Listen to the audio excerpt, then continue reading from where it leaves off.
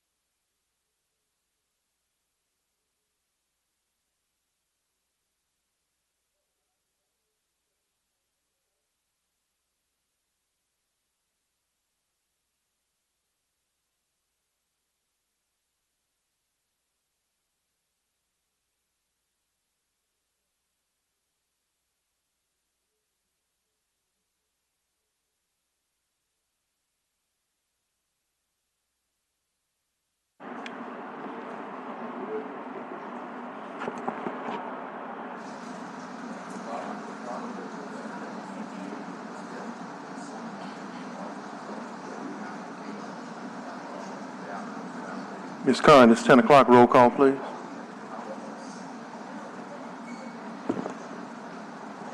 Roll call. Councilmember Thomas. Present. Councilmember Moreno. Councilmember Morel. Present. Councilmember Harris. Councilmember King. We have 2 members. We do not have a quorum. Let the record reflect that Councilmember Green is in attendance. Yeah, we're going to give it a couple minutes because the 2 men that we're going to honor, especially for their work in criminal justice, I think that's earned and deserves the right, at least for us to have a official meeting or quorum. But we're not going to belabor. We're going to respect. We know they're very busy people in here. Good morning, Coroner McKenna. We're going to respect your time. So we'll give it a couple more minutes, guys. Jim and Mr. Bardell will give it a few more minutes for us, other members to arrive.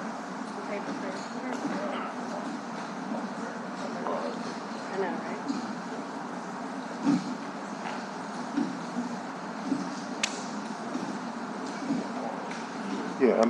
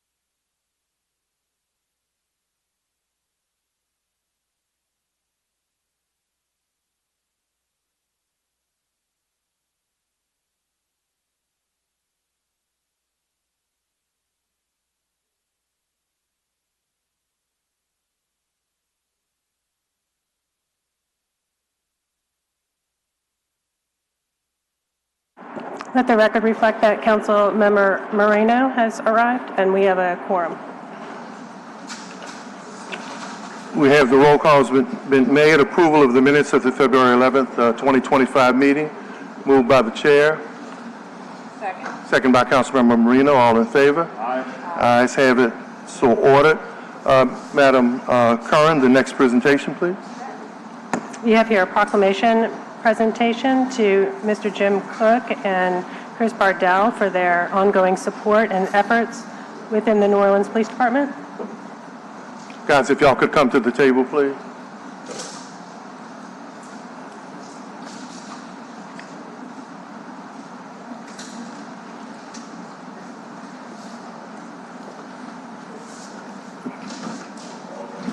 On behalf of me and my colleagues, this is an opportunity to honor two businessmen who are as much a part of the fabric of this community as anyone who's ever been here, especially when you talk about criminal justice.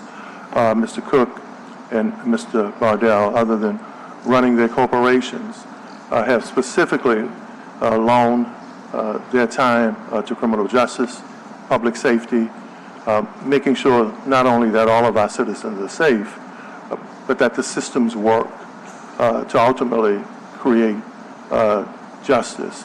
So, Jim, I know you're retiring from your position, I think, with the Criminal Justice Committee. And Mr. Bardell, I know you're not retiring from No time soon. anything.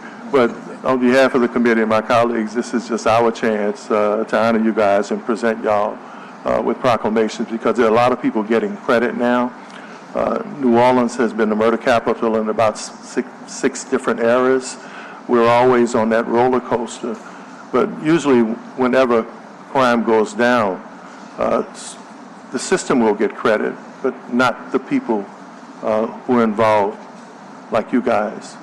Not the people who are usually considered part of the criminal justice system. So this is a chance for us to specifically recognize you guys. So while we're leading the nation in many categories in crime reduction, while my district is at a 10-year low, an all-time, an area that was stereotyped and branded just because of its demographic, we want to thank you guys for the roles that you play. Councilmember Morrell.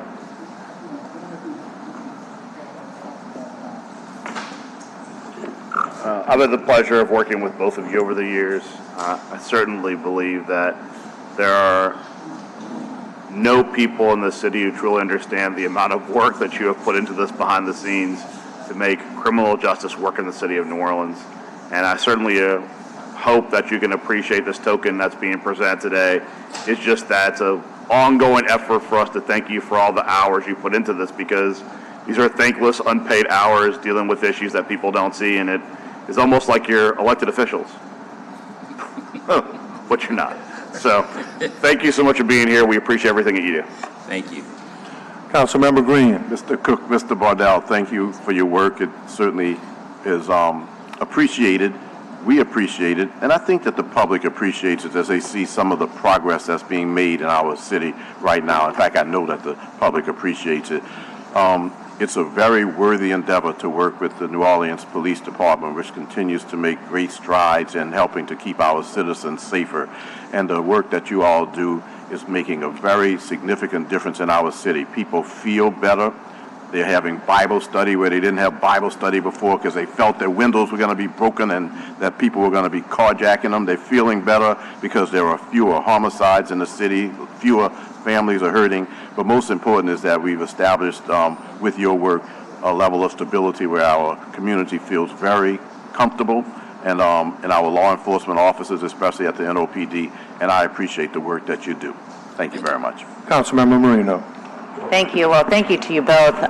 Been knowing you guys for quite some time, and your level of expertise in the criminal justice system is truly tremendous. And just thank you for your many years on working on all different types of issues, whether they're here locally or even on the state level, working to ensure that we pass the right type of legislation that's going to keep New Orleans safer. So just thank you for all that you've done in your many years of service, really volunteering to do this level of work. Appreciate it.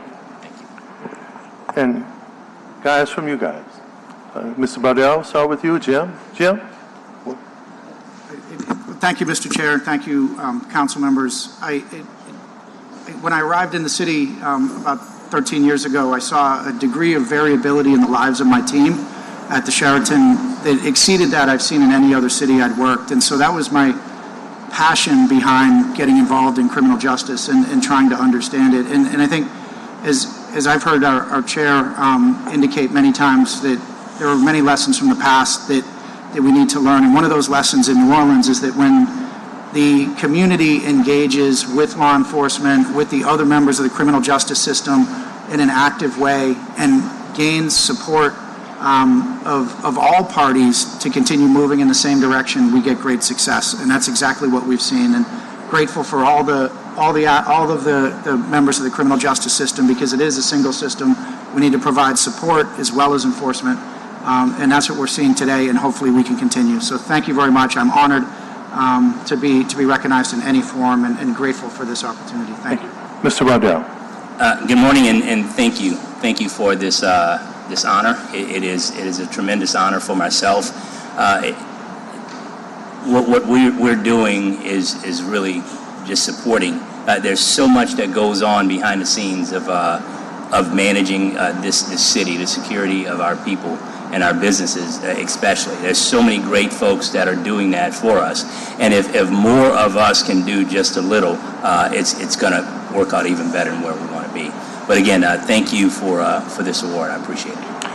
Well, as chair and on behalf of the committee in the entire city, Jim, you not only lead one of the most prominent hotel chains in America, but the countless hours and meetings, not only that you use your facility, your workers, my friends and family members who work there, they're honored to work with you. They talk about the fairness.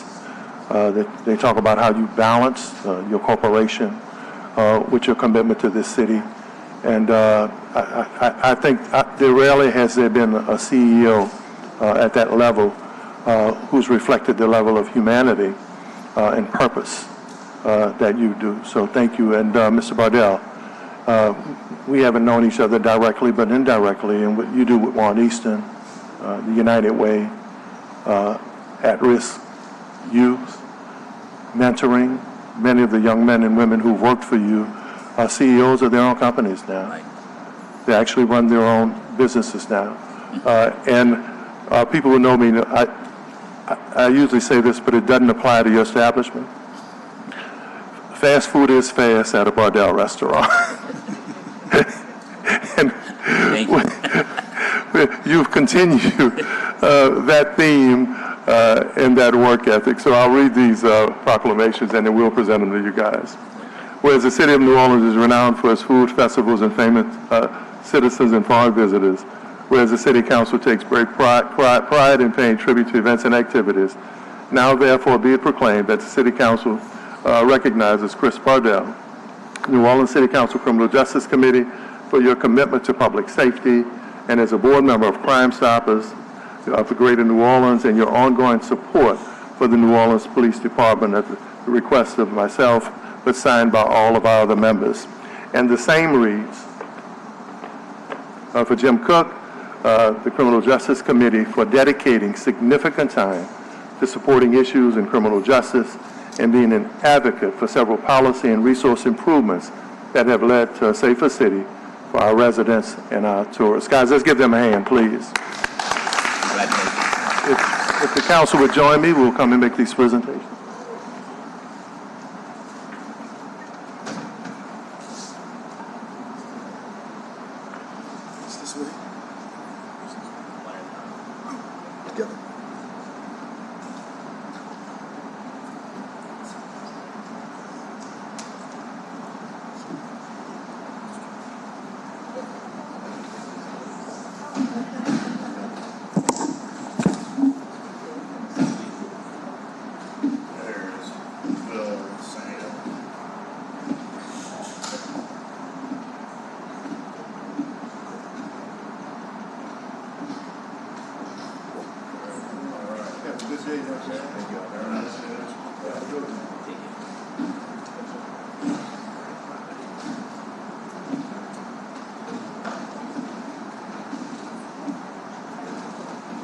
I'll catch up with you later, Jim. Good seeing you today. Stand here while I'm moving. Stand here. Behind me.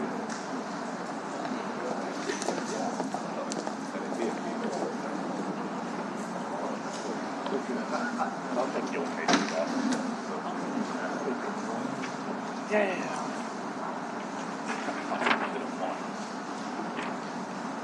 Ms. Curran, you ready? Sure. Your next item is we have contracts to consider pursuant to Council Rule 57. This is Amendment Number 12 to the Professional Services Agreement between the City of Phelps Dunbar for legal services and the Prison Litigation Reform Act. Yeah, and before we get to the next item, I want to apologize to our two at-large members. It was no disrespect for me sitting in one of their chairs, but it's been known to me now that both our president and our council vice president would like to maintain their seats even during committee meetings. So it was just always my intention that, you know, when you chair a committee, you would sit here, but I do understand, given the importance of their position. So I'm going to chair the meeting from the side, so our at-large members could get their seats back. And please forgive me if someone maybe thought it was a sign of disrespect. It's, you know, just been kind of custom, but they deserve to have their seats. They're the policy leaders and the decorum and order of the meeting. So I have no problem chairing from the side, guys, so I'm going to move to the side, but we're not going to belabor the meeting. Thank you, guys.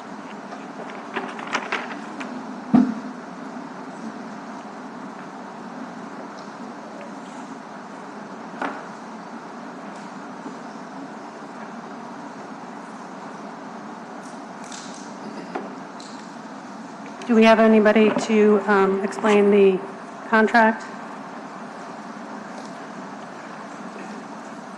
Identify yourself, please. Good morning, everybody. My name is Andrew Gregorian. I represent the law department.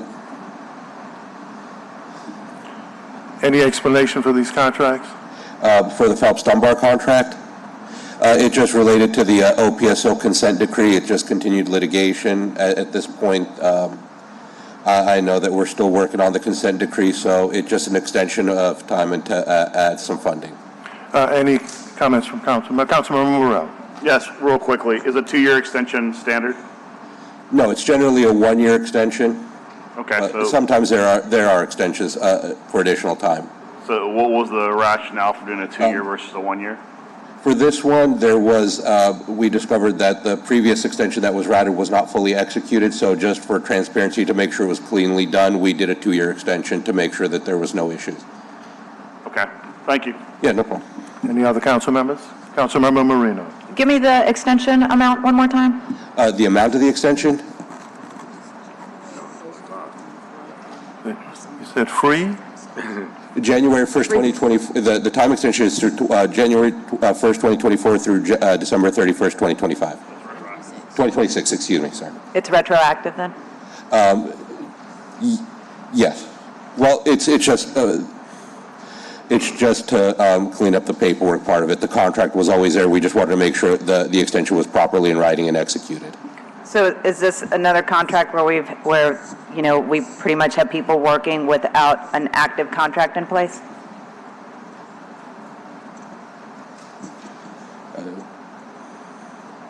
The contract was there, the previous extension wasn't executed apparently fully, so we were just trying to clean up the paperwork. I think it's arguable whether it was, but to be clean, yeah. I understand. Yeah. Okay, thank you. Any other comments from colleagues? Councilmember Green? No, that's fine. Yeah? There being no objection, I move. Any second? Second by Councilmember Morrell. All in favor? Ayes have it, so ordered. Thank you. To be moved to the full council. Ms. Curran?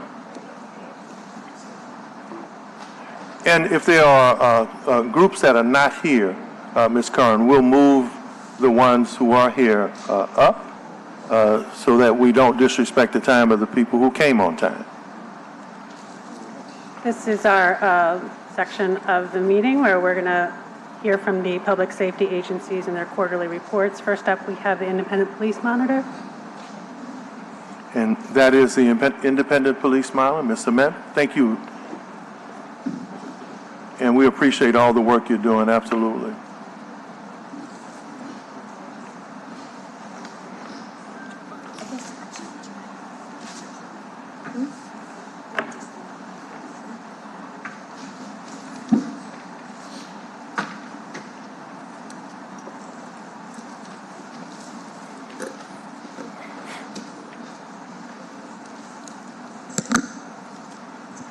Good morning. Thank you so much to Good the morning. council. I'm Stella Cement, the Independent Police Monitor for the City of New Orleans. I'm joined with Chriselle Williams, our Deputy Police Monitor. Thank you so much for having us. We always appreciate these opportunities to be able to directly address the council and the public. And thank you to the committee chair for accommodating our schedule requests. We greatly appreciate Ain't it. nothing like being respectful and Thank you. patient and forgiving. We forgive all the people who are not here already.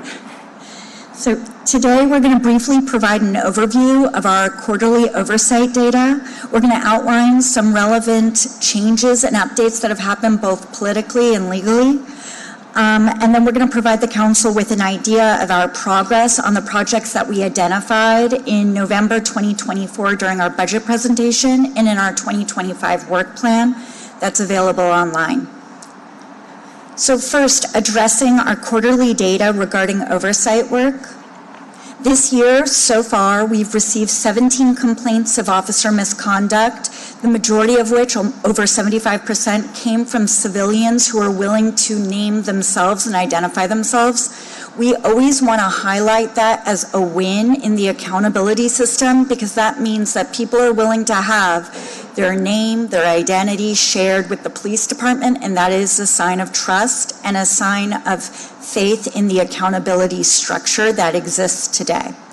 We received a quarter of the complaints have been anonymous complaints, and we will highlight that anonymous complaints can include complaints from civilians, individuals in our community, and can include complaints from individuals who are currently or previously employed by the NOPD. And we highlight those things just because it is evident from the complaints submitted that it does include both of those populations. In the last 12 months, the majority of the complaints we've received regarding the NOPD have come out of the 8th District.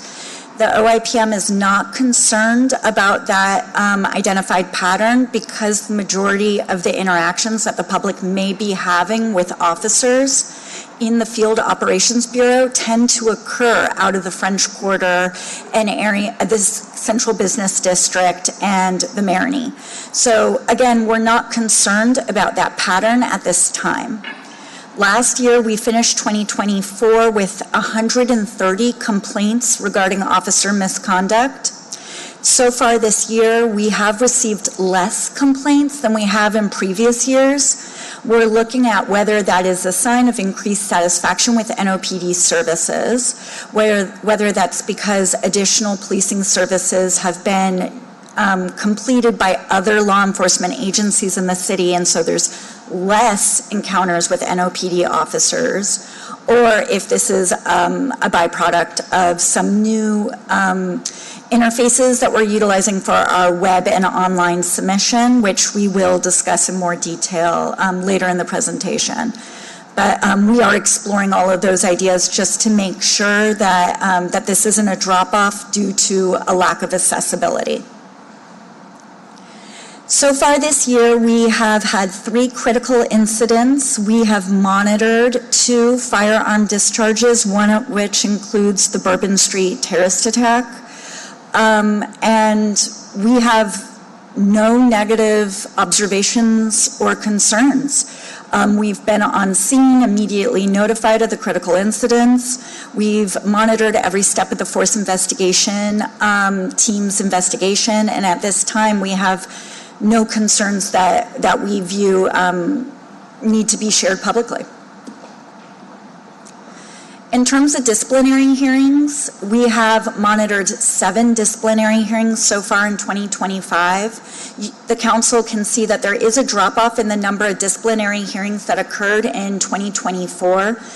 OIPM is not concerned about that drop-off. We account that change in the number of disciplinary hearings that occurred in 2024 as an example of the police department actually no longer being in that years-long backlog that the NOPD previously had. So now that they're more up to date and they're actually abiding by all of the timelines that we identified in the rule to show cause regarding the consent decree in the past, we're seeing that fewer disciplinary hearings are occurring.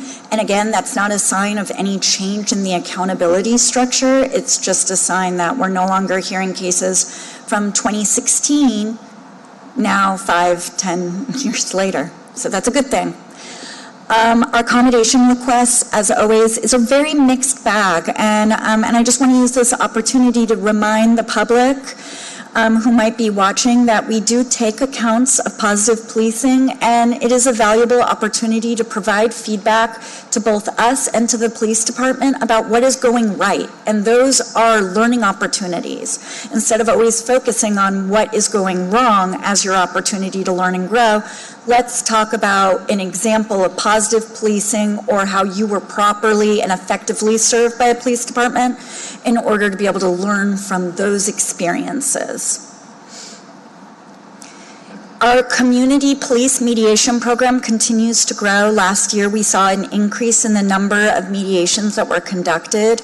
We completed 33 community police mediations. And again, this is an opportunity for the police department and for the community to sit down across the table from one another and have candid, honest, real conversations about what's working, what isn't working, and how everyone felt in that encounter. So we highly recommend that anyone watching utilizes this program, and already this year we're seeing an uptick in the amount of people that are saying yes to community police mediation. Ms. Cement, excuse me.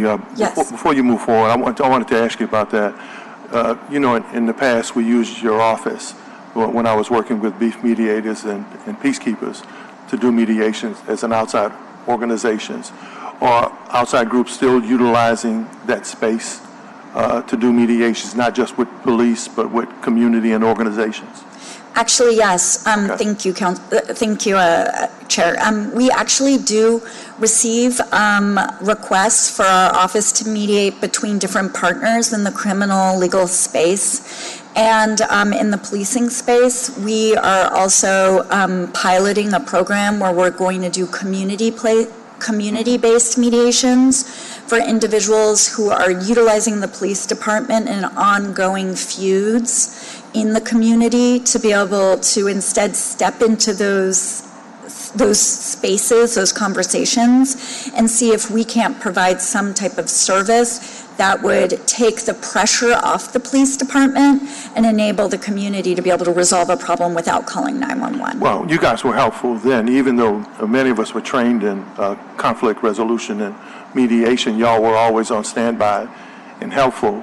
And I think the 2 or 3 that I did there, they were all resolved successfully, but guys were always a backdrop Thank you. and ready to help. So I just wanted to know if those types were continuing. I think the last one that I did there was a dispute between some folk who worked at the old Magnolia CJ Beat housing development with some community folk, and that was the last one. It worked itself out, but you guys were always helpful. Thank you so much for that feedback. Yes, we do try to be available. Again, it's just a creative way to be able to resolve conflict that might lead to 911 calls that are just possibly unnecessary and bogging down the system. Our community liaison work is an opportunity for us to be able to facilitate conversations between detectives and investigating officers and the community members that are utilizing their services. These are moments, these are touch points that might have come to our office initially as a misconduct complaint, but instead we're able to facilitate a conversation and find a way forward outside of the misconduct structure. And we just think this is a valuable chance for people to be able to receive the goal that they're actually seeking, which might be just a phone call, an update on a case, better communication with their detective without having to utilize a timely and unnecessary misconduct system. We also saw an increase in our contact onlys. Our contact onlys is an area where we engage with community questions that do not necessarily have to do with the NOPD. We saw an uptick, and that's because in this last year we have seen an increase in other law enforcement agencies in New Orleans providing services to the community, and individuals are, say, unhappy with that service or concerned about the service that they received, and they're notifying our office. What we do is we ensure that that individual gets to the agency they need to get to be able to bring those concerns to those individuals for possibly investigation or resolution. In 2024, our office conducted over 100 community outreach events, and we launched the Monitors Mic. And the Monitors Mic is an opportunity for us to be able to reach the public on a different platform in a passive way, so that way the public can receive more information about the services that the NOPD is providing, why policing happens the way that it happens, and how different stakeholders in the system engage with one another and might actually influence crime, policing, and the criminal legal system and oversight. I think the proclamations that were given today is a great example of how the different pillars in our community all work together, and it's important to be able to demystify that process for the public and for the public to feel empowered and equipped to be able to navigate that system as they need to. So we just wanted to highlight who our guests have included, and they've actually included a lot of the council that's sitting up today. And we look forward to continuing the show. I will say that we're going to have on some reporters in the coming weeks who are going to actually be reporting, who are going to be interviewed about how their reporting influences and frames policing, crime, and oversight as we know it in New Orleans. So we look forward to that dialogue. And I'll ask you a question, especially based on I've participated with you guys before, and I think it's made a difference in informing the public. Are we finally getting to not just a systems of criminal justice, but the criminal justice system? Do you see some of the success we're seeing now being part of the criminal justice system, not just different systems working independently? Yes, I would say that anytime you see the silos get broken down, that's going to be beneficial for the community, and you're going to see these patterns, hopefully, in crime change. And I think that is what we're seeing today. We also just wanted to make sure that our community is very aware of what the police department does, but also the limitations that do and should exist on our police department, and then be better equipped to be able to advocate for themselves or advocate, say, for change to the appropriate actors in that system. We just want to make sure that we're in a space where police officers are doing what only police officers are supposed to be doing. So moving on to oversight updates, we just wanted to highlight some political changes because our office does receive a lot of questions about, say, how national politics trickles down and affects everyday New Orleanians and the police department that they rely on. So in January 22nd, yes, it was announced that the Justice Department froze civil litigation regarding, civil rights litigation regarding law enforcement agencies. So for anyone that was following the Department of Justice's investigation into, say, the Louisiana State Police, we imagine that this litigation freeze is now going to affect any possible exploration into a consent decree into that department. We do not anticipate any litigation freeze influencing the NOPD, influencing the consent decree, influencing the sustainment strategy in any way. Now, how does national politics affect local oversight? We will say that our office is the product of the Home Rule Charter, so we are a product of local law. So that means if there's any conflicting federal law that's implemented or state law, that could be difficult for our office to be able to still have the legal protection that we've had in the past. So we're just highlighting that as we exist right now, and because we are a component of the sustainment strategy, we envision that we will remain federally protected during the remainder of the sustainment strategy and the sustainment period. But again, that protection is not absolute and it is not forever. We are always looking to our neighbors in the southeast and all over the country to see if there are threats to local oversight. And we are watching the changes that have occurred in Florida, Tennessee, and possibly even Iowa. And that said, we look to those states, we try to learn from those experiences, and we try to make sure that our office is prepared for any legal or legislative attack that it might have to survive through.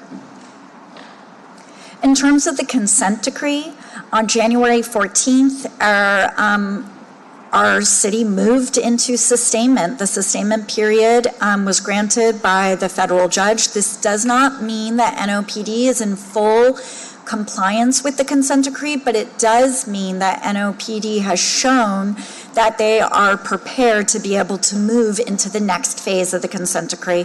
And this next phase will exist for 2 years unless it is extended through a federal court ruling. Now, two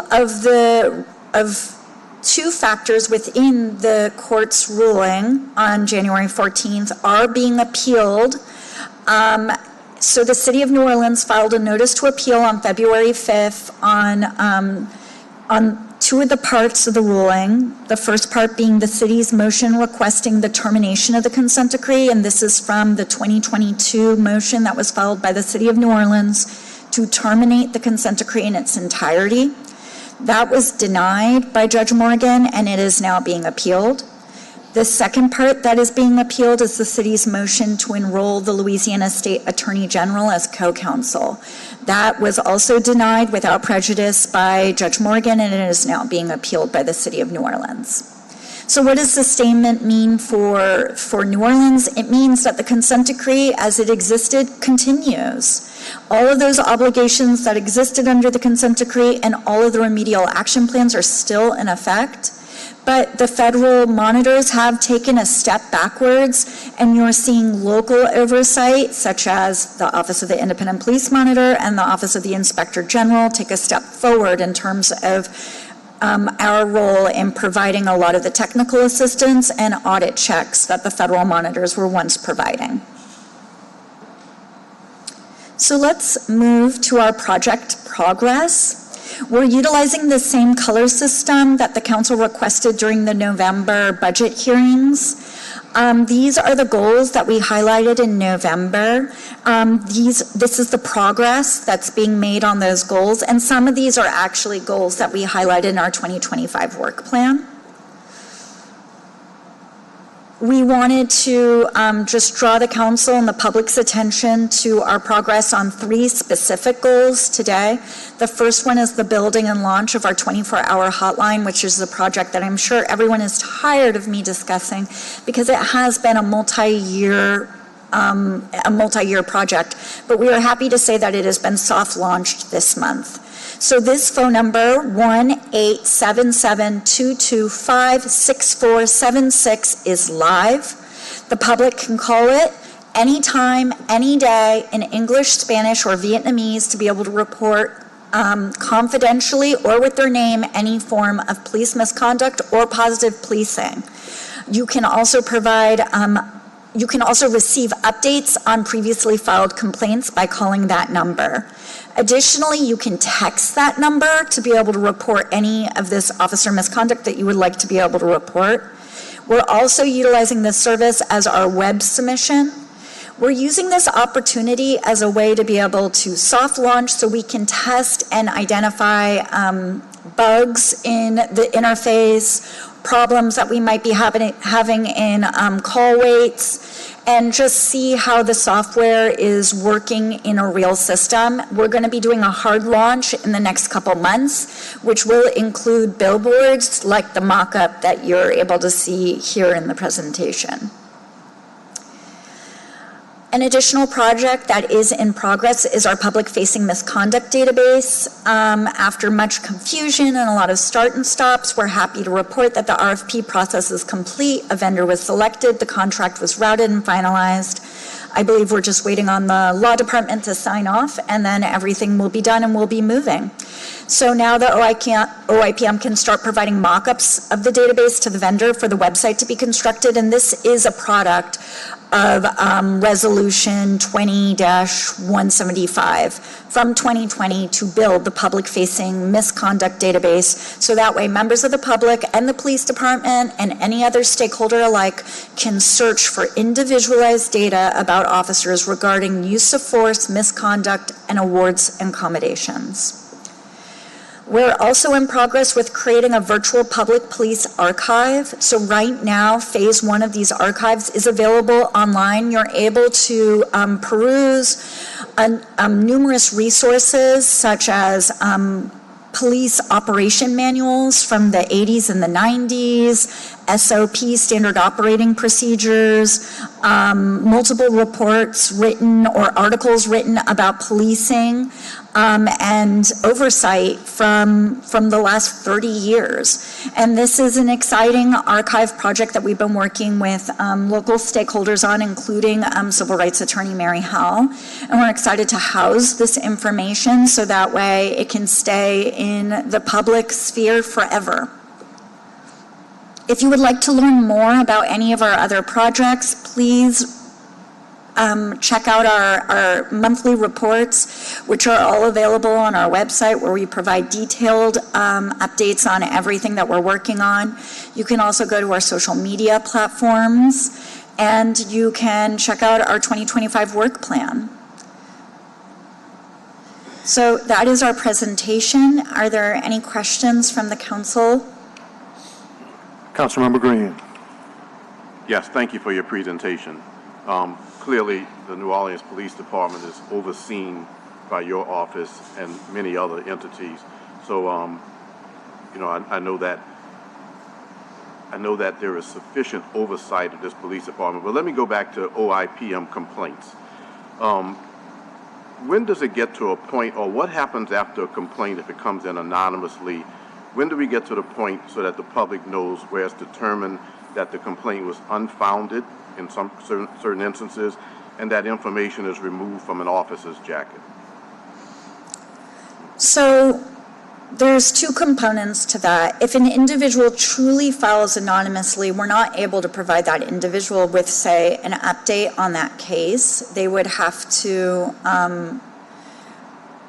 they would have to file like a public record request to be able to learn of the outcome of that case. If that individual provided any type of information to our office to be able to provide an update, we will.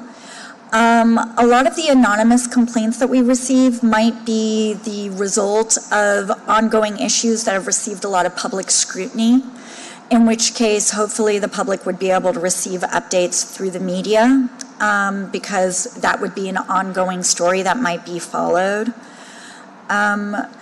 Otherwise, now through our 24-hour hotline, complaints could be filed anonymously, and you will receive a individualized tracking number, and then you can call the hotline, provide that tracking number, and receive updates on your complaint.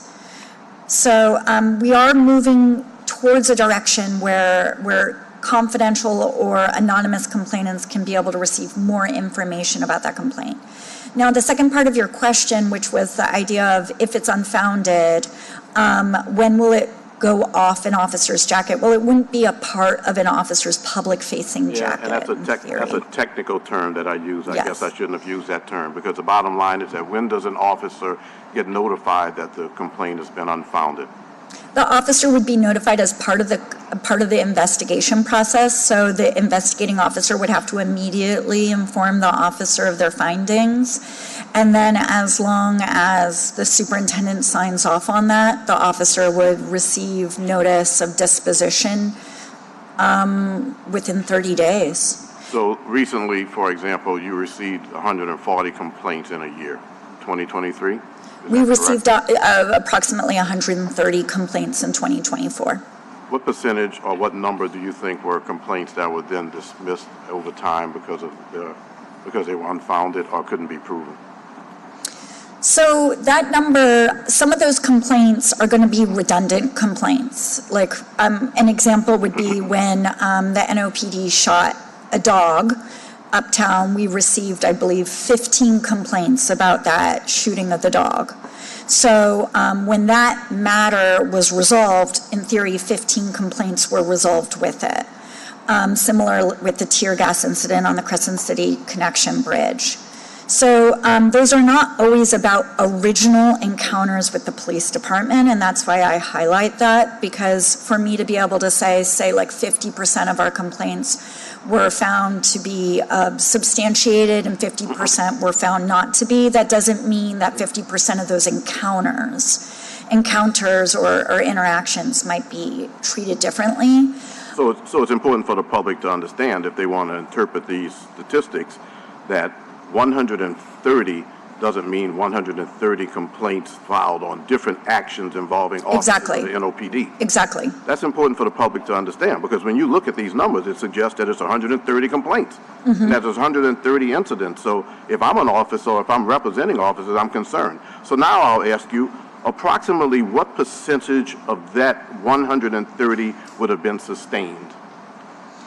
Approximately, I would say 25%.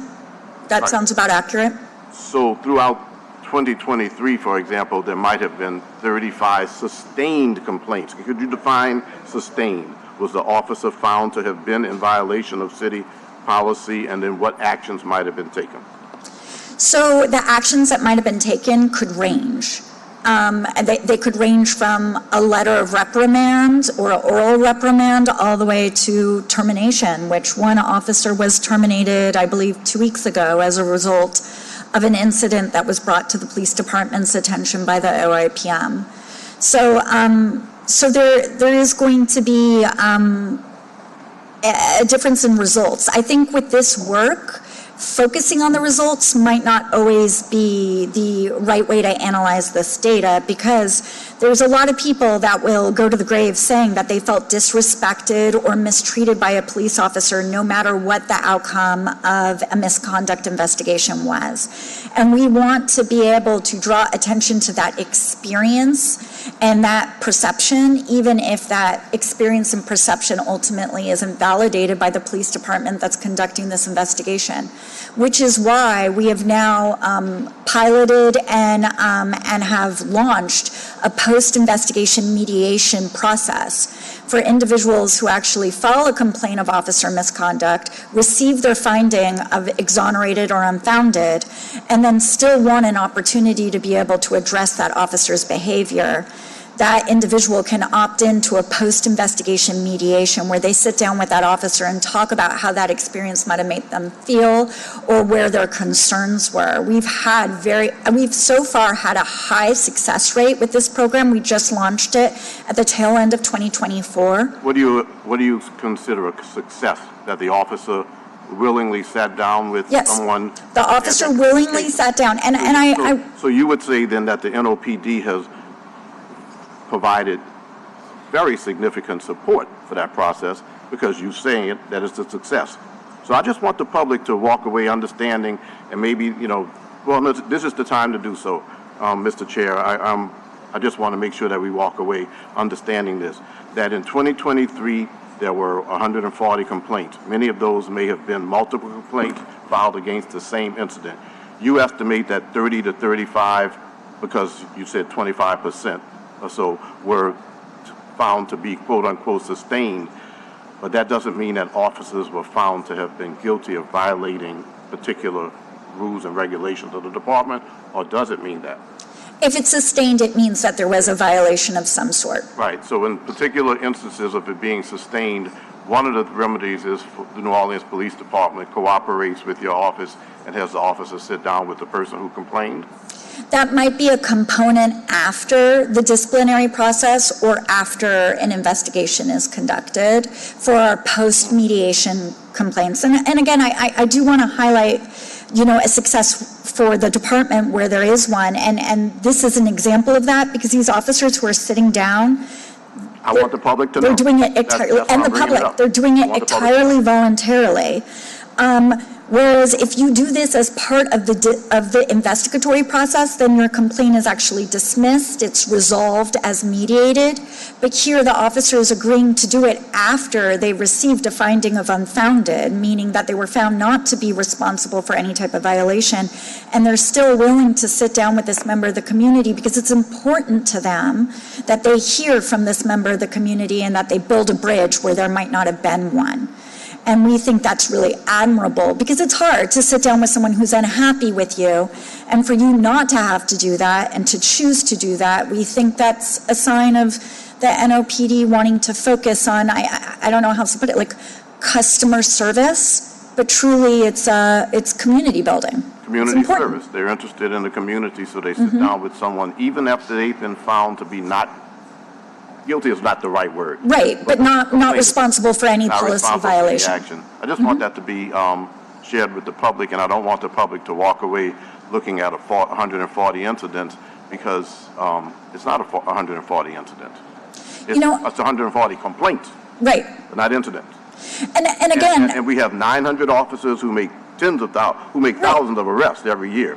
Yeah. And the arrest is very difficult. No one wants to be arrested at the end of the day. They don't just say, maybe a small percentage say, take me in. But at the end of the day, officers have to communicate with them. They have to properly search them. They have to properly touch them. They have to put them in handcuffs in the right way. So in the midst of the thousands, how many arrests do you think took place last year in the New Orleans Police Department? I couldn't even. All right. I'm going to ask somebody from the New Orleans Police Department.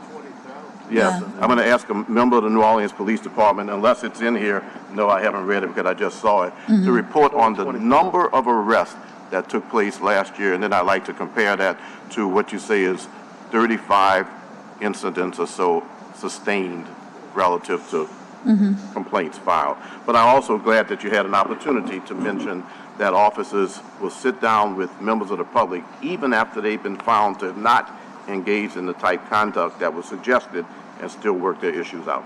Exactly, and I will say that like all of this data needs to be read through an eye towards looking at other parishes and police departments and other police departments across the country and recognizing that we have some of the most accessible ways to file complaints on officers. At this time, we don't have any type of timeline requirement. We don't have any requirement that you take a polygraph test, a drug test, that you come in with a lawyer, that you notarize a document. We have none of those chilling mechanisms that exist all over this country to cut down on numbers. Here, NOPD has open doors, and our office is making it even easier to be able to file complaints against officers. So we're saying that this is actually a sign of the system working as it should. You want to see a reduction, say, in complaints, of course, but you want to see the right type of reduction, not because people are being bullied, intimidated, or the process is impossible to navigate to be able to file the complaint. Thank you for the work that you do, and members of the media who are watching, please pick this story up too. Thank you. Of course, thank you. Yeah, thank you, Ms. Cement. You know, it's really not always about a sustained complaint. Right. It's about an opportunity to engage in what 21st century policing is and what it looks like. So though complaints may go up, it's an opportunity to take a look at that officer and that community to educate them so that you can have a much better result. Thank you for that, Councilmember Green. We shouldn't just look at the number of complaints or sustained complaints, but the opportunity to have better policing and better public safety. Any other comments for Independent Monitor before we move to the next? So thank you guys very much. Thank you so much. Ms. Curran. Next, we have the Police Department. If anybody's here. And let the record reflect that Chief Kirkpatrick is out at an officer's funeral or at a funeral service, so she'll be represented by her command staff at today's Criminal Justice Committee meeting. So Chief Kirkpatrick, safe travels, and our prayers go out to the family where you'll be representing, I think, all of us in the entire city today. Guys, when we start this, just identify yourselves and who you are, and you can start your report, and then we'll take questions from council members. And thank you guys for leading the way in some of the reduction we have on understaffed force, but definitely not underutilized. And I think each part of the criminal justice system, as we saw earlier, is giving us the kind of results that we want to maintain, not just for this period, but hopefully for the next several decades or centuries. Ms. Curran, who's going to take the lead? Deputy Chief? Yes. Good morning, Mr. Chair, men and women of the council, Deputy Chief Lawrence Dupree, Office of the Superintendent, and I'll let them self-introduce. Stephanie Landry, Deputy Chief of Management Services Bureau. Good morning, Major Precious Banks, assigned to the Field Operations Bureau. Good morning, Council. I'm Major LeJean Roberts. I'm assigned to Field Operations Bureau. I oversee the 3rd, 4th, 5th, and 7th districts, as well as the Special Operations Division. Good morning, Lieutenant Nicole Powell, Recruitment and Applicant Investigation Section. Can I start your presentation?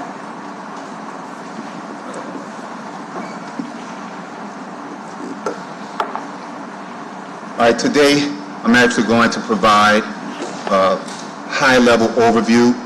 Since the last presentation, several things have occurred within the city of New Orleans since that time. Of course, many of you have been part of that success, coming off of several events, and we now can classify that the New Orleans the Police Department, including all first responders, the council, the mayor's office, public safety team, can check off a successful response to a blizzard, a cold weather event, for the lack of better terms. One of the things we intend to focus on today is infrastructure, crime stats, technology, recruitment, and our staffing. The superintendent has applied a diverse and experienced leadership team that reflects our commitment to reform and operational excellence. After the January 1st terror alert, our team adjusted quickly to ensure public safety during Super Bowl and Mardi Gras. With that, I will have our newest promotions of majors, Major LeJean Roberts, Major Precious Banks, present on both categories, so you all will be able to hear to them and the public this morning. So I'm going to ask Major Precious Banks to give a recap of what we experienced during Mardi Gras as a police department. Good morning again. I'm Major Precious Banks. My assignments are the 1st, 2nd, 6th, 8th District, and the Reserve Division. I will give you a brief overview of the NOPD's 2025 Mardi Gras Crime Report. The data compiled in this report is obtained from our electronic police report system. The information is collectively and citywide. So the 2025 Mardi Gras season consisted of 12 days ranging from February 21st to March 4th, 2025. During this time period, there was a total of 493 reported crimes. There were 58 person crimes compared to 98 person crimes in the year 2024, which was a 41% decrease.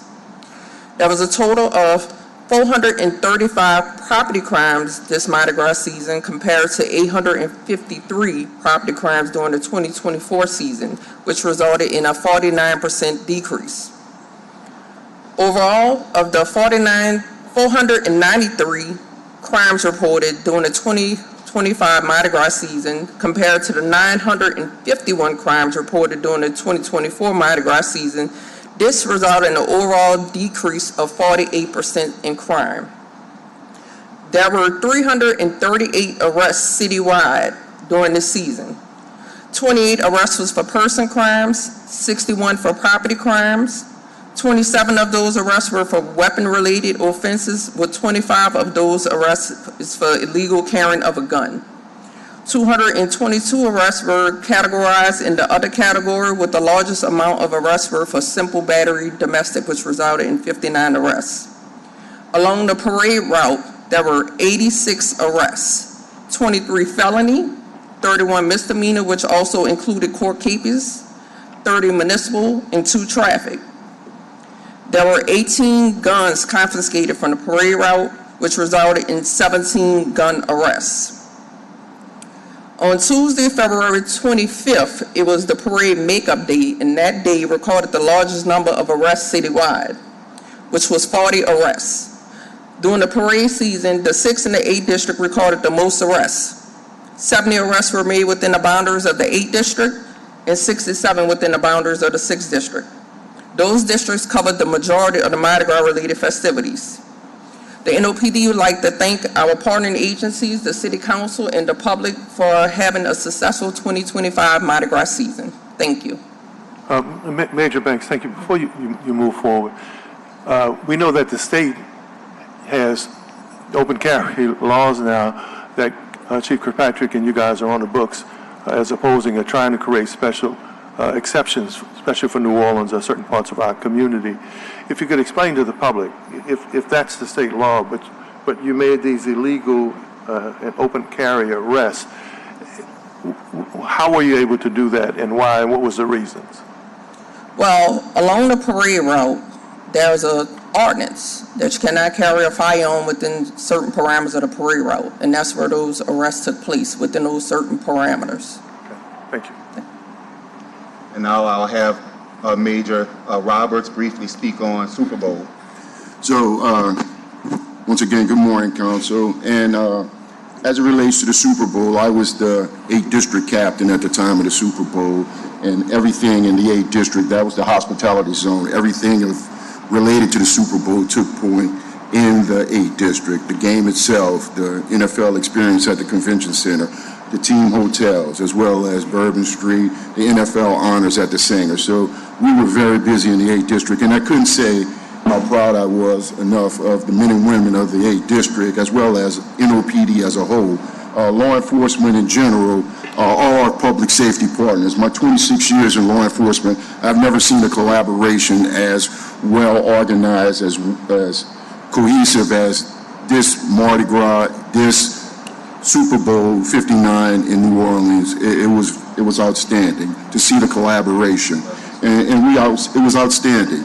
I don't think many things go perfect, but this was as close to perfect as possible. Super Bowl 59, outstanding work all around the board. Our partners with Troop NOLA, OPSO, everybody did an outstanding job. The numbers show itself.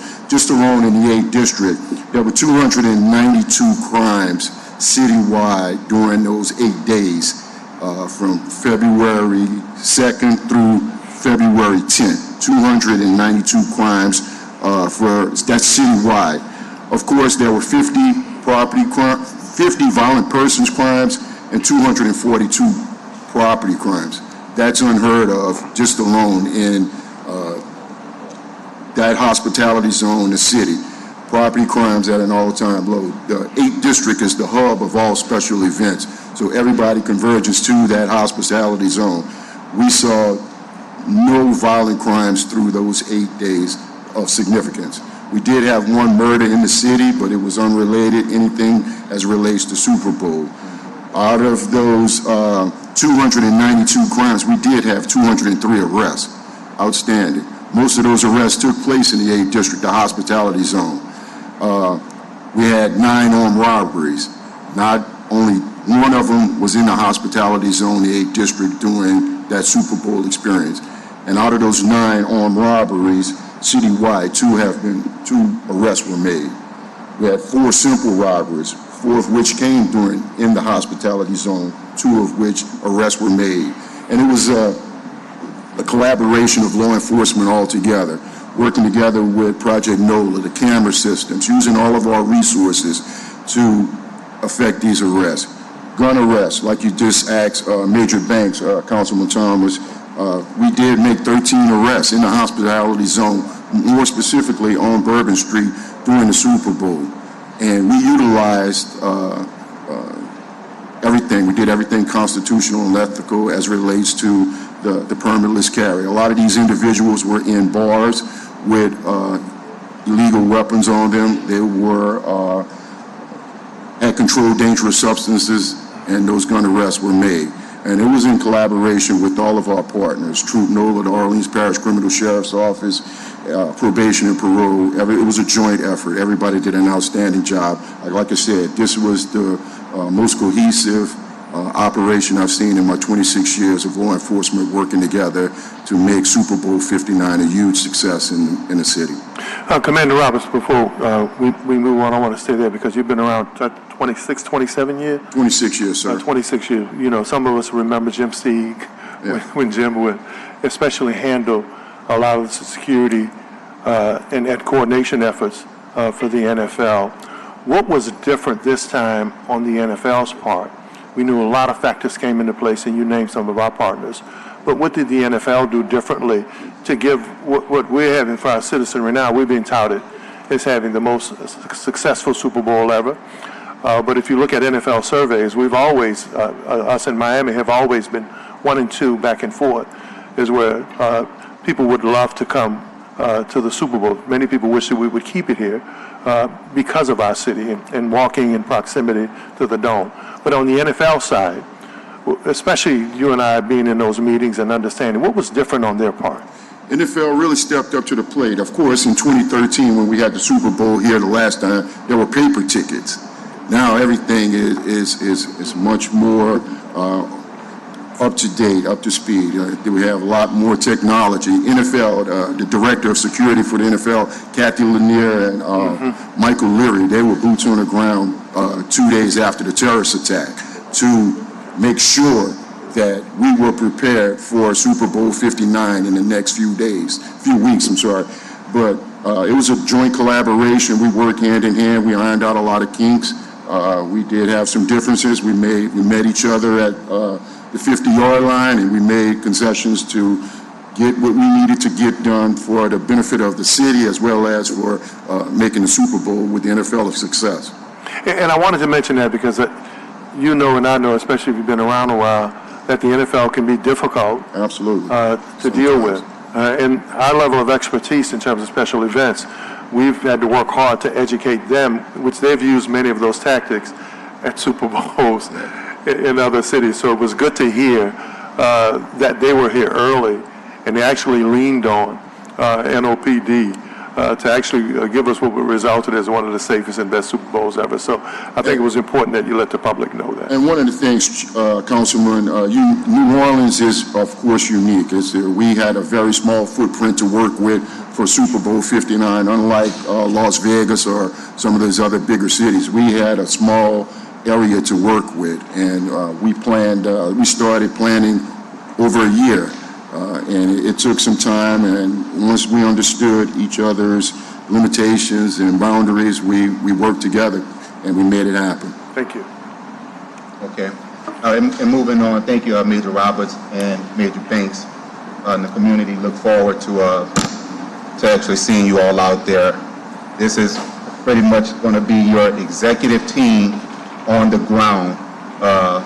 As with Deputy Chiefs, more of an admin role.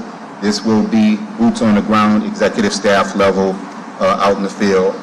And it goes in on this particular slide. The Lawrence Police Department and the city as a whole and community finalizing a security plan with the Tennille Group to better protect Bourbon Street and the French Quarter. Nothing has been finalized, and it's going to take more input from all of our stakeholders.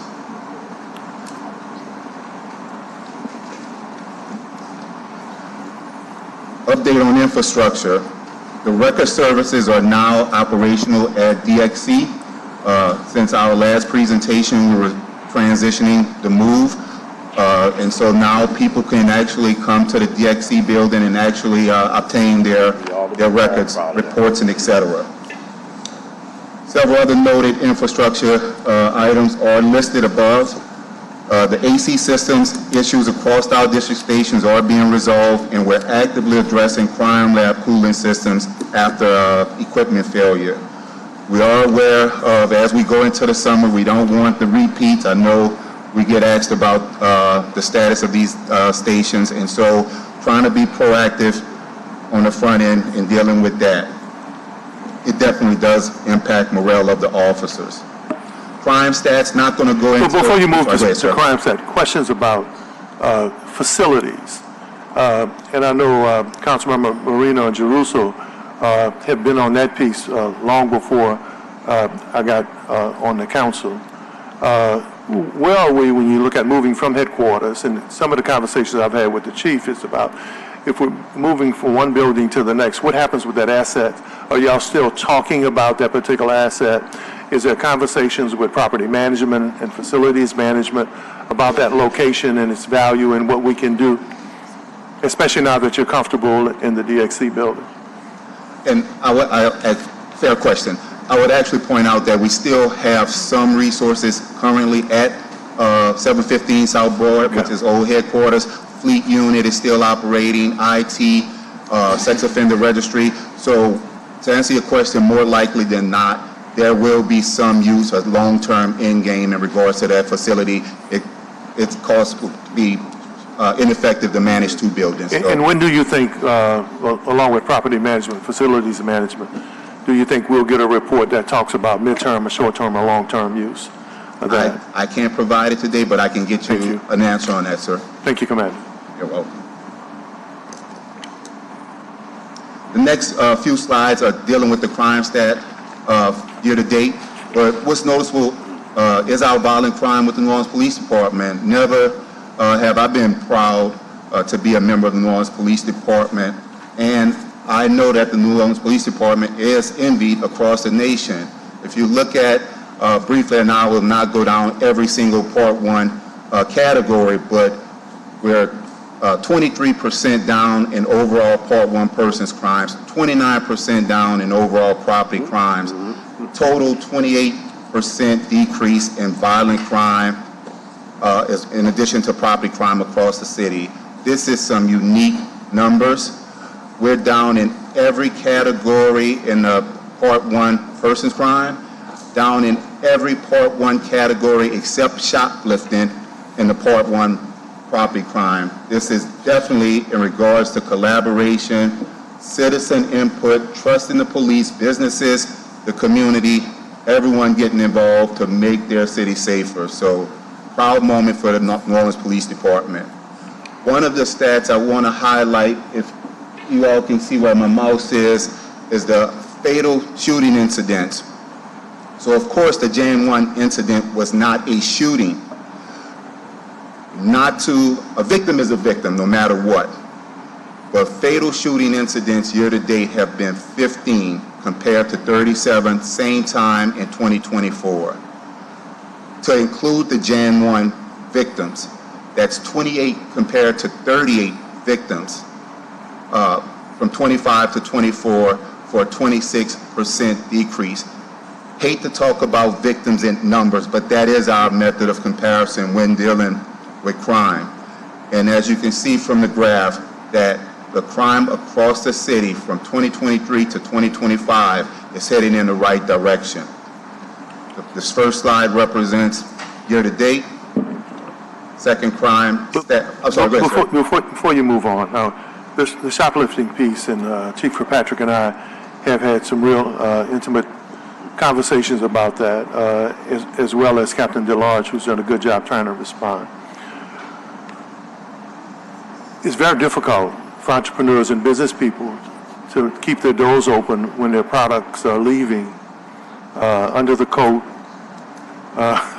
in the carriage, in the purse, and they're just walking by security and even officers with the retail items that they use to stay in business.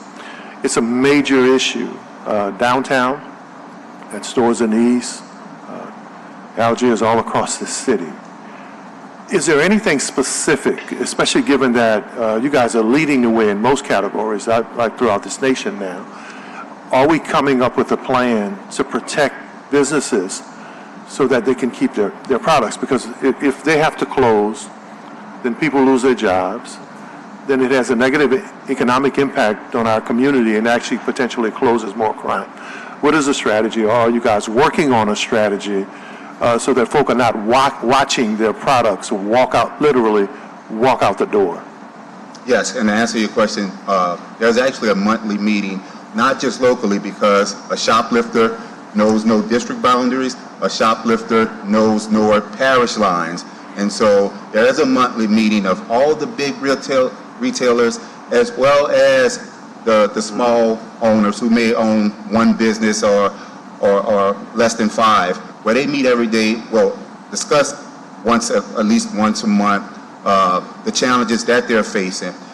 Because one tends to look at property crimes as a victimless crime because it's not a face, there is a face behind property crime. And we've seen that shift, that, hey, it was one point in time, it was, hey, let's just get that quick, write the report, move on to the next. Now we're really trying to find out these serial shoplifters, because this is not just random, not walking in and doing it in one and done. So to answer your question in short, there's a plan to address shoplifting. Great response, Chief. Councilmember Green? Mr. Chair, and to the members of the police department who are here, but also this is a criminal justice hearing that brings together all of our criminal justice partners. I noticed that a couple of your statistics didn't go back as far as 2022. So, Mr. Chair, with your deference on this matter, I'd like to point out that in 2022, at this time, there were 71 homicides in our city. This year to date, 2025, there have been 32, of which 14 were unfortunately the members of our community who were taken out by that deranged terrorist. There were 115 non-fatal shootings at this time in 2022. There have been 43 this year. Your statistic doesn't go back on carjackings, maybe as far as I would go. So it's important for us to recognize as a community that at this time in 2022, there were 101 carjackings. Think about that, everybody. That's a carjacking a day in the city of New Orleans. We had gotten that bad in the city where these clowns were going around with guns, taking people's cars to the tunes of one a day, and many over the weekend sometimes when there wasn't one on a Wednesday. We've gone from 101 carjackings to 15 carjackings so far this year, which is 15 too many. It's the most ridiculous crime. I don't even understand it, taking a gun, taking a car, and going across the street. Armed robberies, 129 in 2022 versus 47.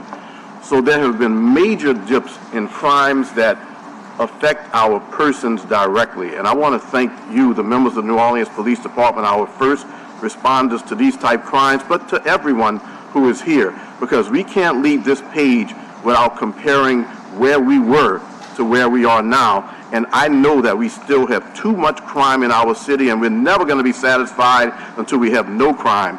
But incredible progress has been made by you all and those persons who are in this room. And I know sometimes it's tough. I know sometimes it's tough because you have to deny bonds to someone, or you have a high bond because they are an enemy to the community or themselves.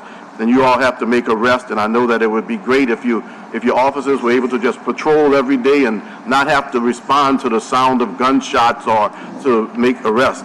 But that's all part of the work that you do, and I want to let you know that we appreciate it.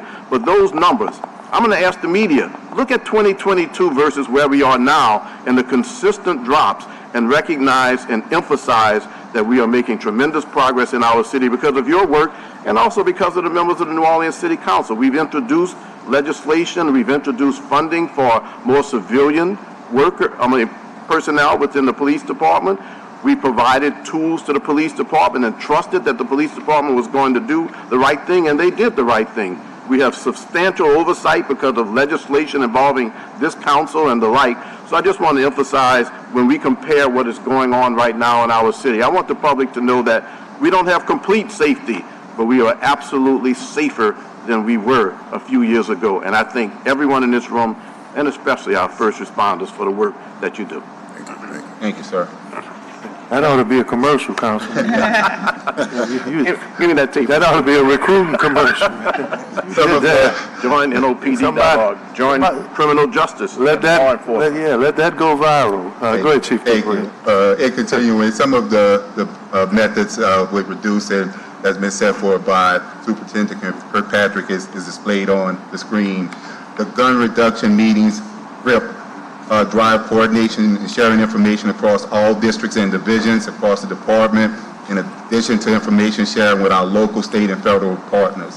The Omaha 360 model is helping us link public health with enforcement through a wraparound services. And I believe both major banks and Roberts will be traveling to Oakland to view up close that model in May.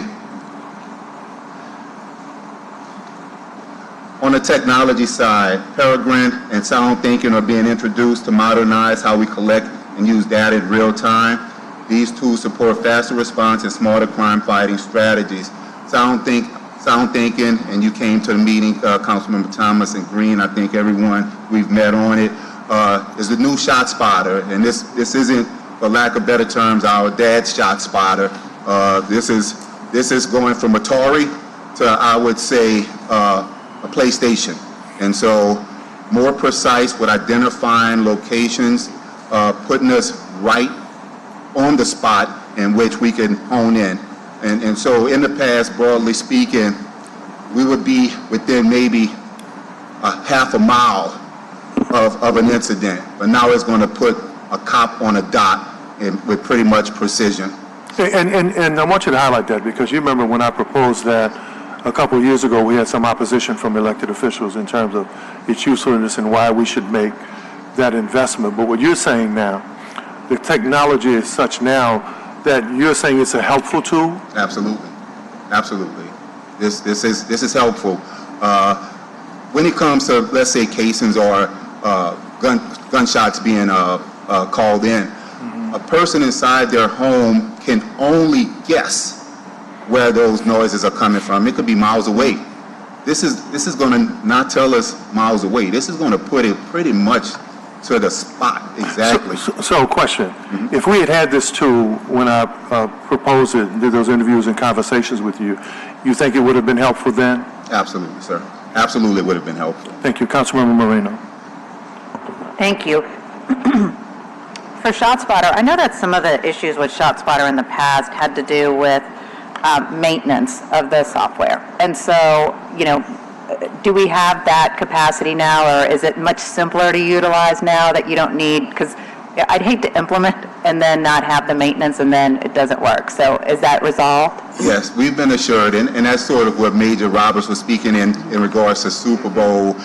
Everything has sort of resolved itself. I sat in on a meeting with ShotSpotter, and at one point they were outsourcing some of their tech angles. Now everything is actually done in-house. Great. So I think they have a better product, and we're going to test it. I don't think I'm speaking out of turn. We're going to pilot that in the 5th District. Mm-hmm. And so that it's in the presentation, so you're not speaking out of turn. All right. Okay. All right. So our recruitment efforts. Wait, real quick. Sorry, go ahead. I'm sorry. So the other thing too that other cities do with ShotSpotter that is effective, and I'm wondering if we can work on this integration as well, is that when ShotSpotter goes off, and it's like shots fired in a certain area, what happens then is that it triggers lighting to go up to a higher level. It triggers cameras, should they be in that area, to potentially be focused in on where the ShotSpotter point came. Is that a possibility yet? Or I mean, maybe too advanced for us, but I'm just saying that's how ShotSpotter has really been able to make a difference too, is because it integrates a lot of different city services and systems into all like lighting up to where that shot happened. You're spot on. So it actually, look at that, I'm spot on. Spot on with ShotSpotter. It actually encompasses that. And also, so the technology also alleviates time wasted, because most often than not, it may not have been a gunshot at all. Right. And so it works in that capacity also. So I think the city as a whole will be impressed with the product once we implement it and go online. Yeah, I'm so glad that you all are doing a pilot too, so that you can see, how well it will or won't work, and that you make sure that it's a proven product before implementing citywide. So I think that's a really smart approach. Appreciate it. Yes, 6 months, and so we'll be able to speak on the results. Thank you. You're welcome. In regards to our recruitment efforts, we have multiple recruit classes that are currently training. With steady graduation dates set. Lateral hires and reinstatements are increasing. our experience levels within the department, and we should be swearing in actually a reinstatement on next week. Our recruitment updates, multimedia recruitment campaigns is live across the region in conjunction with using our social media platforms to recruit as well. Our cadet programs and military outreach are building strong pipelines for future officers. Our civilian hires, most new civilian hires are supporting crime lab functions, which are essential for maintaining DNA accreditation. Some overall staffing and separations. As of now, we're staffed at a little over 1,283 personnel across commissioned, civilian, and recruits. We're tackling separations closely and continuing our focus on recruitment and retention. In closing, thank you all again for your time and partnership. While challenges remain, our path forward is focused and grounded in collaboration, innovation, and accountability. Superintendent Kirkpatrick and our entire department are committed to doing the hard work to ensure public safety and restore trust. We appreciate your continued support, and I'm happy to answer any questions you all may have. Well, first of all, thank you, Councilmember Moreno, again for question. Thank you. First, thank you to you all, the leadership, for really the tremendous job you've done in getting the crime numbers down. That's really commendable to you all, and of course, Chief Kirkpatrick as well. Job well done. I just have a few questions that just kind of on lingering situations. Like first, the Tenero report. When can we expect to see the Tenero report, get a presentation on it? What's the latest on the Tenero report for the French Quarter? That was a question actually reserved. For the chief? Yes, for the That's fine. superintendent. That's fine. I'll talk to her about that. The other question that I had has to do with recruitment. I know we just went through that particular slide. With commissioned officers and recruits, we seem to kind of keep lingering for the past couple of years around 940, 945. What could be the difference maker on really pushing past that? And because the goal's always been, what, 1,200? Is that correct? Yeah. So what do you think could be the difference maker in pushing past that? Because it just seems like we're like stuck. Right, and I've been watching that number fluctuate from 9 to 899, 915. So I have Lieutenant Powell here, who's over recruitment, and I will let her tackle that question. All right, for the past couple of years, I know the main focus was more regional, statewide. I think we're going to, especially when it comes to the television, radio, and billboards, we're going more further out regional, like Texas, Tennessee, Mississippi, Florida, those particular places. One of the things that I do want to do that's coming up is put billboards in other cities. That was a shock value. If you see, I want to say it was Fort Worth that did it in Dallas. And how they reacted to it was great. How the people responded to it was great. So I want to do something similar to those other cities where we see out-of-town people that come. We did assessment for 3 years, and we noticed that California, New York, Texas, Tennessee, Florida, Mississippi, Alabama, Georgia, most of our out-of-town people come from those areas. So we want to put billboards in that cities, in certain cities in high-traffic situations. Our biggest recruit fair is at the Baptist Seminary. We just had one a couple of weeks ago where we had 23 people that came and took the civil service test right then and there. These are individuals who's coming in, walking in, want to be the police, and taking that. So we're doing kind of expanding our recruitment efforts kind of beyond Louisiana, kind of expanded beyond the area in order to get build up applications, get more people in the process. So that's some of the things that we're looking forward to do over the next couple of months. Got it. We're seeing other cities bring in expert recruitment firms to try to, boost their numbers. Any thought in particular of potentially bringing in an expert firm to assist with that? I mean, obviously, all different types of businesses do that for, recruitment purposes for their own businesses, and other cities are doing it now for hard-to-find positions like police officers. So I think that'll be a fair question, and I would take it back if she's not even watching now, definitely to Superintendent Kirkpatrick. Appreciate it. The other question I have has to do with illegal firearm arrests that we've had now versus before we had the conceal carry, the permitless conceal carry law. What do those look like?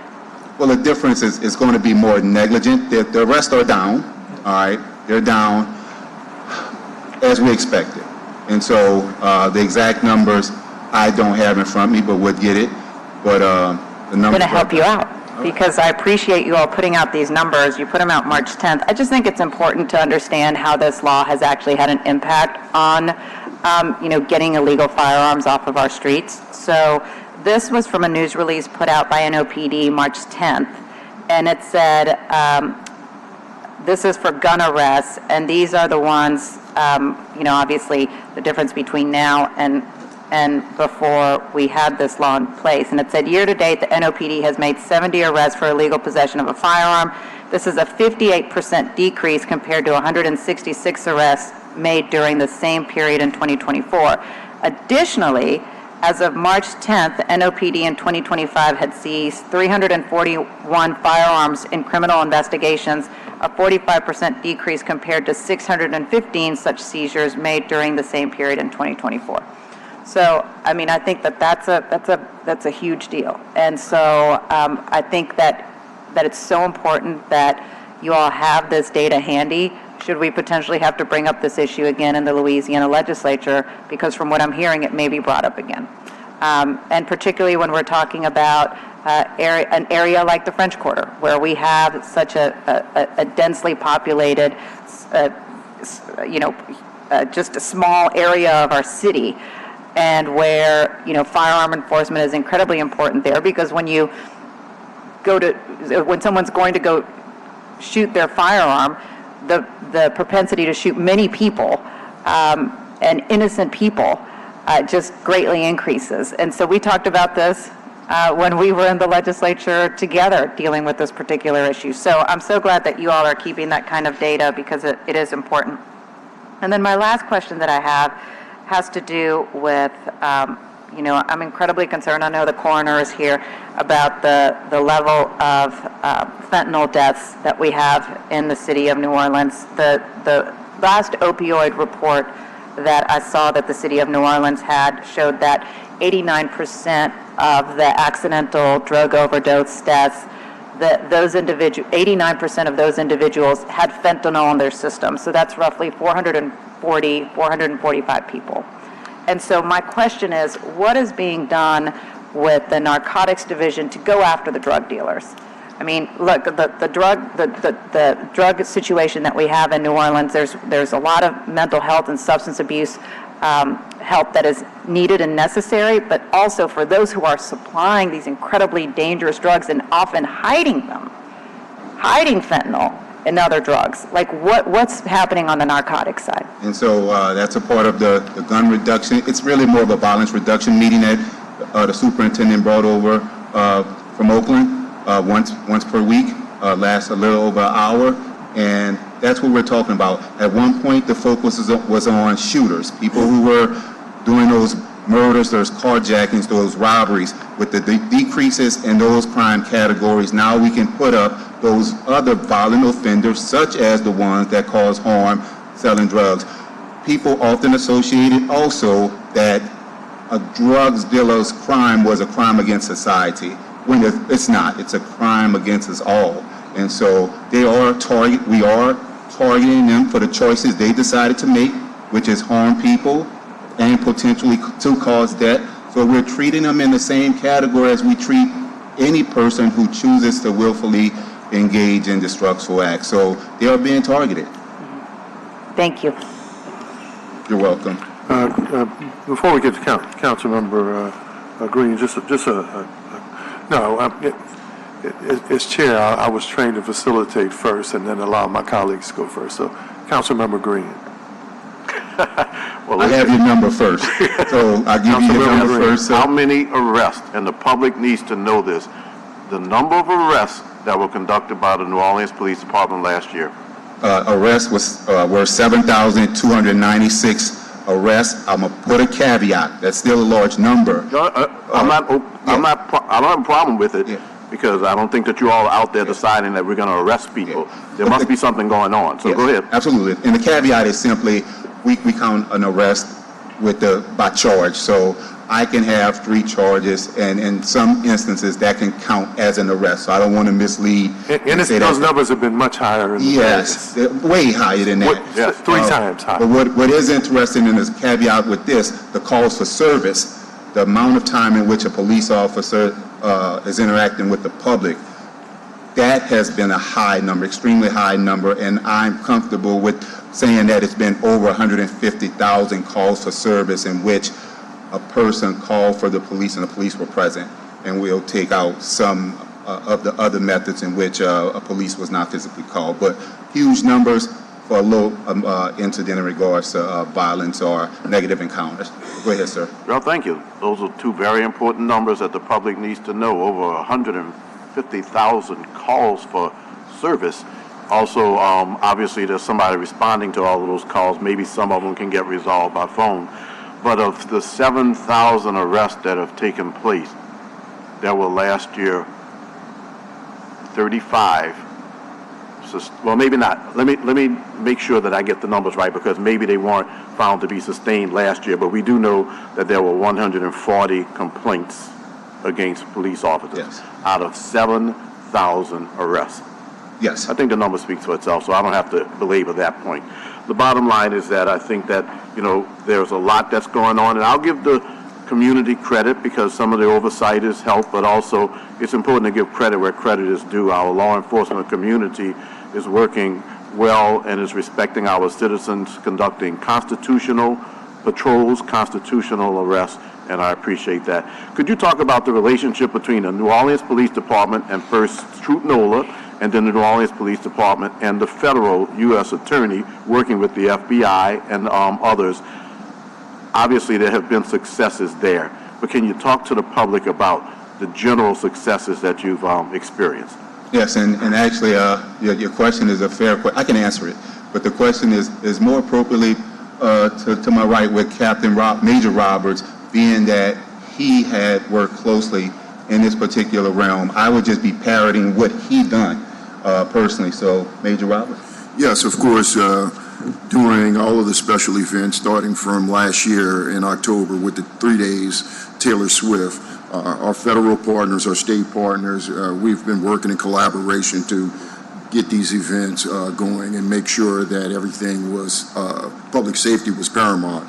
So law enforcement working with Troop NOLA as the captain of the 8th District has been a huge success. We've had numerous conversations as it relates to crime, gun crimes, quality of life issues, the unhoused, working in collaboration with all of those entities.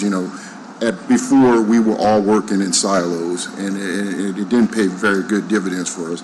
Now you can see the fruits of working together, how beneficial it is. So we're going to continue that partnership with all of our law enforcement partners and make it bigger and better and continue to grow it and cultivate it. I've noticed that over the years it seems that the U.S. Attorney's Office has accepted charges or accepted evidence from the New Orleans Police Department at what seems to be a higher rate. I mean, I don't know if that's a fact or not, it's higher, but it seems that I see more prosecutions based on evidence collected by the members of the New Orleans Police Department. Could you comment on that for the public in terms of that relationship? Yes, same thing for the U.S. Attorney's Office as well as the District Attorney's Office. We have DA liaisons that are embedded into each district to ensure that the cases meet the threshold for prosecution. So that's one of the things. So we have a very high acceptance rate. Before we were having issues with insufficient nexus, things of that nature, evidence collection, but now with that DA liaison embedded into each one of these districts as well as special operations, it's paying dividends for us. So we're collecting all the pertinent information, getting everything we need to bring these cases to the U.S. Attorney's Office and to the State's Attorney's Office for prosecution. Just working in tandem with all of them, and it's paying dividends. Thank you for your work. So those inclined to crime need to recognize that the New Orleans Police Department is working well with partners. An example of that occurred recently at the corner of Press Drive and Shepherdton Highway in New Orleans, in Gentilly, where on Mardi Gras night, I don't know if the public is aware of it, that at 10:30 at night, there was a stunt driving takeover of that intersection. But members of the New Orleans Police Department responded in a very timely manner, as did members of Troop NOLA. Yes. They worked together. Troop NOLA does not have some of the constraints that the New Orleans Police Department has relative to pursuits, and so they pursued the subjects. As a result of that, to those who would engage in stunt driving, and we've been talking about that long enough, it's one of the silly things that you can do with a vehicle. You endanger people. There have been 4 arrests. There have been multiple vehicles seized. And because of the work of New Orleans Police Department and Troop NOLA, in this case especially Troop NOLA, whose members took on that risk of taking those, of doing those pursuits and successfully made apprehensions. And I will mention for the record that everyone who was arrested lived outside of New Orleans. Everyone. That happens so often in our city, and I want one day there to be an analysis of that.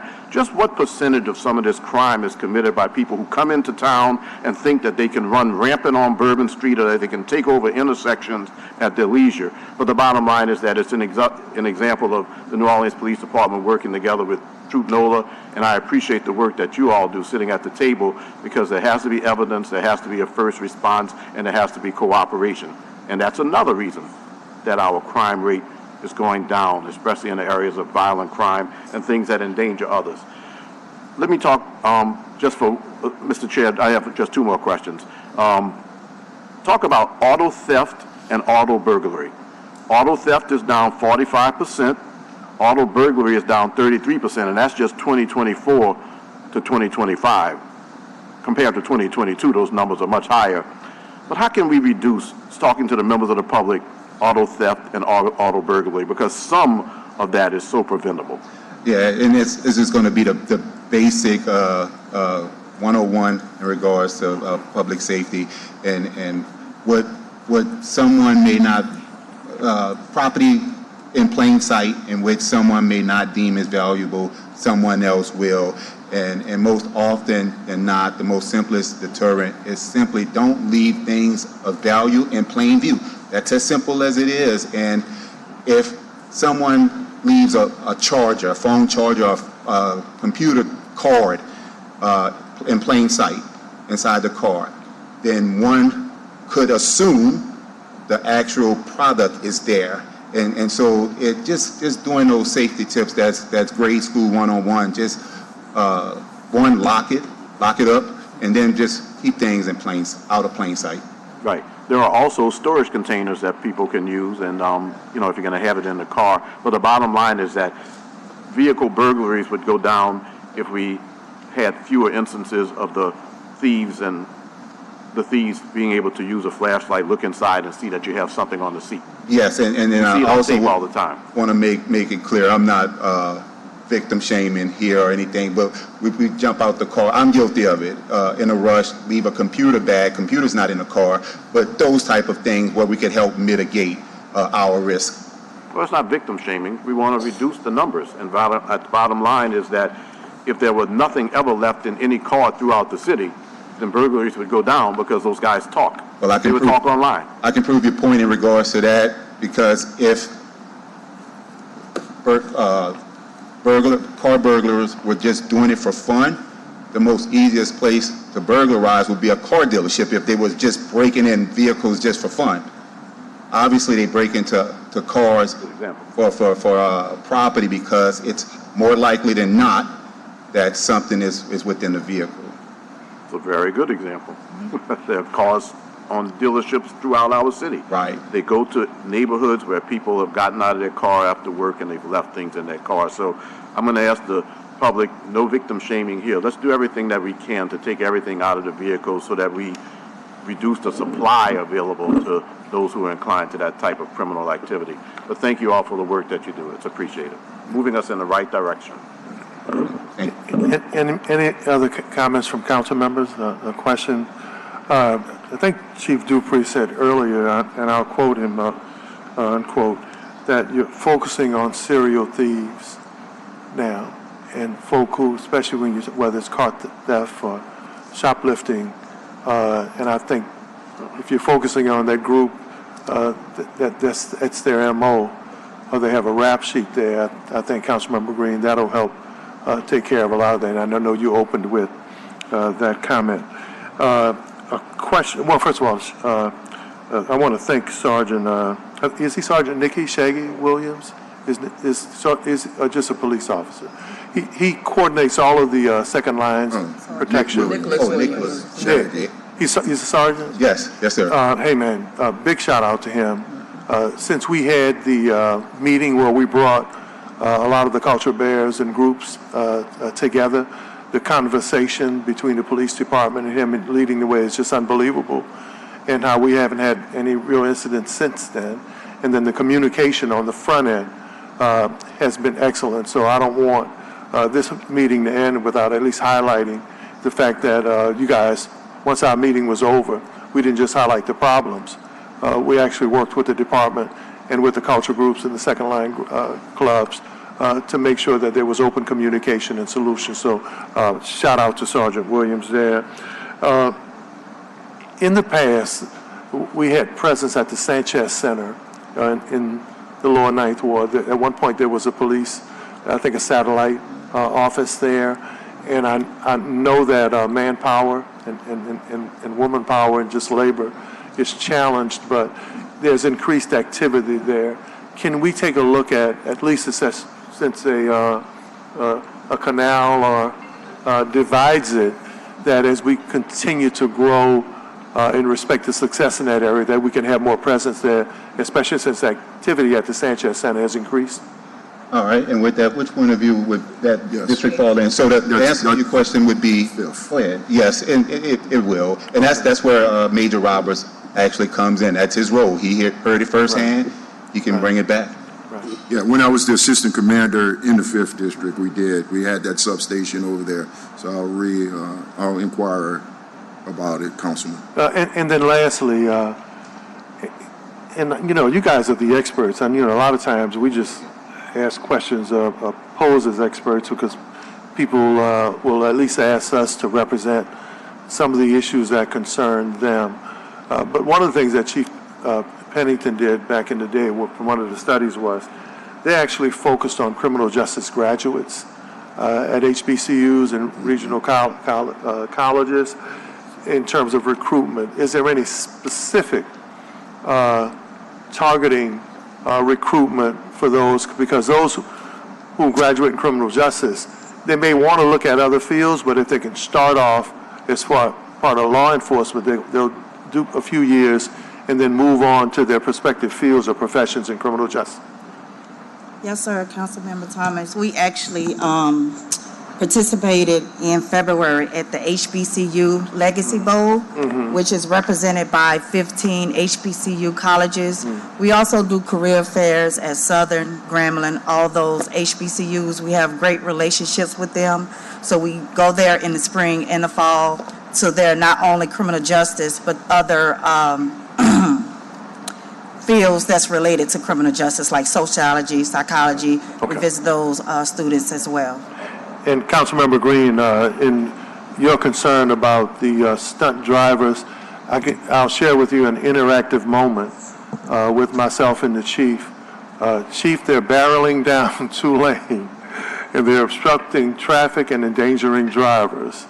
Now they're headed downtown, almost to Loyola. Chief, we're on it. We'll call 911. They're off-road vehicles, and they just almost ran a lady off the road. Chief, on it with 911, and evidently you guys responded, and it was dealt with. So that was my interactive moment with the superintendent, who, of course, probably relayed that to you guys. So it was a situation that was handled. Mr. Councilman, I get calls from time to time from people who say, I hear them, they're outside. Can you call somebody? So we call them. But I want to applaud the public for calling in, too. That incident that was broken up on Mardi Gras night. See, those are the stories that the public doesn't hear. And you all quietly, along with Troop NOLA, just got the job done. 3 officers put themselves at risk conducting those runs. One guy was up to 100 miles an hour, and they had to put down spike strips to arrest him. But no, see, that's the kind of story to me in terms of a police success that should be at the top of the page. A success happened. Yes, we had a takeover, but we had a success. But I just say all that. You know that you prompt me when you say those kind of things. I'm going to say more. You don't need prompting. I'm going to say more, but I also want to put something out to you for consideration, is that a lot of those stunt driving incidents have taken place on state property. I want you to know Elysian Fields Avenue near Gentilly, St. Claude Avenue, Chef Mature Highway at Downman in our district. Those are state highways, and I want to encourage the state to continue to use its resources in terms of prosecution to make sure that those who are engaged in this activity recognize that there are consequences for it, and it's dangerous for them as well as for all of the spectators. But the bottom line is that I do know that there's a lot of following. I just wish the guys would just stop it. You take over an intersection just because you're being mean, because you don't care about the people who are spectating, because you're just trying to get attention. And much worse is that it's one of the stupidest things that you can do with a vehicle, to put bleach on the ground so that you can create smoke, so that you can get video views. That's really stupid. But now those people who were arrested as of Mardi Gras night face state charges. There will be potentially imprisonment. Breaking news. People will always do people stuff. Yep. And stuff ain't the word that's usually used. Right. On recruitment, one of the great pastors in our community, Pastor Raymond, who works with our kids in the criminal justice system, said we can't let y'all leave without giving y'all a shout out. Even though recruitment is a challenge, the methods and the outreach y'all are doing, especially given what Pastor Raymond is seeing, is some of the most outstanding he's seen in a long time. So thank y'all for that. Thank y'all. Any closing comments, Chief Dupree? No, sir. Thank you all for hosting us. Thank you. Thank you, Ms. Curran. Next up, you have juvenile court.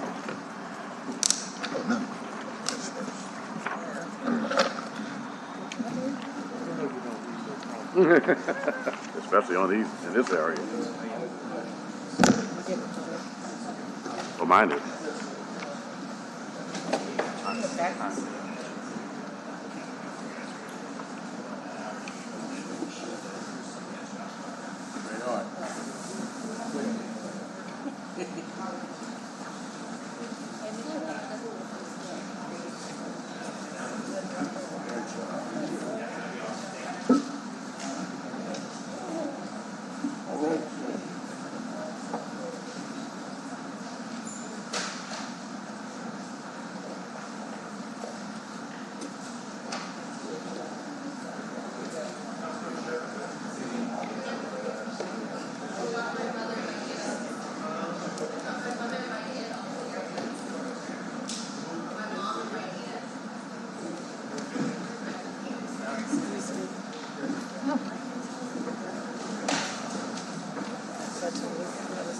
Guys, we're going to continue to move. I know the weather's challenged outside, and we want to respect all of the partners here.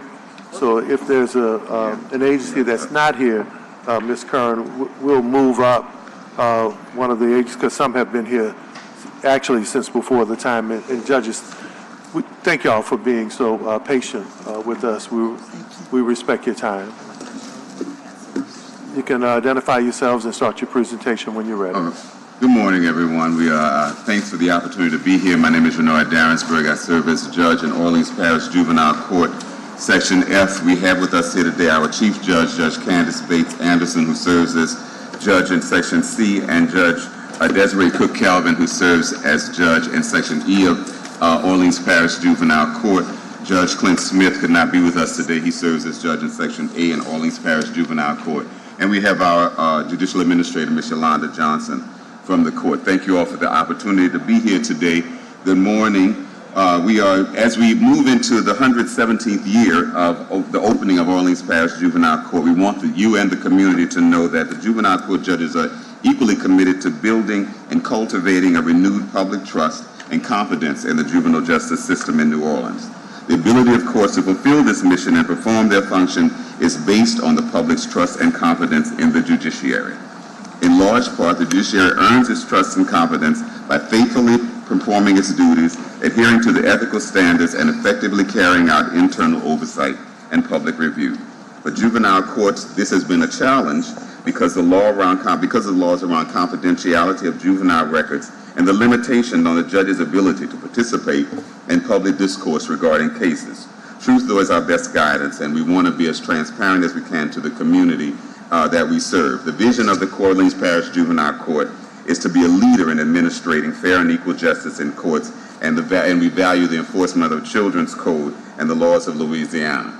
Today, we want to talk to you about at your invitation, we want to talk to you about some legislative initiatives, public safety issues, financial matters concerning the court, and our operational challenges. We know that this year there was House Bill 1 introduced into the legislature. It's called the Truth and Transparency Act. What this act did was to provide for the courts to provide information to the public relative to what's going on in the cases. A recent change in the law provides that the judicial branch has provided the judicial branch the opportunity to communicate broadly to the public with greater ease and at far less cost. House Bill 1, or the Truth and Transparency Act, aims to improve sharing and delivery of information by the judiciary. The court would like to first acknowledge and thank the New Orleans City Council for providing the funding and resources necessary for us to be able to comply with this law on time.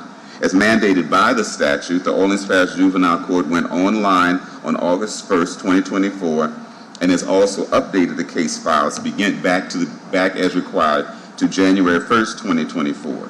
This endeavor, as I said, was funded in 2024 through mid-year funding of this council at a cost of $42,666. We believe that as we move on with the program, it will cost about $53,000 per year. This is included and has been approved by our upcoming budget.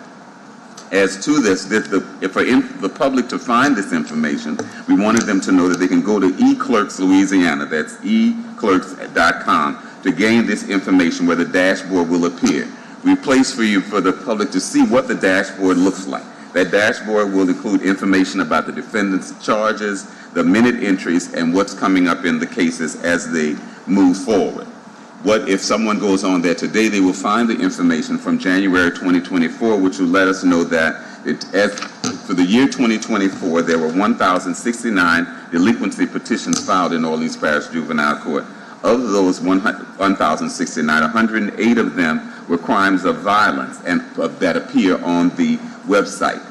In addition to that, about 44 of those crimes occur between the hours of 8 a.m. and 4 p.m. We'll talk about that later, as it is one of the issues that is of concern to the court at this time, and we are working diligently on that. But as it shows on the information, the 12% of the cases filed in 2024 were crimes of violence that will appear on the website. We also know that sometimes we have to remove kids from the community. And for the juvenile justice court to succeed, the system must be able to resolve a majority of cases effectively and satisfactorily long before they reach the courtroom for adjudication. The court must be able to provide appropriate sanctions and individual services at different points depending on the severity of the offenses. It is sometimes necessary to remove juveniles from the community to protect the safety of the community and to provide intensive rehabilitative services to those court-involved families and youth, with the goal of returning these people to the community as positive, productive citizens. When youth are removed from the community, they are placed in the custody of the Office of Juvenile Justice, who serves as the Detention and Probation Department for Orleans Parish, per the Louisiana Children's Code. The Louisiana Children's Code gives the Office of Juvenile Justice the authority to determine where the youth go and their detention. It is the responsibility of the juvenile court judges to monitor that activity and make sure that the rehabilitative services that are in place by the Office of Juvenile Justice are being carried out effectively. What we wanted to let you and the community know is where these youth that we have removed from the community are today. Currently, there are 70 youth from New Orleans totally in the custody of the Office of Juvenile Justice and Corrections and Detentions. Office of Juvenile Justice remains at capacity as they have 772 youth from around the state that they are detaining in their facilities. New Orleans represents about 9% of those youth that are in those facilities, with 53 youth in secure care and 17 youth in non-secure care.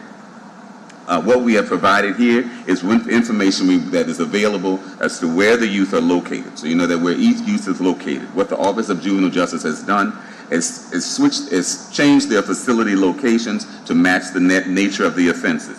What this shows is about 20 kids from Orleans are in the Swanson facility in North Louisiana. The young women are at the Ware facility. About 17 are there. One of the things we want to highlight is that 12 youth currently that are in OJJ's custody, 12 of those youth are currently housed at the Juvenile Justice Intervention Center. What the law provides is that the OJJ is to pick up and place those youth within 14 days. Because of their capacity issues, they're not able to do so, but those youth remain in the custody. They are in the custody of Juvenile Justice, the Office of Juvenile Justice, and they are required to provide services to those youth in that facility. That is made more difficult by the Office of Juvenile Justice as well as the juvenile court to be able to monitor those youth and be able to ensure that they are receiving services from OJJ. So it's important that we try to get youth out of our facility and into the OJJ system so that the rehabilitation process can begin. We've been working on the electronic monitoring. OJJ is in the process of fulfilling the contract to provide real-time electronic monitoring for the Orleans Parish Juvenile Court. They have hired 5 officers and 1 supervisor, and we're moving quickly toward that. Currently, we work under the same system where we are able to utilize 25 monitors complimentary for free at no cost to the court or the city for the monitoring. There is no real-time pickup, but what we are able to gather is information about where youth hang out, where they're going over the course of a month, and if they have been outside of the home or around other parts of the city. We do get that information, and we're able to utilize that information effectively. The DA's office also uses that information as well as we collect it now. We certainly look forward to the opportunity to have real-time monitoring because we believe that that will have a great impact on public safety and the community. Electronic monitoring, Councilmember Moreno. Thank you, Mr. Chair. I just wanted to thank the juvenile court judges for working so diligently on this with the Office of Juvenile Justice, with my office, the CAO, the mayor's office, to try to get this situation resolved. I know it's been many years coming. I really appreciate, council members working to figure out the funding that would be necessary to have this real-time funding, but also keeping all of the wraparound services that the criminal justice coordinator wanted to implement, all of that funding intact. But you're right. I think that this could be that workable model where you have trained probation and parole officers, youth probation and parole officers, to be the individuals who are doing the monitoring and also being the ones responsible for, should there be any violations, dealing with contacting the offender, the family, checking on the situation, because the issue has been that even if you do have real-time monitoring, if your law enforcement agency has too much going on, like ours does, that then the response isn't immediate. So we had to solve that issue as well. So, like I said, I know that it took quite some time to get to this point, but this is an example of how all parties working together can get some big results. And long time coming, but thank you again for working so diligently with my office to get to this point, and look forward to that launch date. I know that it's like right around the corner. And I think the other piece too, if you all could speak to this, the reason why you so favor the Office of Juvenile Justice rather than going the bail bondsman route, like what is the benefit for the family to go the OJJ route? The benefit is the cost. Monitoring is expensive for families. It is as much as $200 or $350 a month that families simply don't have. And what we then run into is the issue of people being detained because they can't afford to not be detained, which is against their constitutional rights. So we are very pleased, and honestly, we must thank you all, the council, for working with this. This is not easy. This is a difficult project. While it sounds like it's easy to monitor kids all over the city, it's important to have a robust system that functions completely, because if it does not function as it is intended to, the public does find out, and that makes it a useless system. So we are grateful that all parties have come together to work with us to be able to put together a monitoring system that is on time and robust enough so that the community does know that it is effective and it is working. That information gets out, as well as the information that it isn't working. So that while we are able to use it effectively one way now, this will give us the opportunity to really bring youth in as soon as possible in order to be able to put in interventions in place quickly as opposed to every 30 days. Currently, we are using the 25 monitors that we had from OJJ. 10 are currently on individuals that are in post-adjudication, 10 are on individuals that are in pre-adjudication, and we retain about 5 of those monitors to be able to utilize them when necessary at a moment's notice. We will be grateful to have more of them, and we think that this is really a step forward in terms of creating public safety and public confidence in the juvenile justice system. Thank you. Thank you, Mr. Chair. So as we go on to, we wanted to... Councilmember Harris. Judge, how are you today? Judges, how are you Sorry, today? Judge. And thank you, Mr. Chair. You just mentioned you would like to have more of the monitors. How many more would you like to have? I believe that what we were talking about is having up to 50, if Councilmember Moreno is correct. We have up to 50 monitors at our disposal if we need to use them. Certainly, we are not looking to say today we're going to put 50 kids on monitors. Right. But having the access to them really gives us the opportunity to put an intervention in place that informs youth that we are watching them. And believe it or not, what the statistics say is that if a youth is compliant on a monitor for 30 to 45 days, they will remain compliant. That's enough information, and we're able to really consider removing it. If they are not compliant, then we have to be able to institute what we say we will do. And what we're telling people is that if you're not compliant on your monitor, then you will be detained until trial. Thank you for that It's just an information. effective tool. It's an effective tool to stop kids from coming back. It's an effective tool with recidivism. It's an effective tool with whether or not the district attorney will even petition the case. You have to remember that some of these kids are just coming in on an appearance to answer. They're coming in on continued custody. And all the facts and evidence has to be gathered. But what is the point of holding those kids at JJIC? You're able to put those kids back in the community, keep them in school, keep them involved with their families, but also having it through OJJ, we're able to offer additional services, intensive in-home, ODAP, Mellow, GROW. So you place those kids in these programs, you find out what are the basic needs, what are they missing? We've got a plethora of cases where kids are committing certain types of acts. We're finding out that hunger is the issue, mental health is the issue. So once you monitor them, you figure out some of the issues and concerns that you're having, you put those safety nets in place, they don't come back, they're removed off the monitor, and we have a safer city. So effectively, overall, it just works. True wraparound services coupled with Correct. the reduction, theoretically, of the population in JJIC. I think Yeah. this is a great idea, and I can't wait to see it implemented. Thank you all so much. Now, we also have been able to, in the past, bring to you information about where offenses are occurring. We were fortunate enough this year to have the opportunity, in conjunction with the city administration, we were able to have a data analyst assigned to the juvenile court to produce some information for us. And what that data analyst did find is that our data was almost 100%, or 98% accurate. We were working with the data analyst, and unfortunately, we have to tell you that that data analyst passed away on March 6th. And we were only, it's a sad, and it's very, and his name was Mr. Damian Woods. I want to say his name, Mr. Damian Woods, who was very good to us and was very helpful in helping us to really bring our data together. We were able to work with him and get a data dating up to August to be sure to present accurate data from last year. But what we wanted to present was what were the top 10 charges. What we like to do at our court is utilize our data as a tool to tell us what's going on and where we should focus our information and our resources. And so this represents, what this slide represents is the top 10 charges in 2024 between January and August of that year. While simple burglary is the top, the charges do not, I must say, relate to a number of individuals. Oftentimes one individual may have more than one charge. But we really want to call attention to the handgun charges that appear to be, charges that appear to involve guns. We really are working on a pilot program to involve reducing the number of handgun possession cases that come to Orleans Parish Juvenile Court. We're really committed to removing handguns from the hands of youth in our community and having those youth be participating in programs that move toward healthy understanding of the way guns operate.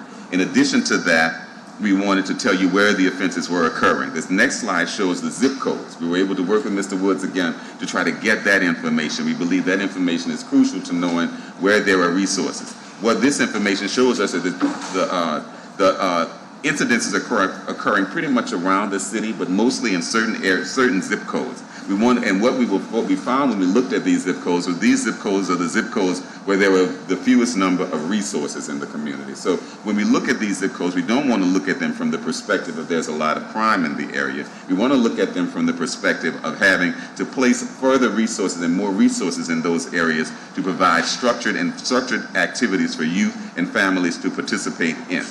I told you earlier about arrests that occur between 8 and 4 in the afternoon. Those are arrests that occur during school hours. This has become a concern of the juvenile court because truancy has been known to not merely be a symptom of disengagement from school, but a precursor to delinquent behavior that may serve as an early warning sign of other behavioral issues.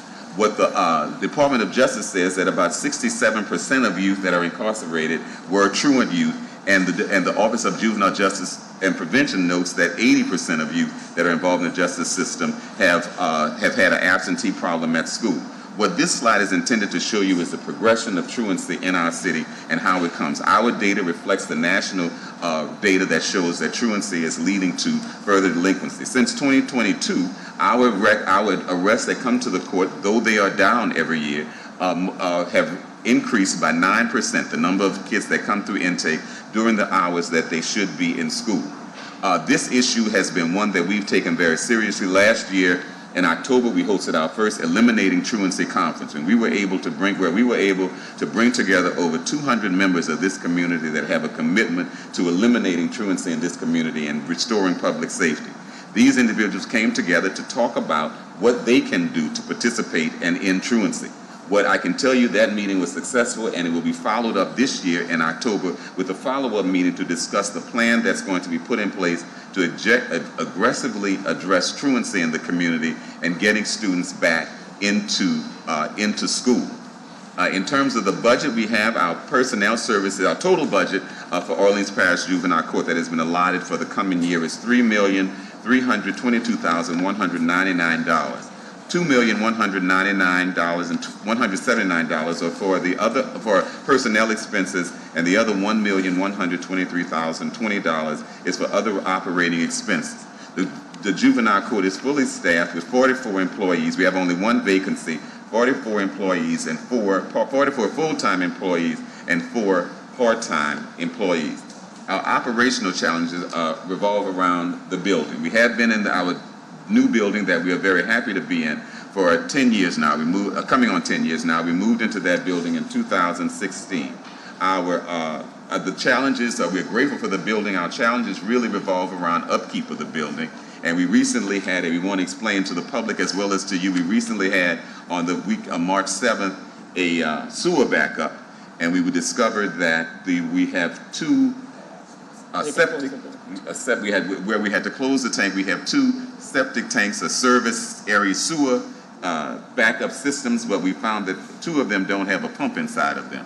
We are now working with capital improvements to get pumps installed into those buildings, and we have temporarily repaired that problem and are working with capital projects to resolve that problem. We have included in our presentation a timeline as to how that project is moving along, and we'll keep you posted. We want to make sure that the public has equal access to justice and keep our doors open as much as possible, but that sewer problem did result in some issues that we could not hold court on that one day. So as we close, however, we want to extend an invitation to the City Council and the community to attend our 2025 Know Your Rights, Make It Right event on April 5th. Orleans Parish Teen Court, Dillard University Center for Racial Justice, Tulane School of Law Moot Court Program, and the Loyola College of Law Stuart Smith Law Clinic have come together to produce this educational event. Teen Court, ladies and gentlemen, is a success. It provides accountability that is sustainable through its use of peer-driven education and knowledge to support better decision-making in the future. We are proud to say that since the relaunch of Teen Court at Orleans Parish Juvenile Court in 2019, over 200 youth and volunteers have participated, and only 2 youth have been rearrested in the Teen Court program, and no youth have been convicted of a subsequent crime after participating in the Teen Court program. We hope that you and other community members will come out to participate in this informative and educational program that is intended to make our families stronger and our communities safer. We have provided flyers for everyone to see, and we want people to go on to, we can register online we can register online, I don't know that thing. Register online at bit.ly, it's on the flyer where you can register. But with that, we're closed, and we are able to answer any questions that you might have. Thank you for this opportunity. Well, you guys have already answered questions. I think we can close out this presentation. Judge Bates Anderson, Judge Calvin, Judge Darrensburg, Judge Smith, and the other judges. You guys have been exemplary, whether it's out in the community, in spite of funding challenges. A lot of people in the criminal justice system getting credit for us leading the categories in national reduction, but it doesn't happen if y'all don't do your job as a judge, but also love our children with programming and outreach. I have seen each of you all, not just behind the bench, but in front of families. And I know a couple of the kids that I work with now, one who, if it wasn't for a stern but compassionate judge, especially given how they tried to change the law, this kid who's in college, who works with me a couple of days, who volunteers in the community, who is one of the sharpest kids in the world now, he would not have his freedom now. So I think it's important that folk know, y'all know how to do your job to keep us safe. And I'll say this, I think too often we worry about what we say politically. But as good as ankle monitoring is, we want our kids to be free. Y'all have worked hard so that they can be free from the system that changed their arms, their legs, their ankles, their minds, and their soul. And each of you have done everything possible so that the only monitoring they get is monitoring of love. Now, where they're in that process, yeah, that's important.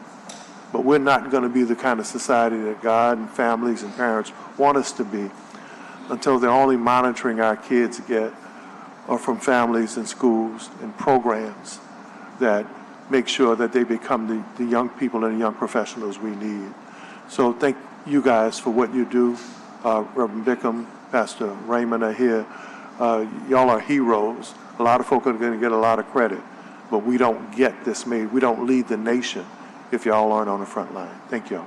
Thank you. Thank you. Have a nice day. Have a nice day.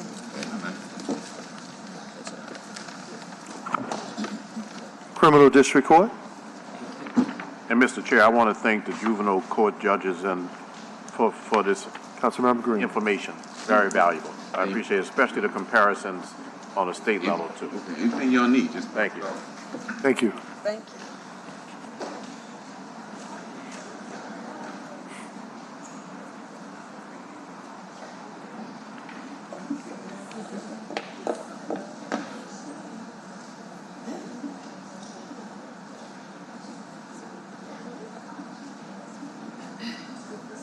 Do have some wonderful judges. I don't think we acknowledge them enough. Oh, yeah, she got it. She's making me move. Chief Judge, when you're ready, you can start your presentation. Identify who's at the table with you. All righty. Good morning, and thank you all for allowing us to proceed from Orleans Parish Criminal District Court. I am Tracy Flemings Davalier. I am the Chief Judge of Criminal District Court. To my right, Juana Marine Lombard. I am the Deputy Chief of Criminal District Court and the Magistrate Judge. and to my left. And Shannon Sims, Chief Deputy Judicial Administrator of Criminal Court. Good morning. Okay. Good morning, everyone. Good morning. So we have some updates, information for you all as well. First, I'd like to start with the case management system. We have been working very, very hard transitioning to a new case management system, as you all are aware. That case management system will be in conjunction with a number of other stakeholders who work in the criminal justice system to connect all of the different agencies and institutions together. We're very excited about this case management system, and we've been working really hard with the clerk of court as well as with the City of New Orleans CAO's office to have this, to get this underway. We anticipate that the launch date for the new system will be May 16th of 2025. And with that going forward, we are doing extensive trainings that will be taking place with our judges, with all of our administrators, as well as with the staff and all of our teams in our various sections. So we're excited about that. Louisiana Supreme Court has been really great in funding that particular project, and the CAO's office has been really excellent in helping to coordinate that project. I have to just, at this particular time, give kudos to Ms. Sims, who's been very instrumental with the case management system, as well as Sean Halligan, our IT director, and all of his team, who have done a really good job at Criminal District Court to make sure that all of the requirements and all of our needs with the case management system, the minute clerk system, have been incorporated into this new system. Obviously, there will be some things we will have to work through, but our court and our court team have been working extensively on the system. So we're excited about that good news. Wanted to start off with some really good news with Criminal District Court. Okay. Next, we want to move on to our stats. We always provide you all with statistics, and we have our year-end statistics from 2024. With respect to domestic violence, we have issued in 2024 over 2,100 protective orders. There have been over 500 Gwen's Laws hearings. We have some great programs in Criminal District Court, which really help to connect those who are court involved with court services throughout the courthouse, whether they start at the time of arrest those services go as well as through disposition of a particular case. If someone is placed on probation, then they are connected with a program as well. And so, as you all know, we have Domestic Violence Monitoring Court.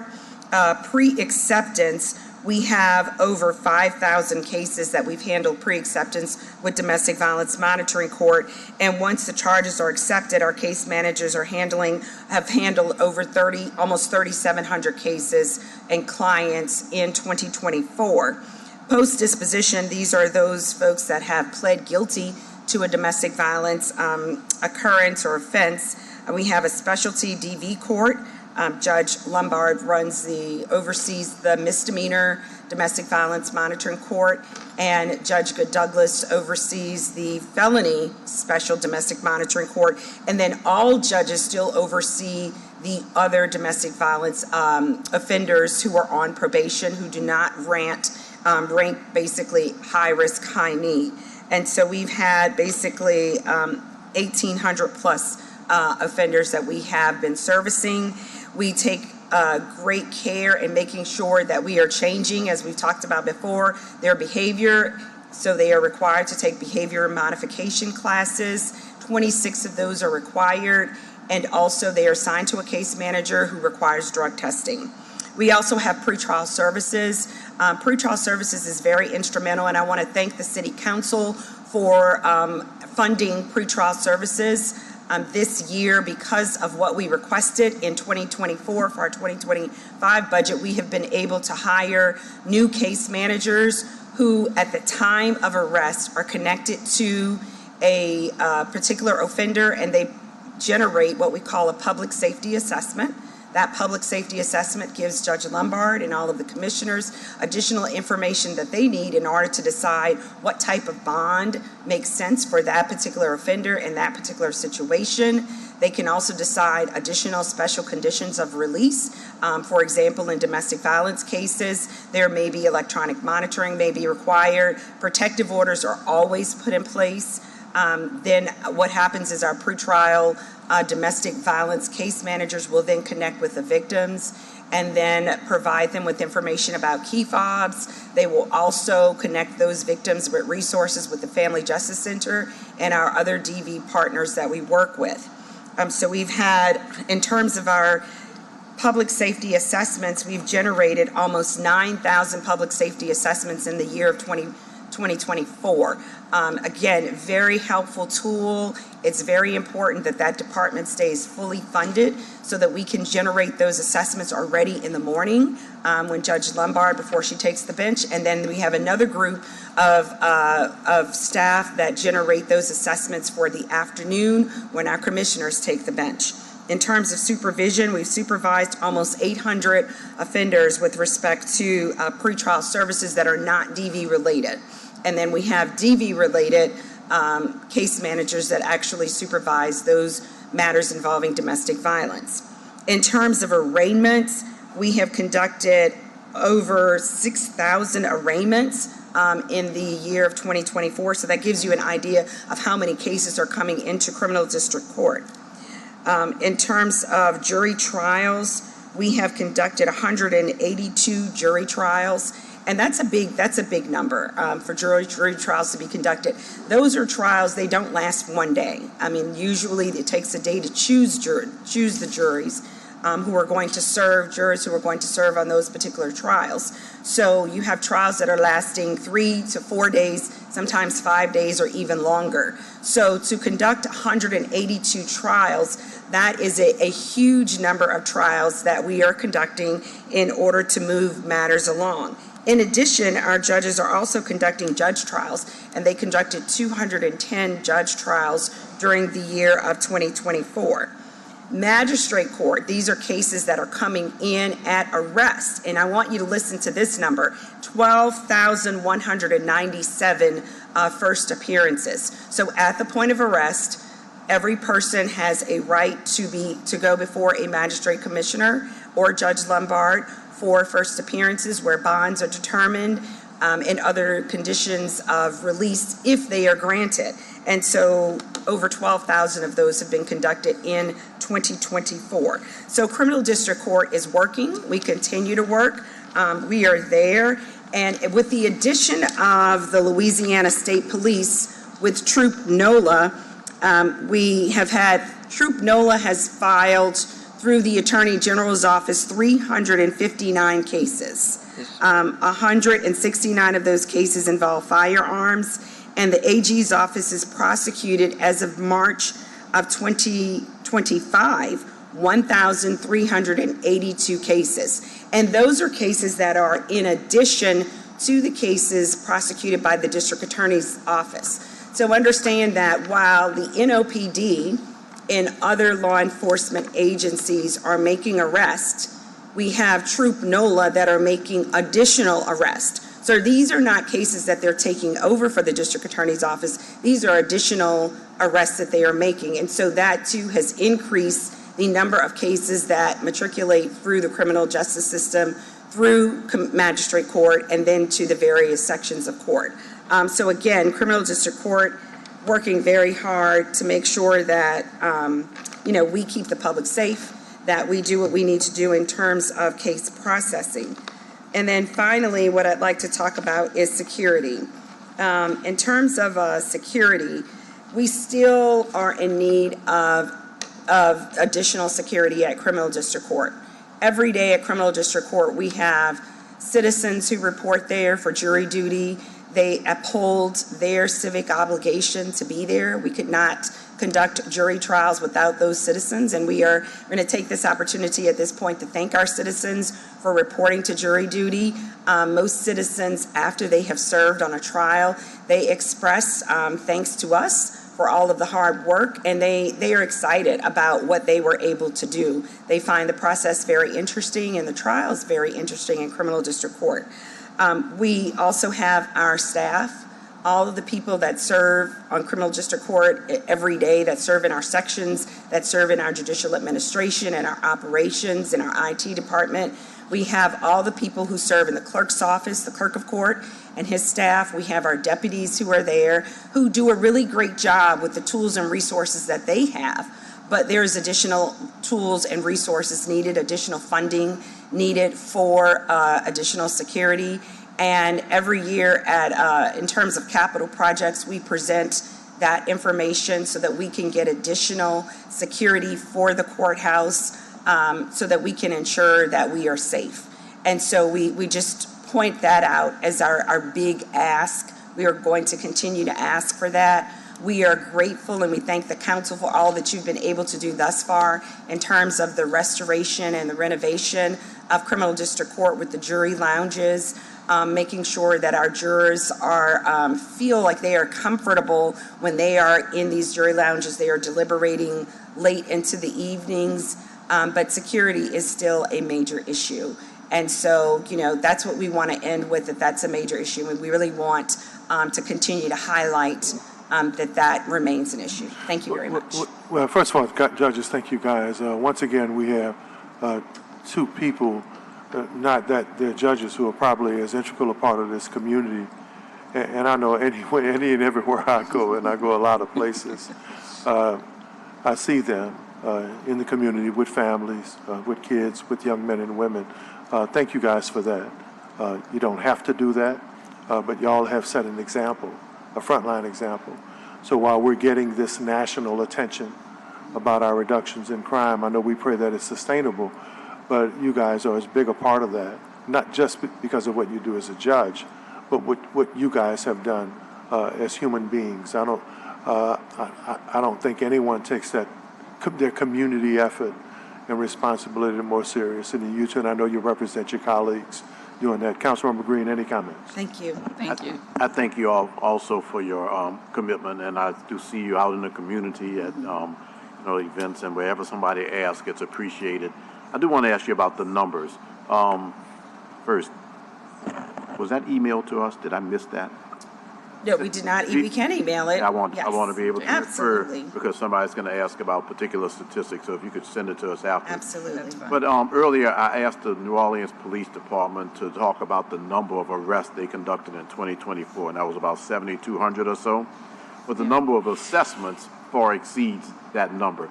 So could you explain to the public, especially since I was very deliberate about the number of arrests that take place, what's involved that the assessments number would be so much higher? Oh. So a public safety assessment is done on everyone that is brought in. Before I take the bench, they give me a PSA.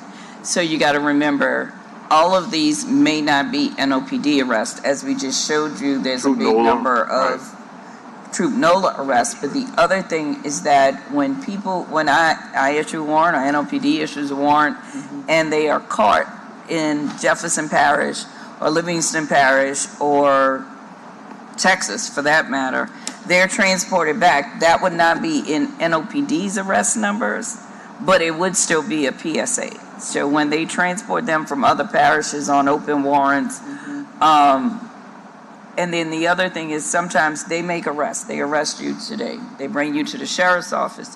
When the sheriff's office runs you, they may not do it that day, but when they run you, they do that arrest. I set a bond.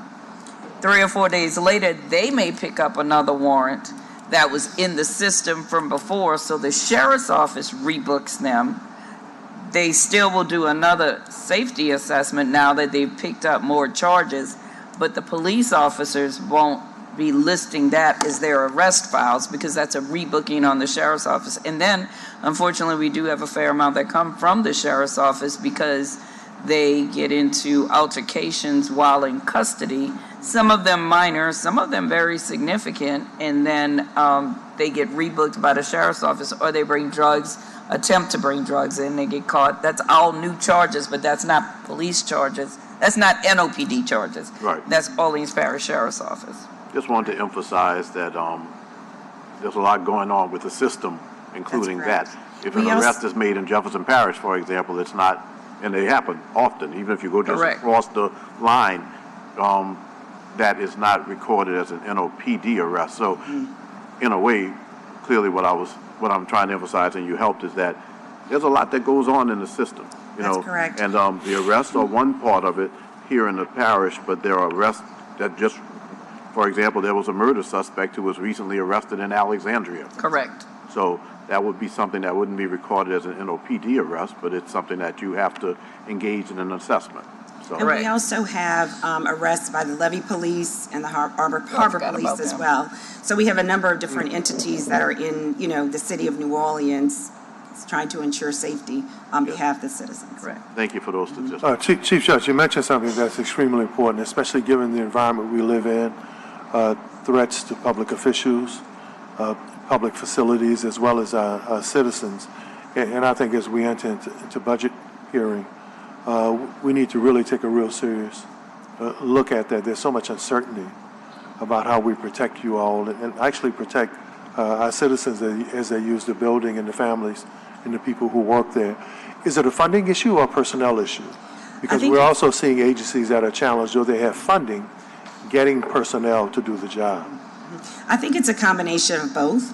Obviously, there's additional funding that is needed on both sides. There's additional funding needed for the Orleans Parish Sheriff's Office to hire additional deputies. There's also funding required or needed by the court in order to implement different things that we need to do with respect to the building. As you know, the criminal court is a beautiful courthouse. It's a historic courthouse. However, because it is historic, because of its age. The Israel Augustine. It's exactly the Israel Augustine Courthouse, which we are very proud of that. Because of the age of the building, there are a number of updates that need to be done to implement some additional security controls that we can do within the courthouse itself. We recently had active shooter training, which was conducted by our security committee. Judge Kimya Holmes is the chair, and Judge Juana Lombard is the co-chair. And through those efforts, we have updated our security policies and procedures, which we've shared with all of our agency partners. And we also have connected with the New Orleans Police Department to conduct, presentations to our staff about active shooter issues. And then we recently did an actual simulation, at court, so that our staff could see a real live situation and determine, get some additional tidbits and helpful hints as to what would be productive. So we're doing what we can. I mean, obviously the NOPD came and did that. That didn't cost us anything, but there are a lot of upgrades that we could certainly implement to the building that require funding. And also, is there any more discussion, because the public talks about this a lot, about limited cell phone use and accessibility, especially given the nature of how important communication is, and especially for people who may be challenged, physically challenged, or may have emergency situation. Are you guys having those discussions about maybe taking a look at some limited access? Yes, we are looking at some various options, but you also have to remember, as we just said, security is tantamount. Security of the jurors and the witnesses are also of primary concern. So we are looking at some options where maybe we can work something out with the building, but not have them with cell phones inside the courtroom with our jurors and our witnesses. Gotcha. Councilman Morrell, anything before this? Thank you. Guys, thank y'all very much. Okay. We appreciate you. Thank you. We'll submit the statistics to you all. Okay. Thank you very much. Thank you.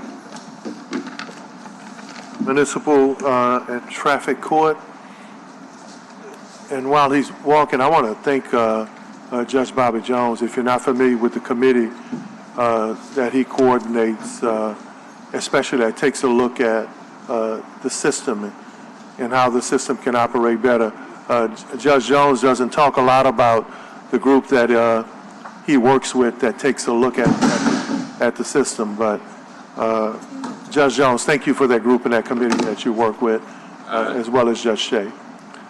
Judge Jones, you can identify your team and start your presentation. All right. Good afternoon. I'm Judge Bobby Jones. I'm the Chief Judge of Municipal and Traffic Court. To my immediate right, Monique Boissier, our Judicial Administrator. To her immediate right, Judge Mark Shea, who presides over Division D of Municipal and Traffic Court. And to his right, Marie Karam, who is the Director of our Community Court Operations, to which Mr. Thomas just referenced. Our courthouse was devastated 3.5 years ago by Hurricane Ida, and we are still housed in the former VA hospital, where there are 7 judges still presiding. to remind the public we have jurisdiction, exclusive jurisdiction over municipal and traffic violations of our municipal code. We also have shared jurisdiction with criminal court on state misdemeanors, both traffic and municipal. Our filings for the first quarter of 2025, criminal and traffic, are relatively consistent with those of 2024. There has been a significant uptick in DWI filings, 50% increase, and that is due solely to the deployment of Troop NOLA. Now, regarding first quarter developments, my colleagues will share our operational achievements. The first is our community court. Community court is something that we constructed with the financial assistance of the U.S. Department of Justice. This court is the first of its kind in the state of Louisiana. It's a court that, rather than meting out punishment for criminal misconduct, it's a court that seeks to identify the challenges that underlie and precipitate the misconduct, whether those challenges are homelessness or joblessness or substance abuse or mental illness. So we launched a year ago, and to share with you where we are today, I turn it over to Marie. Yes, thank you, council members. I'm thinking I might need to get by the computer to click the slides through, so I might move. Oh, just maybe move, he can do move. it for you, right? Okay, more perfect. Thank you, Judge. Okay. I think you just pointed at that one, maybe it might. You may have to sit on that. I'll go sit on the end, yeah. Excuse me, okay.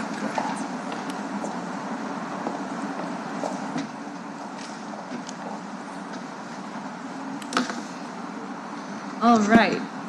Can you hear me? Yes. Okay, so this slide shows some of our numbers from the year of 2024. You can see how many folks we pre-screened at first appearances, either through walk-ins or if they came through as incarcerated people. You can see then that the admissions were at 322 people. And then the other part I want to highlight from this slide is just how disjointed our data collection has been without a case management system. We do have good news that we are in works of launching a module to streamline all of our data collection, but I just wanted to highlight some of our numbers from the last year. That means that 662 people were spoken with about community court, and we'll dive into that a little bit. Marie, So, bring the microphone a little closer to you. okay, can you hear me better? Yes. Great. So of those 662, here's a breakdown by month. You can see that there was a dip in May and June of this year when the building was closed, which I believe Monique might discuss. But other than that, we were busy pre-screening every single person who walked in. Certainly there were some who we possibly did not screen, but it's just a basic assessment tool to identify if people have any challenges that we can address with our problem-solving docket. 76% of the people we spoke with indicated a need for services. So many of those people, in fact, had overlapping needs. This means that from what we've identified is that a majority of people who come through municipal and traffic court for misdemeanor offenses have psychosocial needs, whether it be for housing or untreated mental illness, whether it's as simple as seeking out better employment. There's a significant amount of need that our court seeks to address. Once people enter the community court program, they're administered a CCAT assessment. This is an evidence-based assessment tool that goes through a list of risk. It assesses for both need and risk. It's designed for misdemeanors, and as you can see here, there's a high level of mental health needs, trauma. Half of the people who come through have housing needs. So you can see that the level of need is significant. The most common charges for people in community court, as you can see here, are charges that you might expect for people who are experiencing psychosocial needs, whether it be related to poverty or untreated mental illness, simply existing outside and having any sort of behavioral health issue could result in some of these charges.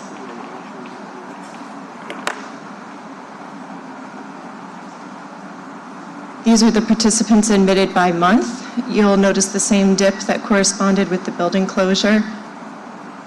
And then interestingly as well, I was curious about the August to September dip in our numbers, and it actually correlated with NOPD's arrest records on misdemeanors for those months. Of participants in our program, we've had 30% successfully complete. We've had 17% successfully complete. A number who have dropped off for various reasons, but we're seeking to streamline our case management services to address that number. And then a number who we're still working with, because we want to keep our psychosocial service provision open.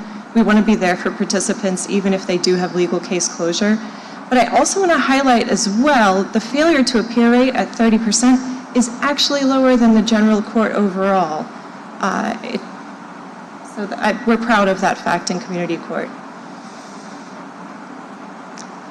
When people enter our program and they join our specialty docket, we've replaced a traditional court hearing with essentially what's a round table conference room hearing where people are treated as equals. We have community court partners with agencies who come into the space to connect people to services on the spot. So essentially warm handoff to service providers. These are some of the top agencies who we worked with in the last year when we did a data poll from 2024. On top of that, these are some of the agencies we've referred out to. Now, we've had 322 people come through in 2024. As of today, we've had 372 participants. All of this has been with the work of one case manager. So that's one of our upcoming goals for 2025 and ongoing into 26 is to increase our social service provision and have more case managers on staff so that we can have more connection in between the court hearings, the monthly court hearings that people come for. We've already done that by partnering with the local social work graduate schools. We have 2 MSW students who've been working with us, but we're going to be working with the council and with the city on budget requests for the upcoming year. But truly, that's what we've been up to in community court. Do you have any questions? Thank you, Marie. Next, several years ago, with your support and both financially and with your verbal encouragement, we were tasked with responsibility of developing a framework for a remote online case resolution. To share with you where we are today, Judge Mark Shea. Right. Good afternoon. How are you all today? So graciously, I think it was 2 years ago, you all funded the OCR project, which is the online case resolution. It got bogged down a little bit in procurement, but just to be happy to say that we've picked a vendor through a lengthy process. I received a contract over the weekend that I have to review, so we're in the process of signing that contract. The anticipation is that once that contract is signed, it should take 12 to 14 months for the online case resolution system to be built and rolled out. Now, what this is what we found over the years that people were getting frustrated of having to come to court 4 and 5 times to resolve a regular traffic ticket. What this will do is once they receive the ticket, there's a quick read code on the back of the ticket, which they can enter out through a portal, our system, and set up a time in which to resolve their cases from their computer or their phone. And so they can eliminate the need to come through arraignment and return 3 and 4 times. So we're hoping that this lowers our FTA rates and just allows, much more importantly, what we talked about was access to justice, which is what we're trying to accomplish. And hopefully, we can expand this into our municipal cases, not trials, but at least the preliminary stuff. And we were tasked when we got the original grant from the state that this would be available through open sources, which was important for our vendor, that we allow it to be shared with other jurisdictions across the state. So we're excited about that. We'll hopefully, we're working every day to be a more model court, a better court. And finally, as I said earlier, we've been displaced for better than 3.5 years. We hope to return to Broad, 727 South Broad, sometime this summer to give you a more comprehensive update. Monique, RJA. Since being displaced since October of 21, we're looking forward to move in possibly at the end of July, June, and all of July, the process of moving everybody in and operating fully with the state-of-the-art technology systems for the court and for the public, where they can access their records in the clerk's office themselves. Also, we should have we're going to have classrooms in the basement that will allow us to have training sessions and also bring back our MAG classes that we have had to discontinue for the location that we're in now. Also, the website has been something we've been working on, and it will be updated and released to go live when we move back to the new building, which will have the links that will bring us to pay tickets, not just for traffic court, but for the city parking, and that's also for the red light camera systems then. And also, we're bringing into the DMV to help assist with the defendants who come to court and have license issues, that they don't have to go back and forth for the DMV. They can do everything in-house, and the agency's there to help them. So, and as she said, what we're going to do this summer for the first time, we're going to use every square inch of that 80,000 square foot facility with more courtrooms, additional partners, and to make it a one-stop community and civic center. So with that said, that concludes our presentation. We'll certainly answer any questions you may have. Councilmember Green? No, I didn't have any questions. I look forward to July to the move into the new facility, and do appreciate your interest in, potentially expanding the counseling services available so that you can handle more. It's all part of the work that you're doing. It's all part of helping to make our city safer and its citizens safer. So I just appreciate the work that you're doing. Thank you. I wouldn't mind receiving that if you all didn't send it to me. We're going to have by a ribbon email. cutting. Okay. Real briefly. About the presentation, Council Member? You emailed it to us? Because sometimes we miss I think them. it was emailed to Councilman I Thomas. emailed it, but I'll forward it to you and make sure you have it. Okay, and may have been just as we were No, preparing. it's fine. I missed think, that one. I'll make Okay, sure it's there. Thank you. Sometimes when we go to community meetings, people ask about things that they've heard. A lot more people watch than we think, and I'd just like to be able to answer the question. But if you emailed it already, I appreciate it if you do it again, but I'll also search carefully next time. Not a problem. Thank you.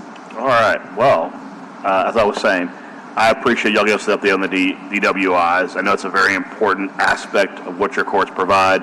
I do think when I talk to people, the fact because of Troop NOLA and because of Chief Kirkpatrick's intense focus on trying to revive a traffic division, we're seeing a lot more traffic enforcement, and I think that's brought a lot of confidence to drivers on the road that a lot of the behavior they've seen for years of drunk driving, people running red lights, blowing through crosswalks, that's starting to come down. So, and I appreciate all the work y'all do, because I do think that we have a lot of people who struggle with alcoholism, and I know from my own experience, not as an alcoholic, but as someone who used to defend people in your courts, that counseling is such an important part of trying to reach the people who are on that lowest of a low when they're in front of you, and trying to help them find a path forward, because it would be so much easier for courts just to be punitive, but the fact that you guys are taking the extra step to try and help rehabilitate people so they don't come back in front of you, I really appreciate that, and I want to make sure we emphasize as a council, we appreciate the extra effort you're doing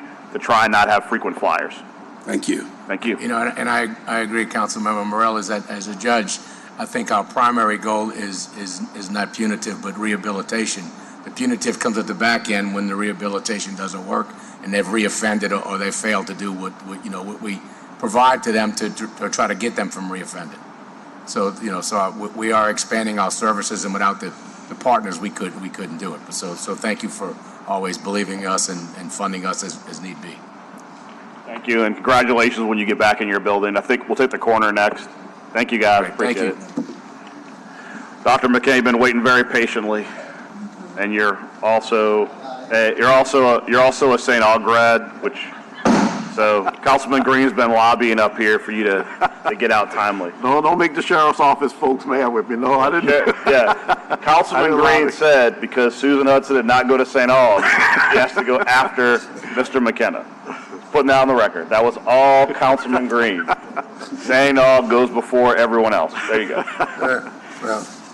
Well, I think everybody knows, especially after all those championships. Alma mater.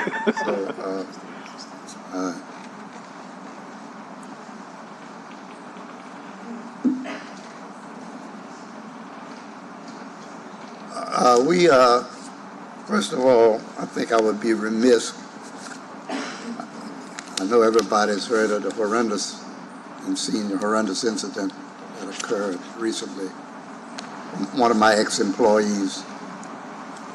I think it's incumbent upon me to tell you that does not represent me or the employees that work alongside of me.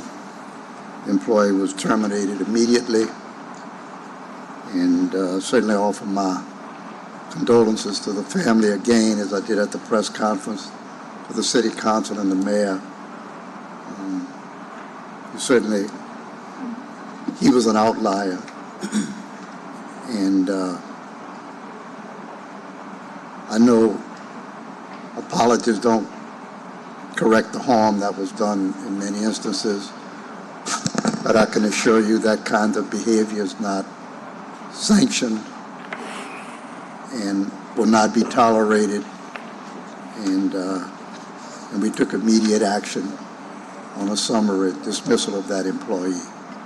So I thought I'd have to get that out of the way because I think that's important, because this was a horrendous act, something I've never seen before, and I can't sleep still at night because of it. It's really gotten to me, and no excuses, no explanations. All I could do was terminate the employee. But and before you continue, Coroner McKenna, you and your staff, thank you guys. Your assistant is always out in the community. You are also. But I want to, at some point, this is no slight of anyone else, but every time we have our quarterly meeting, you're the first one here, and you sit through everybody else. So even other organizations that are before you, but come later, and I know people are busy, so it's important that we respect them.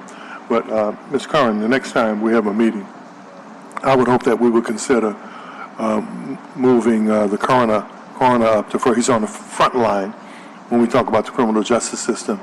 At our next meeting, hopefully we'll consider making sure he's on the front line when we start this committee. And I apologize. No, apologize to my patients. I'm sure my office has closed for the entire day. I mean, this is important too, and it's just that they're not mutually exclusive. It's just that it would help if I could get in earlier, since I'm a one-man show. Yes. And it's not like I have, the office can't run unless I'm there. So. Yes, sir. But we certainly want to thank you for much of what you've done for us already, for the increase in our operational budget. We certainly have operational challenges. We're an office of,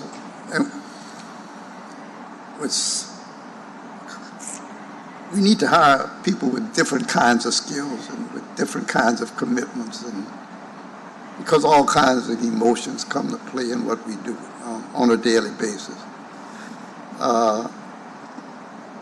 And so it's not like you can necessarily, people think they want to work in the coroner's office until they know what we do. And it's very challenging. I'm fortunate to have Brian, who I don't know how he does it. But, and right now, I don't know how I do it. But we're thankful for all of your help, all of the things we've done. We're working to get better people, different people to work with us. All of this will be possible because of the recent changes in our budget that you did. Property management is is our whole problem with the air conditioning, the mall, the temperatures in the mall. We do have adequate backup in case a hurricane hits. We do have refrigerator trucks on the premises. We'll be able to handle that.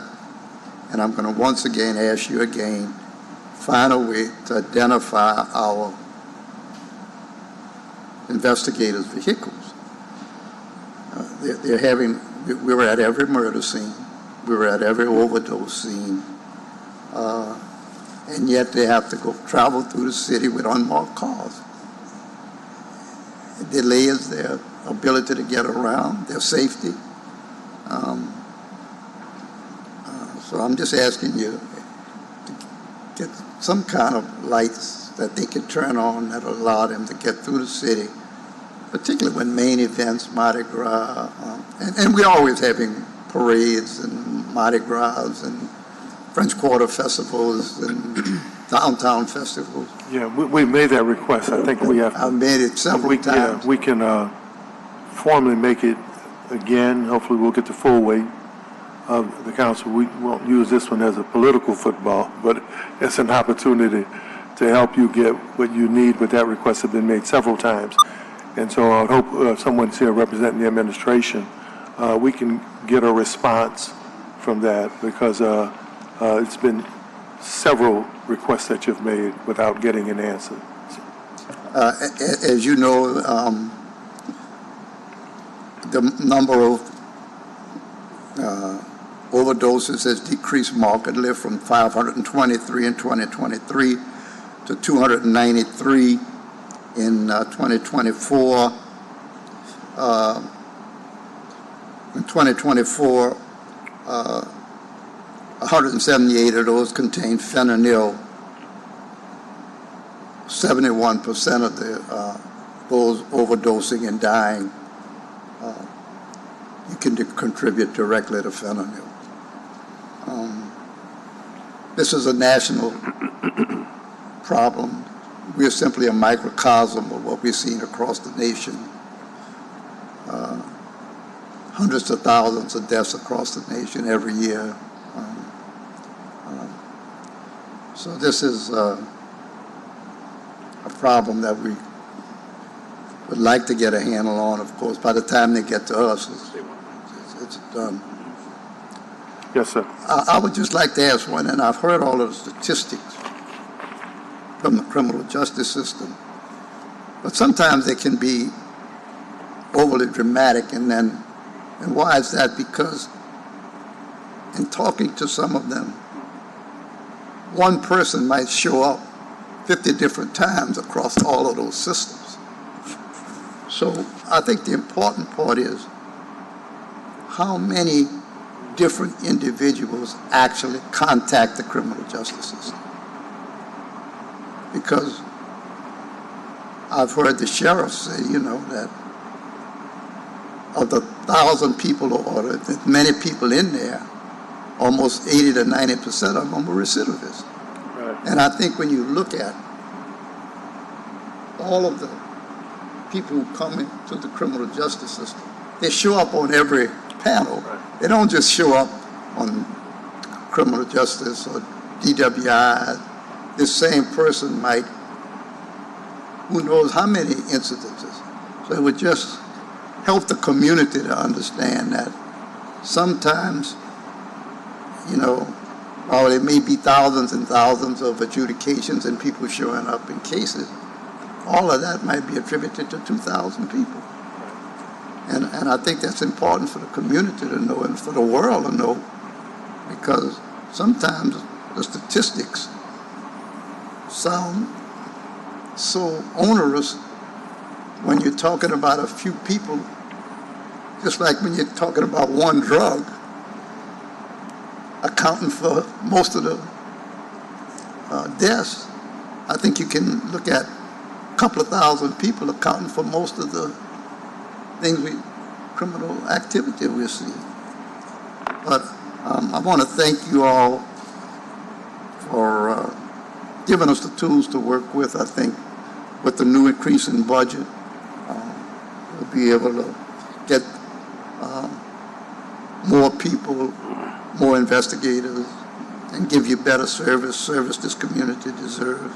I certainly know I'm committed. And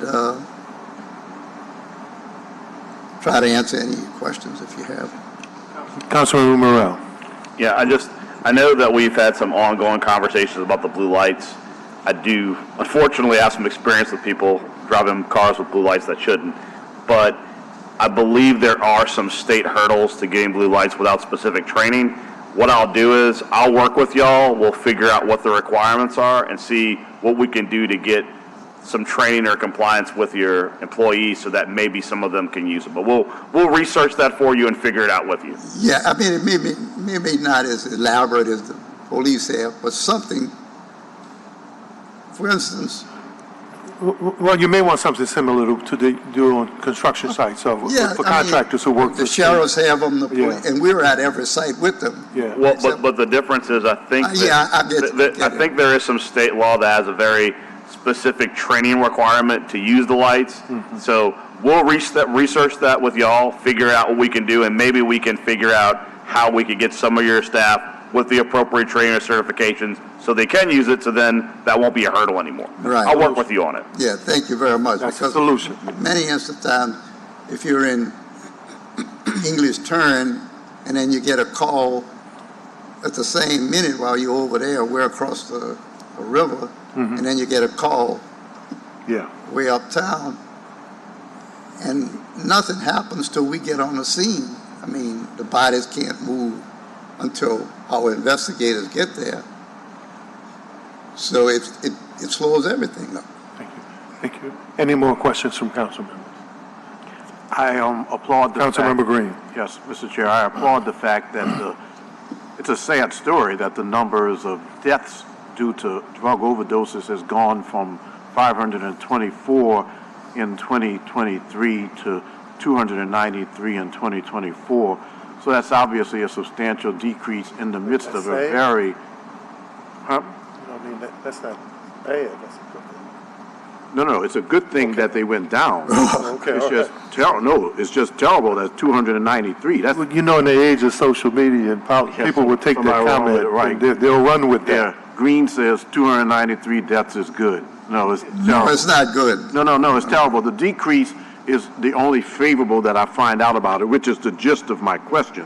What can we do to continue this? Obviously, we know that fentanyl is a terrible, terrible substance, and we had 6 state troopers recently who had to get treated for exposure to fentanyl. It's that powerful. It's that powerful. But at the end of that's not true, or that is true. That is I true, mean, right? you So don't- it's terrible. You can be near it. There could be fentanyl here, and it affects me. So I don't know, other than to ask you, because you see it so much and you see it in such a tragic way.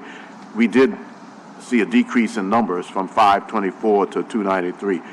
What should we do to continue it, and what would your advice be to anyone who's in power, including in our legislative branch, the use of including the us? inhalation Narcan, if you have getting Narcan into the inhalation type into the hands of people who have known drug addicts in their family, so that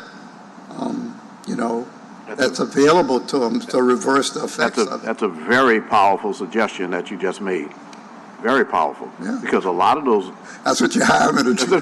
That's what we hired you to do. That's what the public hired you to do, and it needs to be looked into. Yeah. Because we have people, and it's unfortunate, we have people living in abandoned houses, for example. We have people living in tents who are on drugs.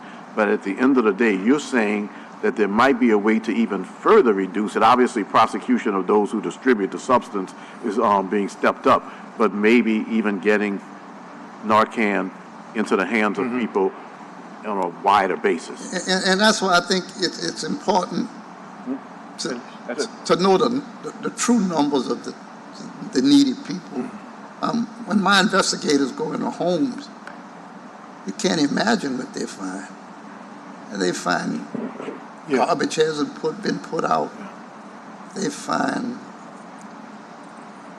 but I think the Coroner McKenna, council member, said it earlier about who are these people that use or utilize the system. The sheriff has said it before. How do we begin to have an inventory or a file of people, not only what their criminal profile is, but what are those needs? I think it was said earlier that 76% of the folk who go through just municipal and traffic court have some type of social service or psychosocial need. So who are those individuals? The sheriff and the coroner have been asking for that information for a long time.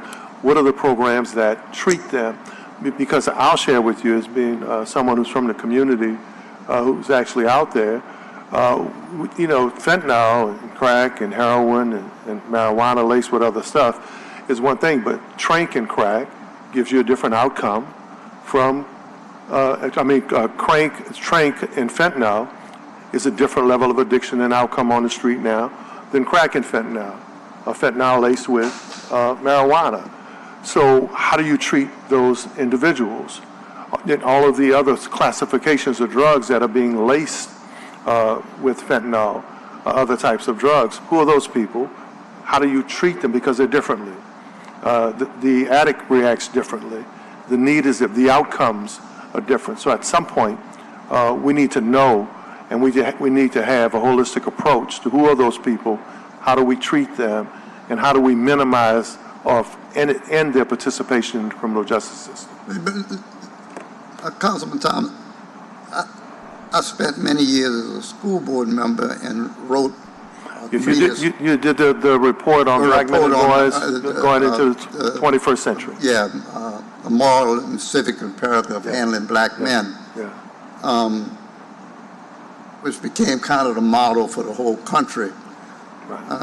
When I wrote this study, and it endangered species, and it identified very early on, if you look at the public school system or any school system, there's some very clear indicators of who's going to wind up truant. And the fourth grade failure child syndrome, and if they miss more than so many classes a year, and on and on and on. We have all of the statistics that can tell us who's going to wind up in our criminal justice system.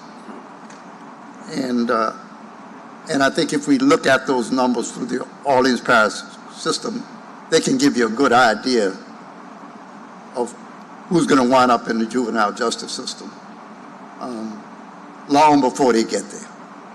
Long before they get there, because the numbers don't lie to us.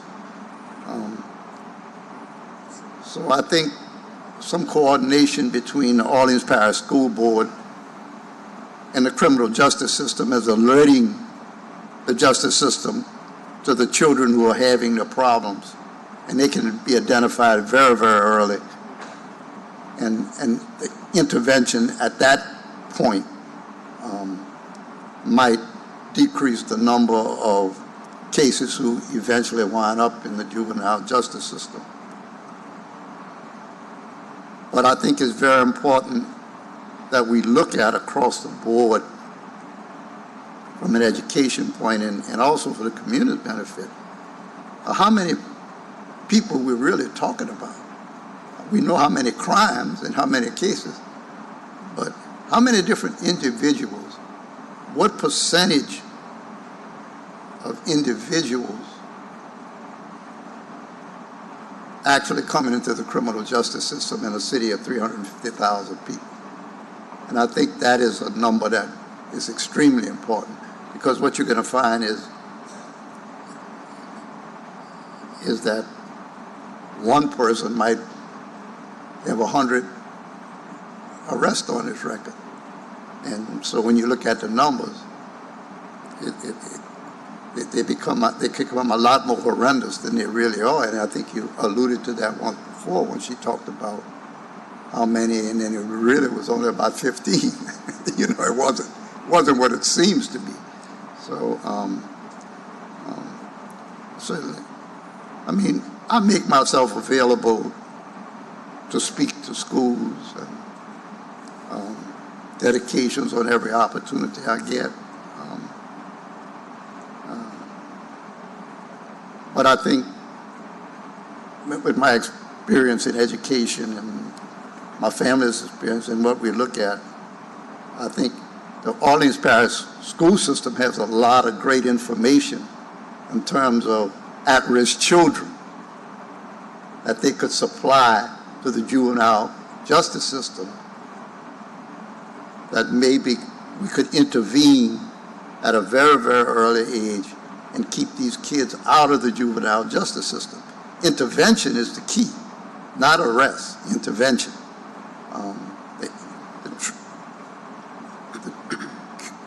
Curing crime is proper intervention at the right time. And I think the Orleans Parish Public School System has a wealth of information that we're not utilizing in terms of the kids they know who are at risk, and even in the private school system. And there's some very clear indicators that can tell you that. And so if the juvenile justice system and other people have that, and we could intervene early with many of the community programs that we're championing and publicizing, that we could get these children in when they're 10, 11 years old, is a heck of a lot better than getting them in when they're 20 and 25 years old, when it's more, you know, the damage has already been done. But thank you for your help. It'll help us to help the community. It'll help Brian to continue his excellent work as the Chief Administrator of the office. And Thank you. thank you for having me. Thank you. Thank you. All right. And as Councilman Morrell said, he's going to take the lead Yeah, on I'm sure finding out whatever state hurdles or Yeah, I'm just- exceptions have I'm to just be. concerned about looked our into. employees' safety. Yeah. I'm I'm concerned about our response time Yeah. and assure you that we're working to Right. improve, and our new budget will greatly enhance our ability to do that. Yes, Thank you very much. I Thank you. appreciate Thank you, and Brian Moe, bless it. you. All right, okay. Ms. Curran. Next, we have the Juvenile Justice Intervention Center, or whichever you prefer.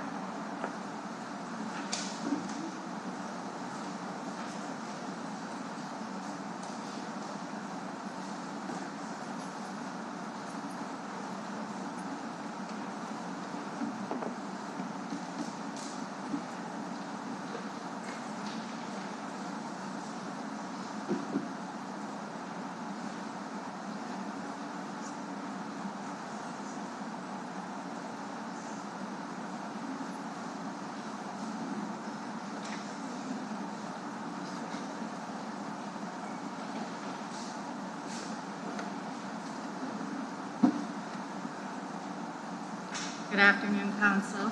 Thank you. Identify yourself, who's at the table with you, and start your presentation, please. Thank you. I'm Lee Reisman. I'm the Superintendent of Youth Support Services for JJIC. With me, I have our Fiscal Manager, Mr. Bordenave. We are presenting on behalf of Ms. Williams, Executive Director, who's unfortunately out on extended medical leave. We miss her a lot at the building and are wishing her a quick recovery and return to the building. So with that, I will start with Q1 updates. Thank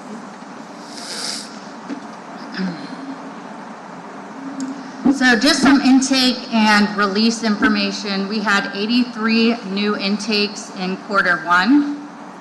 The top reason for detention was youth who were remanded from juvenile court, illegal possession of a handgun, simple criminal damage to property. Those were the top 3 in order.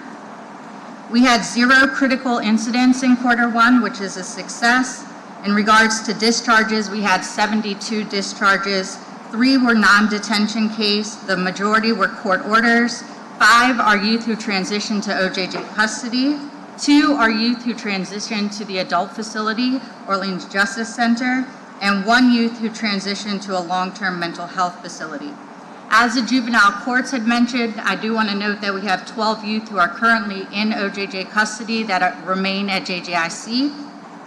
10 of those youth are 30 days past their disposition date. So that is putting some pressure on our facility capacity. The next section you'll see length of stay. I want to just note that the longest length of stay was 569 days, almost 2 years. The shortest was less than a day, and then on average we have our youth stay for 46 days. The demographics for 140 active youth during Q1, 12.86% or 12.8% were female, that's a total of 18. 87% were male, 92% were Black African Americans, 6% were Hispanic, Latino, and less than 1% was white. I'd like to point out some successes in our human resources department. We did hire 6 new staff in Q1. We're very excited about that. 1 procurement clerk, 1 social service worker, 1 ground patrol officer, and 3 juvenile detention counselors. We still do experience some barriers in hiring the following positions, mostly middle management, superintendent of facilities, assistant superintendent, security manager, system security manager, grounds patrol officers, of course, the juvenile detention series, and dietary supervisor. Next is some updates from our partners, Manning's Family Children Hospital, which has an on-site clinic. This is data from January 1st, 2025 through March 26th. On average, we had 64 youth at the facility each day. They had 257 mental health visits, 78 medical visits by various providers, 161 social worker visits, and 101 sick calls logged by their nurses. Some of the highlights for Q1 include 22 youth were referred to Thrive Kids Community Services. 15 youth were treated at outside facilities, so either some specialists, including LSU Dental, orthopedics, neurology, or a care center. And then they also want to note the renovations to the clinic space and creating a more youth-focused therapeutic space for their clinic. I'll also share some updates from our partners with the Travis Hill School. In fall 2024, they had, fall 2024, yes, 2 graduates. They hosted the Youth Justice Action Month event. They received exemplar campus under alternative educations. They received a letter grade of C for their LEAP standardized testing, and then quarterly award ceremonies were held throughout the semester.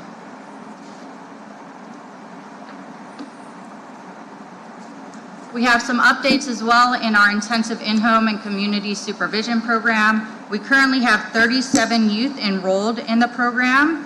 82 youth and families have participated in intensive in-home and community supervision in Q1. 43 new youth were enrolled, 18 graduated successfully, 12 did not complete the program successfully, and only 3 were rearrested while they were enrolled. We want to highlight some of the successes in Q1. The first one includes hiring and retention, and so we were very excited to hire the 6 new staff. We want to also note the NFL youth engagement events that we had at JJIC in partnership with Flick. We were able to have some NFL players come and provide some mentorship to the youth, very engaging activities. Thank you for the councilmen who attended and enjoyed that time. You're welcome. The Young Artist Movement mural unveiling and family engagement event. So you see a photo of our most recent mural that was done in this space, and we're looking forward to continued projects and beautifying the space at JJIC. We continue to have Children's Hospital Trauma and Grief Center provide their weekly grief groups, which we find to be very impactful. We've implemented a JJIC Youth Council, which allows the youth to not only voice their concerns and their opinions, but also practice leadership and role modeling leadership in the space. We're also excited for our Tyler Technologies kickoff, and so this is in partnership with the Justice Technology Modernization Program and ARPA funding to improve data collection and data sharing in the criminal justice system here in New Orleans. And so we have now been in contract with Tyler Technologies and had our kickoff sessions in Q1. And then last and not least, for Q1 successes, just want to highlight the Mardi Gras annual data report that I produced.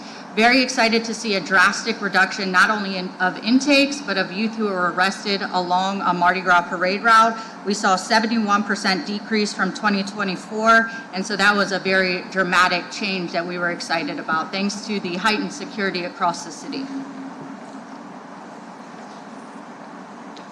We'd also like to touch on goals that are in progress and that we are excited to see updates in the remainder of 2025. New Orleans East Conflict Resolution Project, we have completed our research, development, and scope of services. We will be making our RFQ and RFP public in a very short amount of time, probably within the week, and expect for implementation to begin in Q2. So really looking forward to that project taking off. Again, hopefully in the next month or so, we'll see significant Well, first of all, thank you guys. It's been a while. The New Orleans East Conflict Resolution Project is important to continue the downward reduction, especially in crime and juvenile crime and violent crime in that area. It gives us an opportunity to get ahead of potential increases by making sure we're identifying who, what, where, and how do we wrap those, especially those juveniles, around with holistic services or the kind of services that can stop them from recidivating back into the juvenile system. So extremely important, and hopefully all the partners who've been part of our success will have a chance to participate and apply for the RFP, or is it RFQ? RFQ. To apply for the RFQ because they've been part of that reduction we're seeing right now. Thank you. Absolutely. Likewise, our goal to securing permanent and sustainable programming partners at JJIC, we have also completed our research, development, and scope of services, and look forward to that RFQ and RFP being made public, and again, implementation in Q2 2025. So both of those projects, we're seeing some significant progress being made in those areas.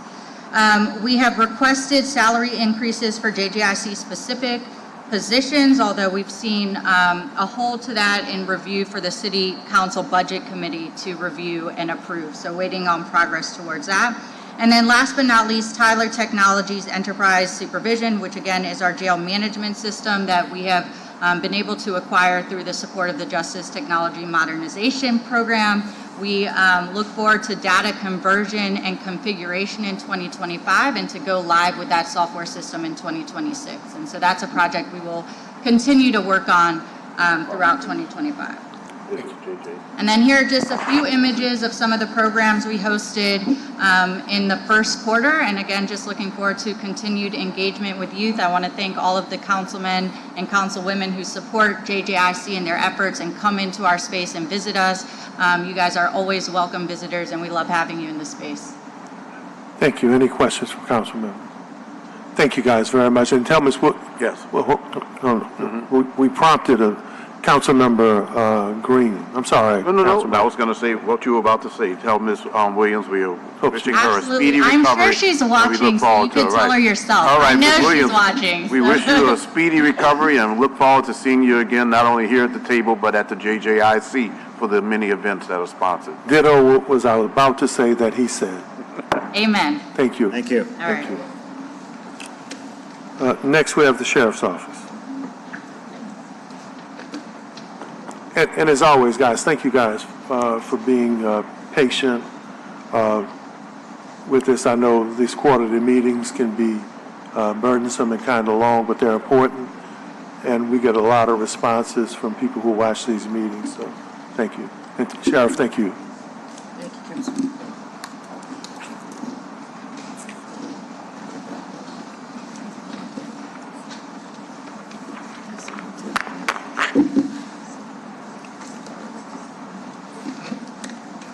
Sheriff, when you're ready, you can start your presentation and identify your participants and who was at the table with you.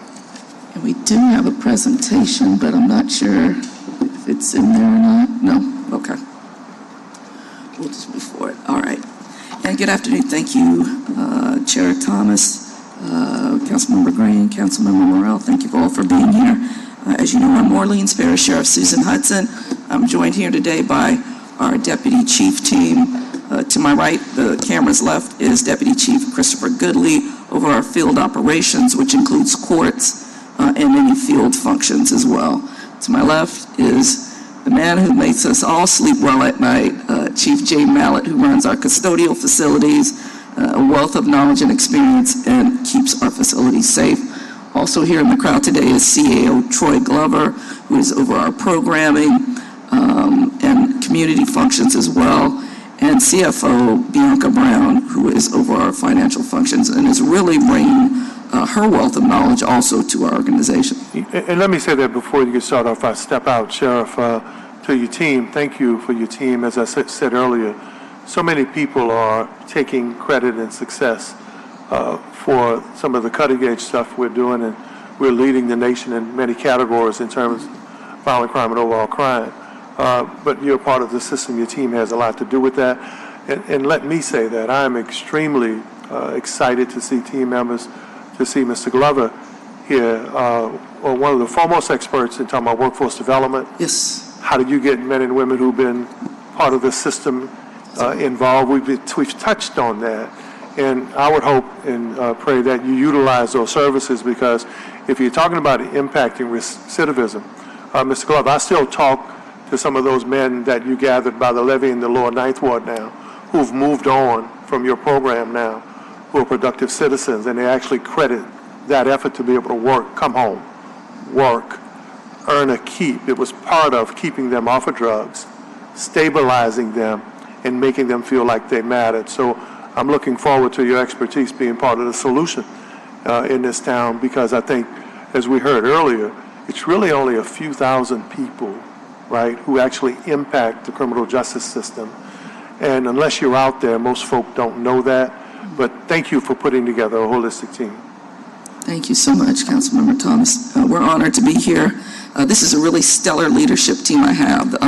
Not here today is Chief Deputy Inga Berry, who's over some of our community resources, and Chief of Staff John Williams, who's over our legal functions, consent judgment, and others. We have such a strong deputy chief team that things are really moving forward in this department as we have been planning for that to happen, and is part of my promises to this community. You know, our mission is to provide community safety and service to the people of this parish.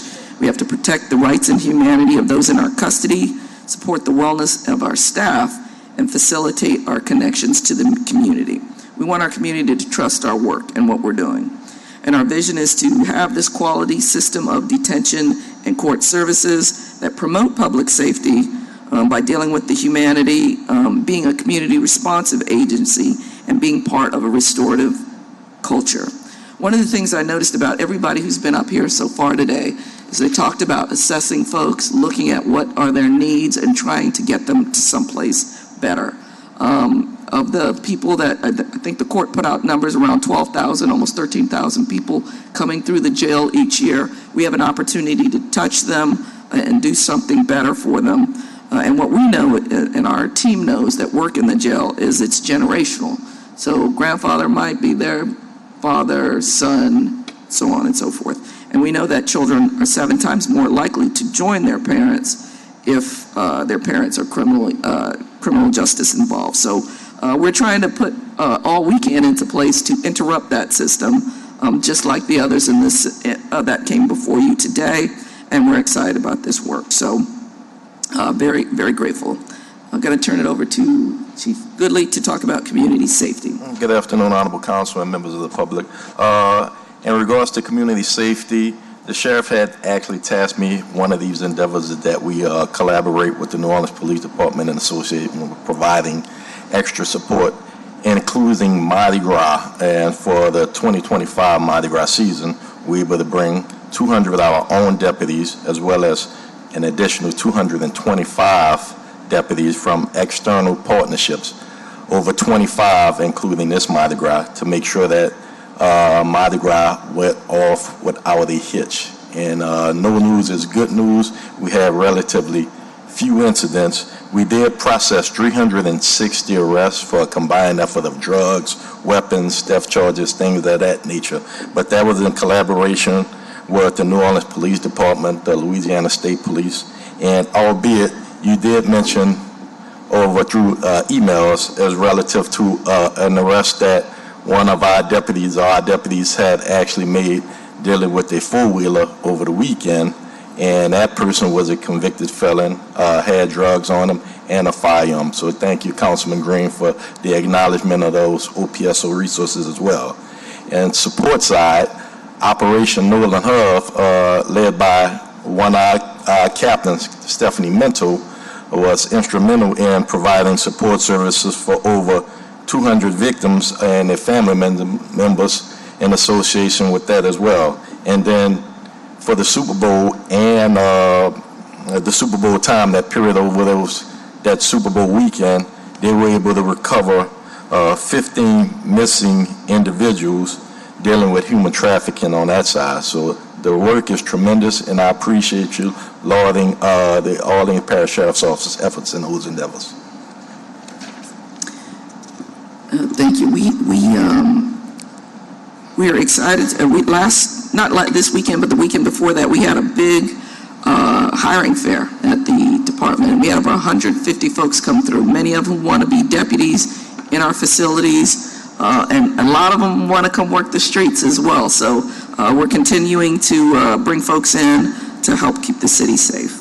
A big shout out to Captain Stephanie Minto, soon to be Major Stephanie Minto, who's a part of our NOLA Crime Victims and Survivors Hub. We've got big work coming up in April as a part of that Crime Victims Week, but just kudos to her as well for her work during Mardi Gras. We're going to go through, turn this over to Chief Jay Mallett to talk about the jail. Thank you. I think it's important that we start on July 15, 2024, when the Orleans Parish Sheriff Department had about 1,500 plus residents. It's important to note, I believe, that exceeded design capacity, that exceeded any reasonable operating capacity. The Sheriff Department was tasked with routinely having an influx in our booking area. We averaged about 86 people in that area that was designed for a temporary holding environment. We had about 130 sentenced DOC individuals that needed to be in DOC's custody. As of 7:10 a.m. this morning, I can say that we had 0 individuals in that booking area waiting to be processed, and that's a team effort. That group that works in IPC and booking and the classification unit works throughout the night to make sure that anybody that's staying has appropriate housing based on their custody designations. The population today between the temporary detention facility and OJC is 1,375. Of that 1,375, we have 1,333 pretrial individuals. That's about 97% of our population. We have 42 sentenced DOC residents. That's about 3% of our population. 9 of those are being transferred tomorrow. Under Sheriff Hudson's leadership, some of the initiatives that have been taken and implemented, particularly to help with that population and to manage that population, because it's very important to note that with 1,500 people, you basically have 0 vacancy rate as far as housing. You have 0 flexibility to maneuver and to properly protect individuals coming in and those in custody from harm. Initiatives taking place, the Department of Correction has authorized and has been moving those sentenced individuals pretty regularly. Since September, late September, over 300 plus have transferred to the Department of Correction, have been sentenced. An additional 84, 85 parole violators have been sent to the Department of Correction Facilities. I think it's also important to note that of that 84 with parole holds, a large percentage of those were individuals that were arrested in New Orleans but weren't being supervised in New Orleans, nor did they have a residence plan in New Orleans.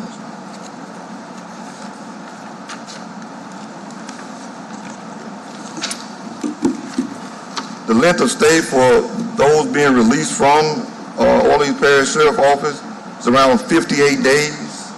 The national average is 43. For those that aren't being released within that time frame, the average length of stay is about 199 days. Criminal district. All right, so a couple of additional things. I heard Chief Judge Javelier earlier talk about the amount of first appearances that were being held at Magistrate Court.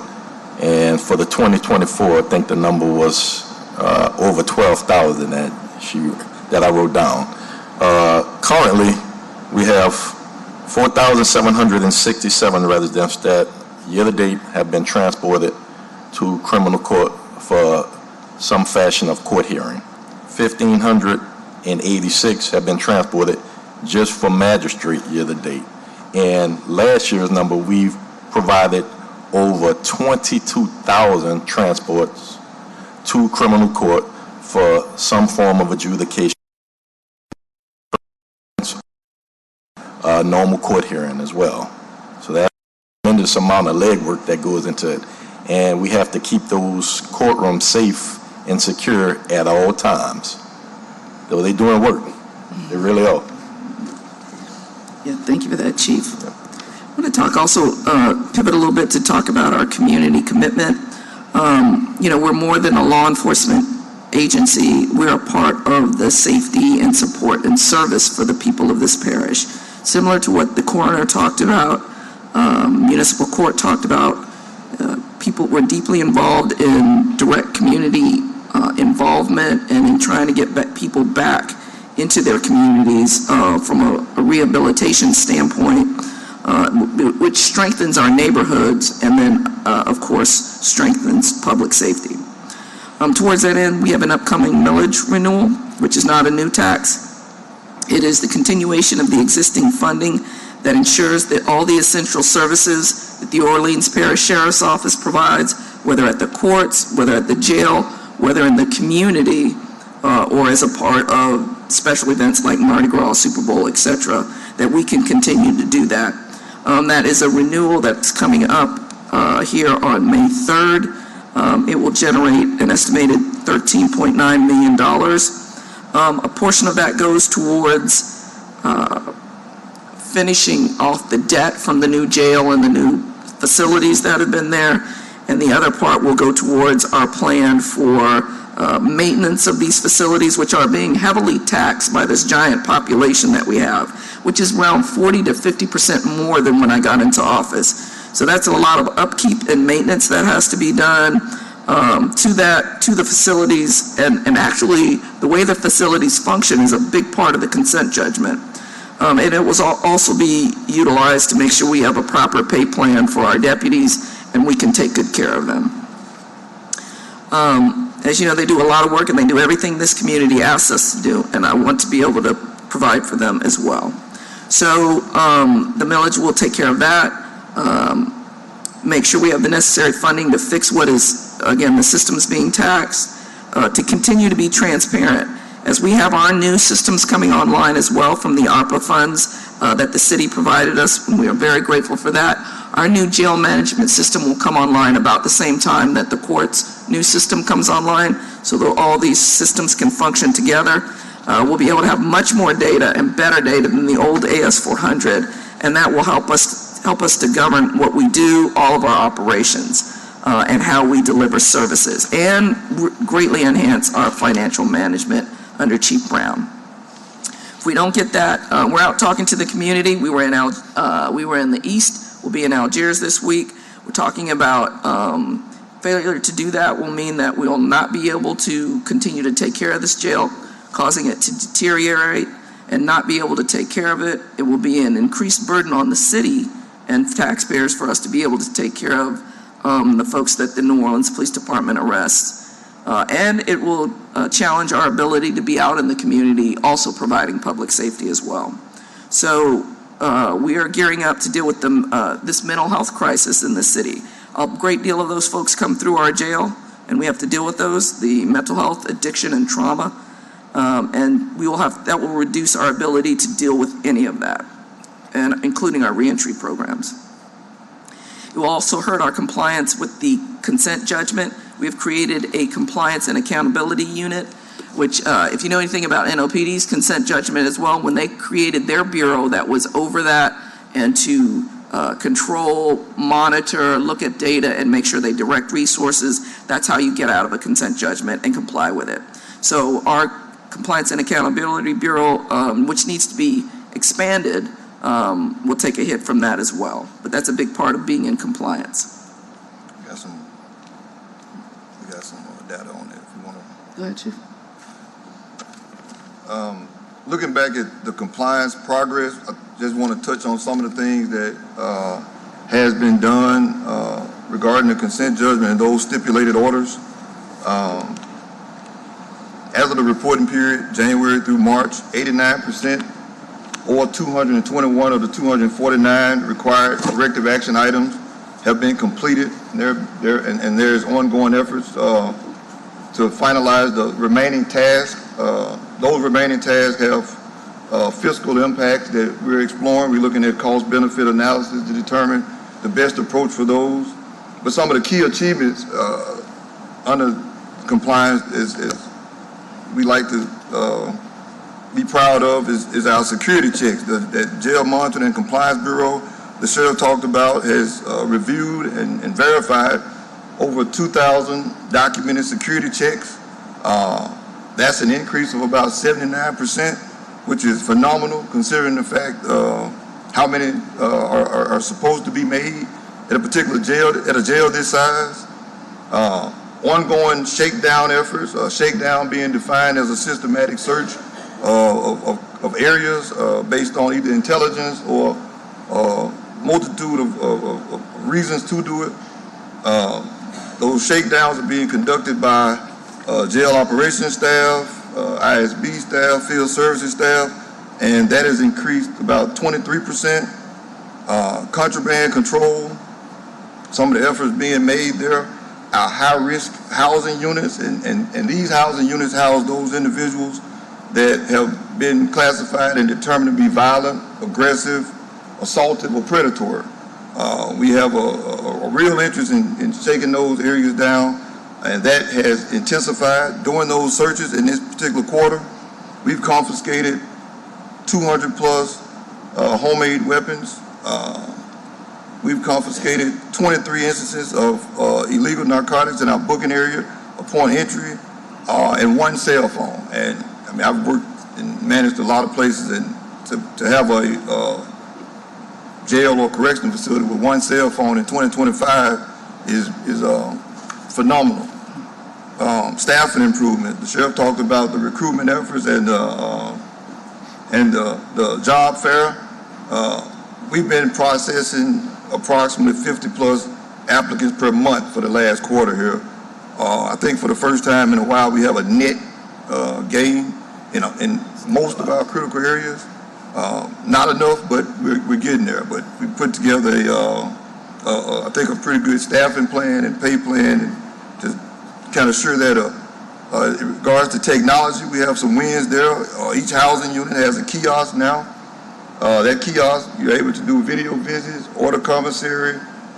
In the process of the inmate handbook is on that kiosk, video calls, and there's an online law library. In addition to that, each individual has a tablet where these services are also provided. The only thing I think we're working on now is that integration with our seat call processes, which is going to make us more efficient in providing medical and mental health care services.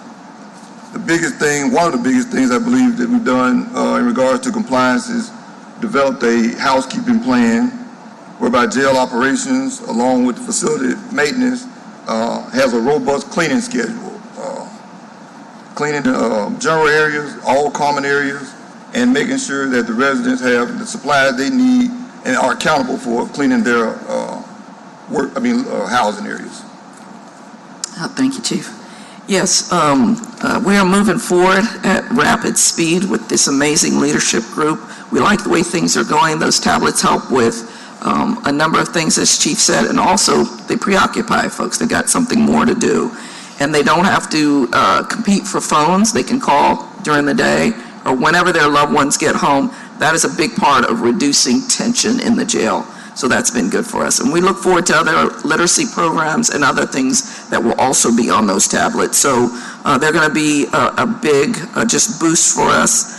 But again, as we move forward, we've got to make sure we are taking care of our facilities, our employees, and then those in our custody as well. So we're excited about where we're moving, and we hope to continue all that work.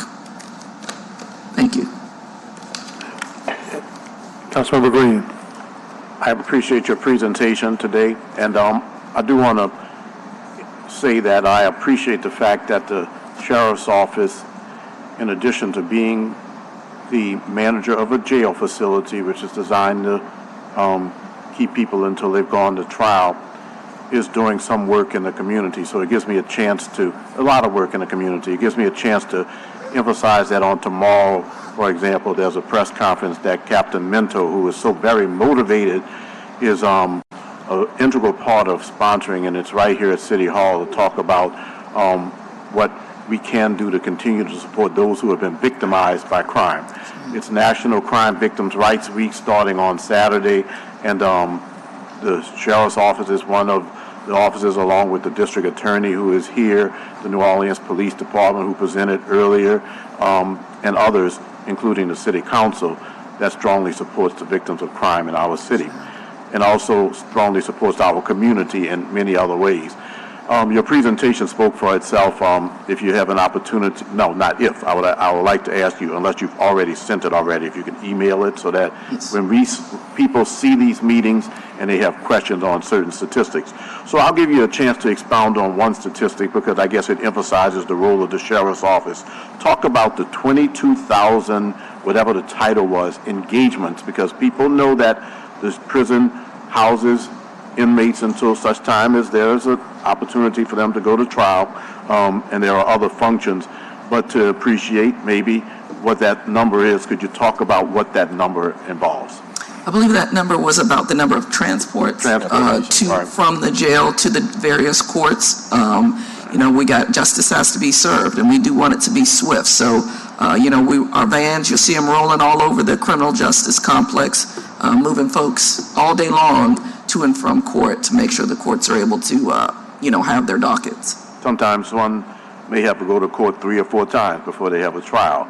And Yes. so your office has got to transport them, and it's a security issue. So it's just something that the public ought to be aware of, because they'll ask about certain numbers, like where did 22,000 come from when there were 7,000 arrests, et cetera, there were 12,000 engagements involving other agencies, but many times it involves transport of those who are incarcerated to the trials or to the hearings that are necessary. More than once, yes. Yes. Yes, sir. Just want to explain that number, but I appreciate it. There's so many things that we could talk about. I'm concerned about, of course, the weaponry that is created, I guess, from breaking. How do you have that many weapons, and what kind of work can be done to reduce the access to those type of weapons? I can speak to that. The jail, the design is a bit different. A lot of the weaponry is aluminum, low-gauge steel caps and things like that can be pulled off or manipulated, whether it be from door hinges or whatever in common areas, or just stuff that's readily removable inside the housing unit. So they take these things and sharpen them to a point, or they be blunt objects. And that's why we do more and more shakedowns. And there are some solutions to that, but talk about them. Well, I mean, you're talking about hardening of the jail. When I say hardening, you're looking at things that you can put in place that can't be manipulated. You want to go with tamper-resistant type or recessed type lighting fixtures. You want to go time controlled plumbing. You want to look at locks. We're in the process now, though we need to do probably the entire jail. We look at our locking mechanisms and how those things can be manipulated, and over time they become loose, whereby you have to have either them replaced or you constantly trying to fix them. And once you get to a certain point where you fixed and fixed and fixed, it's no longer the integrity of the lock, the hinge, the door is no longer there. So I mean, absent retrofitting, you can retrofit so long. You're either going to change out locks and doors, or you're going to, reframe them. And I don't know if that's an option here, but to harden the facility will require an overhaul. And I'm glad that point was asked, because we have a classification system, and we have about 80% of the individuals that we have in custody are considered either medium or high security, meaning you're going to need to have them on a schedule, not necessarily just in the general population. You're going to have to provide more security, more escorts, more control. And like I said, 80% of the individuals in custody fit that description. They're either violent, aggressive, predatory, or assaultive. So it's important that we have the resources to be able to, if we want to lock the facility down, we're able to lock the facility down, and we're confident in the mechanism and the security system we have in place. Have you analyzed the potential cost? We're looking at that now. We do have some costs. Chief Brown and a team of individuals are doing some security audits along with cost benefit. I talked a little bit about the cost benefit associated with some of these things, and we are in the process of developing that for all stakeholders. Okay. Well, we'll look forward to hearing it, because we certainly want to do what we can to reduce the number of weapons available to those who are incarcerated. Obviously, that certainly creates additional tension for those who are employees as well as those who are incarcerated. Could you also talk about the mental health facility and the progress that is being made at this time? Yeah, phase 3, the mental health jail, is about probably between 40 and 50% built. We are working closely with them to make sure, it's only 89 beds, but to make sure we don't have the same issues in the residential part of that, where they can get to access to breaking things off, using the aluminum instead of hardened steel, that type of thing. So working with them to make sure we don't have those issues in that part of the new facility coming up. It's about, like I said, between 45-50% built. But it will soon be accelerating, is what we heard from the city's Vince Smith earlier this month, was that it will be accelerating forward once they get it basically kind of roughed in, right? Most of the plumbing and all that, and then it's moving forward with, building out the inside. So most of the big things, the plumbing connections are being done. There's one other issue, which is the controls for the jail. And we're working on that, because we can't have two different control systems for the old jail and the new jail. We need to have those kind of be the same.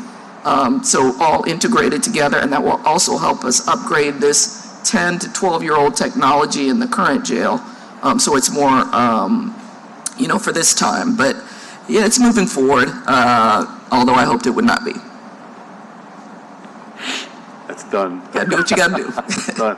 But at the end of the day, you all are the experts, and but obviously it's a mental health facility, so if you have these issues of weapons being created in the regular jail, you want to do everything that you can to make sure, I know that there are certain limits, but that there are no opportunities for weapons to be in the hands of those who are there because they have mental health challenges. Yes. I know you know. But okay, look forward to seeing you on tomorrow, and thank you, Captain Mentos, and those who work with victims, especially in your office, because that is a so important part of helping to keep public safety in our city, providing for those who have been victimized by crime. Thank you. Sheriff, if I can help with this conversation a little. A new facility that's built tomorrow, 12 months later, it's public safety, it's infrastructure, is going to be tested. That's right. 12 months after that. That's right. By a toothbrush, a broken piece of tin, aluminum foil, a piece of a tray, a hairbrush, a comb. People ask, how do you have a fire in a cell inside of a maximum security system? They find a way. That's right. How do you, people who are in 23 and 1 are on mandatory lockdown, how do they communicate with each other? Find a way. They find a way. Yeah. So this world where people think you're going to have foolproof systems, first, you've never been in one, so you don't know what you're talking about. And then secondly, it's not that you can't expect to have it, but let's talk about wear and tear. If I'm constantly sticking my toothbrush in this lock that is supposed to be foolproof, if I'm constantly poking at it or pushing it, if I'm constantly beating at it over 5, 10, 15, or 20 years, if I said anything wrong yet? You're preaching. Yeah, well, that's why I keep my mouth shut when I don't know what I'm talking about. Keep speaking. But we're going to constantly have to figure out how to restore, especially these facilities, and how we renovate these facilities. The people, many of the people in prison they're not stupid. They may have earned the right to be locked up, but they're going to challenge that system every day. There's a small percentage, and they're going to challenge the system every day. And they're going to pressure the system as well as the infrastructure and the people who work there every day. So, but I think Councilmember Green has said something. Maybe we should get some information or data on the facilities. What does the overhaul, what does it look like to reinforce it? But you could build a new facility tomorrow, and the people in there are going to threaten it the day after. Sheriff, any closing comments? Councilmember Burrell? Okay. Well said. Thank you so much, Councilmember Thompson. Yeah, and Chief knows of his 25 years in the as being starting from a deputy all the way up to running multiple facilities in Mississippi. He knows this backwards and forwards. You're always going to have this go on. What we're trying to do here is be transparent about it. I'm betting on this team. I trust our deputies. I trust our leaders. We're starting here. This is where we started, but we are on our way to something totally different. Can't wait to show the data with now that we have more programming, more the tablets in there. That month, I think the number of incidents cut in half. It was incredible. So we're moving to something different. Our honor pod that you got to come see, a different way of life. We just started number 2, and we'll be on our way to number 3, and we're just going to continue to do that. We are trying to get these folks in our custody somewhere else. And not physically somewhere else, like internally somewhere else, to where they can, enjoy the city like everybody else gets to. Thank you. And thank you and your team. Thank you, guys. Thank you. District Attorney's Office. And guys, thank y'all for being patient and waiting. We really appreciate that.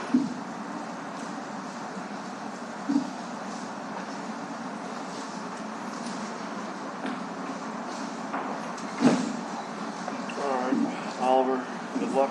All right, Councilman. It's been a good meeting, though. Yeah. You have a good evening, man. You too.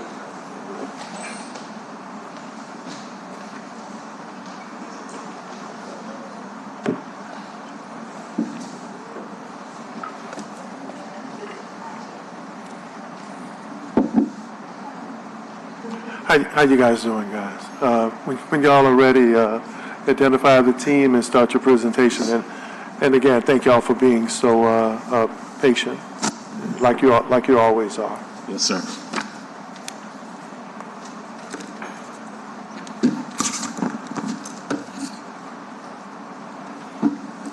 All right. Good afternoon, Chairman. We never mind back and clean up. My name is Keith Lampkin. I'm Chief of Operations and External Affairs for the DA's office. I'm joined today on my far left by Micah Entz, our Chief of Staff. Directly to my left, Andre Godin, our Chief of Screening. Director of Strategic Initiatives, Daniel Shanks, and the Chief of our Homicide Unit, Matthew Derbies. Well, if you're familiar with baseball, there's utility players make the Hall of Fame of the All-Star team. That's because they play every position. There we go. Yeah, we're hoping to be Otani of this thing. Absolutely. Yeah. So, Chairman, we always appreciate the opportunity to be here, not just to address you guys, but just to update the public about how we're doing and the various initiatives we've got going on. And, the hallmark of this administration has really been being smart on crime.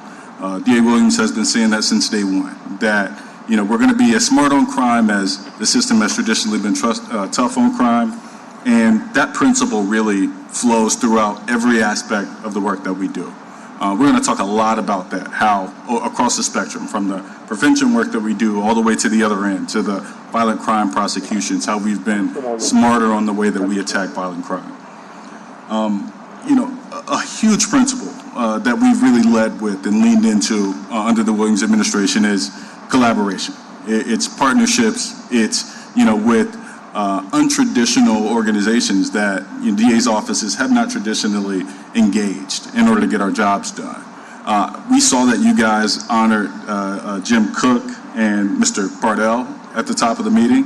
That shows that you have an acknowledgement of the group lift that this is, and that sometimes it comes in different shapes and forms than it may traditionally have with just police, district attorneys, judges, right? So, we want to talk a little bit about how we perform with the investments that you guys have made in us. The DA has come here with some very specific asks in the past, and each time you guys have invested in that, we have delivered on that promise. And we've done that by him giving our staff and the public a very clear and explicit vision, right? We know generally that our job is to reduce crime and to prosecute violent crime. But he came here and said, we need a homicide unit that would help us do our work and that would help us historically reduce crime. We've done that. Matt is going to talk to you a lot about that today and about, really the remarkable percentage of homicide cases that we've brought to trial and we've been successful at. We've also done it by using data, using technology, and using that at every aspect of our work. It's not enough just to perform well. You've got to be able to track the metrics, track the outcomes of the work that you're doing, and be able to evolve and perform better whenever those numbers bear out something different than you initially thought. So we'll speak a lot about that using data, but also that assessment and that auditing process to get to better outcomes. And, again, we've always been able to evolve to emerging technologies, to what the trends are showing us.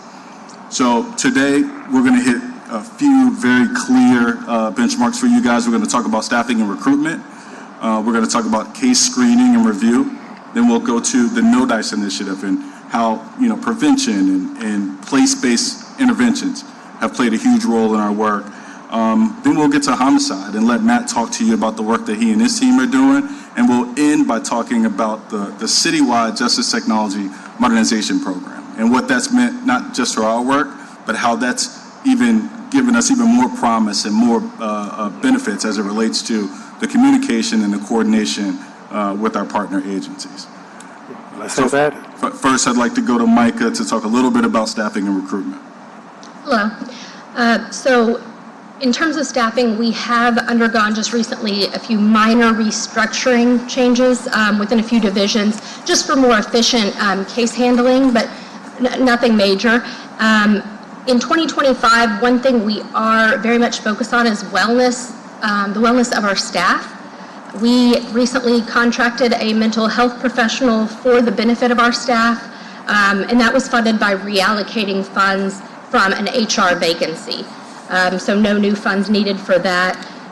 Wellness resources for prosecutors, it's been a big topic on a national level, something the National District Attorneys Association has been pushing for, and something that we believe is critical. Do you have an organizational chart that would show that?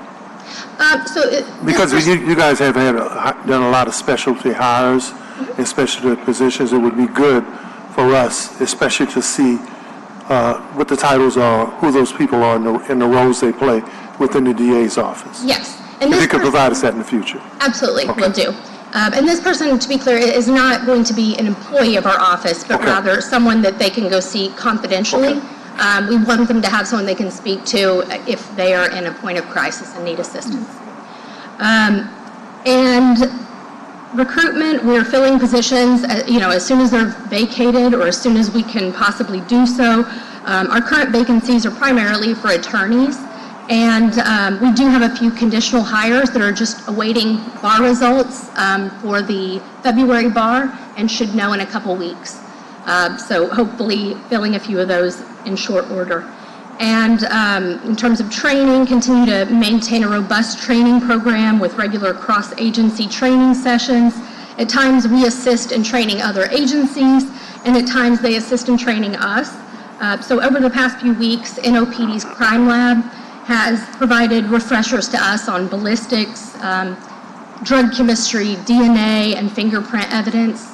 It's beneficial, especially for our less experienced attorneys, to hear directly from the people that are, processing that evidence. So doing what we can to position the office for success. Nothing major to report, and again, I will get you that org chart. Yeah, thank you very much, Micah. Councilman, Micah said this sort of in passing, but we'll definitely get the org chart. But as we've made hires that might be in traditional positions, or non-traditional positions, we have repurposed resources that we've got in-house. So we've always been very judicious with the budget dollars that we've received, and even when we've created new positions, those are typically, reallocations of funding that we received. Otherwise, Daniel is a huge example of that too. It's just in all the work that he does with No Dice and the strategic initiatives, that's been, a combination of funding that we had allocated to screening and some grant funds. So next we'll hear from Andre Godin to talk a little bit about our case screening and review and the way he has really revolutionized that division, and how he, before we even got into this technology modernization project, was already, going around scrounging for as much data as we could from our partners in order to do our work better. Andre? Good afternoon.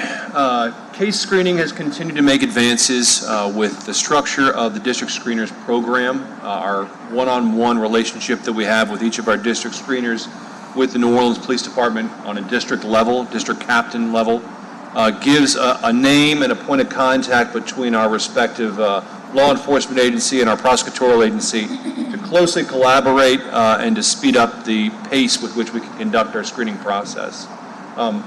Through the Justice Tech Modernization Program and the support we've received, and frankly the leadership we've taken in trying to make these advancements as smooth as possible, not just for ourselves, but for everybody in the criminal justice community, we have come up with a stopgap digital sharing method called the Arrest Case Management tool. It's something that was pioneered by a collaboration with City and New Orleans Police Department resources. I certainly don't take credit for it myself, but they were able to do a phenomenal job creating a stopgap measure that allows us to have digital case file transmission between an OPD and the OPDA, which is a huge step forward from the more ad hoc method of transmission of this material that preceded it. We are continuing to use data to drive decision-making, to drive our interventions, and that relationship that we have with the NOPD has enabled us to continue to make headway in keeping our screening numbers robust. We're at about 2/3 of all cases being accepted on the felony level. That includes DV felonies, and we're about halfway there on misdemeanors by themselves alone. The other part of this process has resulted in a massive reduction in the issue of 701 releases. Those were releases of defendants where the DA's office was unable to provide a screening decision prior to the deadlines established by the Code of Criminal Procedure. When I took over in late summer of 2022, we were still on a pretty significant high. We worked to reduce that, and then now, as of our current standard operating procedure, we're at zero or near zero for 701 releases across the board. It's a problem that's been solved, and we've moved on to bigger and better problems. I'm fortunate enough to report. One of those being the transition that the New Orleans Police Department and the OPDA have gone through as we've moved through August 1st of 2024 and the full-on, full-throated embracing of constitutional concealed carry under 1495M. That made for a very challenging winter, challenging Super Bowl, challenging Taylor Swift concert, and challenging Mardi Gras. But we're working very closely with our partners in the New Orleans Police Department, including the excellent Sergeant David Barnes, now Chief Gernon, and now Captain Palumbo of the 8th District, we worked to develop alternatives to the 1495M illegal carrying of a concealed weapons misdemeanor charge that gave the New Orleans Police Department additional tools. That was nowhere better exemplified than by a full embracing by the chief, by the superintendent, and by all the district captains of an effort that we put together with Sergeant Barnes. We were able to summarize all of the relevant alternatives to 1495M. These include 1382, negligent carrying of a concealed weapon, and expanded use of the prohibition of carrying at 1,000 feet of a school and at a special designated area of a school-sponsored activity. In our estimation, a lot of our Mardi Gras parades contain almost, if not more, high school students, high school dance team members, high school marching band members, high school ROTC members marching along in time with the various crews that they're supporting as they do crew members themselves, meaning at least half the population that's marching these parades are students. Well, while working very closely with City Council and getting substitute motion number M25-43 passed, which specifically designated each of the parade routes for the New Orleans Carnival season, we were able to make justifying argument that 1495-2 also prohibited possession of firearms along any of these parade routes where there was a school marching band, school ROTC, school dance team present. Using this tool, the New Orleans Police Department was able to effect multiple arrests and establish reasonable suspicion for stops where they saw those trademark L-shaped bulges on individuals who were at the parade routes. It was such a successful tool that despite efforts to the contrary, even the LSP was using it as a basis for making reasonable suspicion arrests.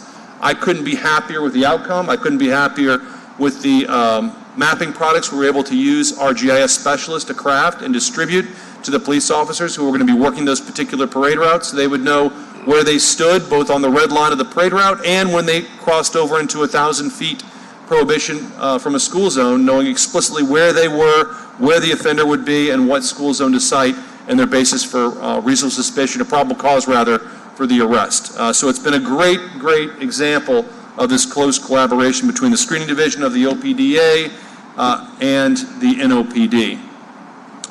I was looking back at the numbers over the past year, and before I hand it off to No Dice, we had about 590 arrests for 1495M misdemeanor between August of 2023, this being the year before the prohibition or the lifting of 1495 and replacement with 1495M settled in.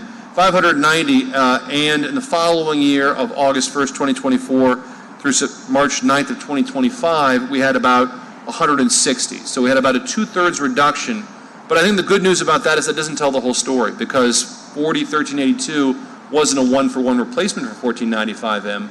It was just one of the tools that we gave to them, including these 1495-2 charges and additional charges that we've further educated the NOPD on. So that close collaboration continues. We've taken off our blinders to the problems of the NOPD on the district level, and we're a proactive participant and collaborant on making sure that the NOPD has every tool possibly can use under the law to provide a safe environment for the people of New Orleans to do the things that people of New Orleans does best. Excuse me before you, Councilmember Green. Please. I wanted to thank you for that. I also want to acknowledge the fact that that state troopers are involved, which is going to help us if it should be challenged, if you will. But obviously, identifying those firearm-free zones is a very, very favorable development. Has it been a suggestion of challenge? Have we already withstood whatever challenge it might be? So the only thing that's novel, I suppose, is the use for 1495-2's prohibition against carrying at specific designated areas of school-sponsored activities. And our use of that coincided with the passage of the specific designation by the City Council, combined with the school-sponsored activities that's present at a lot of these parades. That is something that I'm not aware personally has been done widely before. We haven't been challenged on it yet, but we are screening those cases aggressively. We do hope to maintain an aggressive pace for these felony offenses. We made it clear, and numerous messages from the council, from the superintendent, from the NOPD made it clear that bringing a firearm to the parade route would be considered a crime, and could result in seizure and arrest. And in fact, it did. And I think word got out pretty quickly that that was the case. So I'm very happy to support NOP to give them this tool, and I'm happy to push these prosecutions as far as the law will allow. Appreciate that cooperation. Absolutely. Okay. In that line of cooperation, and taking the blinders off to the problems of the New Orleans Police Department, our district screener program and its natural outgrowth, the NODICE, the New Orleans Data Informed Community Engagement Initiative, have been a great boon to trying to identify this place-based approach. And so with that, I think I'll turn it over to our NODICE Director and Director of Strategic Initiatives, Daniel Shanks. Thank you, Chief Godin. Thank you, Council. We kicked off NODICE, New Orleans Data Informed Community Engagement, in late 2023. The idea is that we wanted to have a pilot where we could, leverage data, leverage our risk terrain modeling, which we've explained at these hearings before, and engage community in a meaningful way. And as that program grew, we built a structure that, and a rhythm and a cadence to how we approach each neighborhood.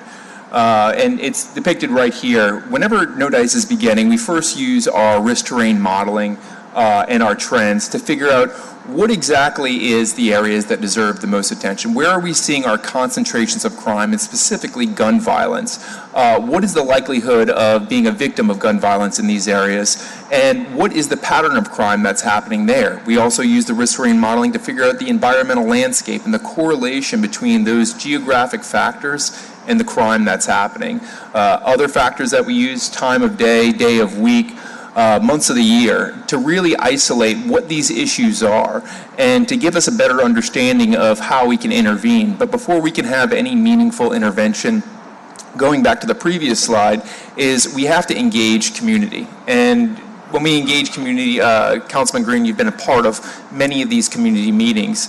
It's not just the community organizations, it's going into the homes of the leaders of the community, hearing from the kids of the community. We're focused on Central City right now. I was in Mike Burnside's backyard talking about the data of Central City. I was at Urban Impact Ministries in Hoffman Triangle on Thursday, having a round table with about 9 teenagers. And, I can see what's happening when it comes to arrests, but I can't see what's happening when it comes to the lived experience of individuals in these neighborhoods that are suffering from crime. And when we talk to these young folks, they were brilliant, they were articulate, and they gave me so much more data than this could ever provide. It's two-dimensional, it's a sheet of paper. Their lived experience is the third dimension. It tells us everything, how we need to intervene, and really pulls up the chair to individuals about, how they can be the co-authors of the solution of public safety. We heard, I like to have this little thought experiment. If you're mayor of Central City for a day, what would you give and what would you take away? And the answers were devastating. One girl called her neighborhood a gumbo of chaos. Somebody said one thing that they would take away is that when they bring their brother and sister to school, they don't want to see prostitutes and drug dealers, and they don't want to see people using, because they hate having to tell their younger sibling about what's happening in front of them. So really understanding this true lived experience of the people that are suffering from this crime is instrumental to making sure that the interventions are meaningful and align with what people in that community need.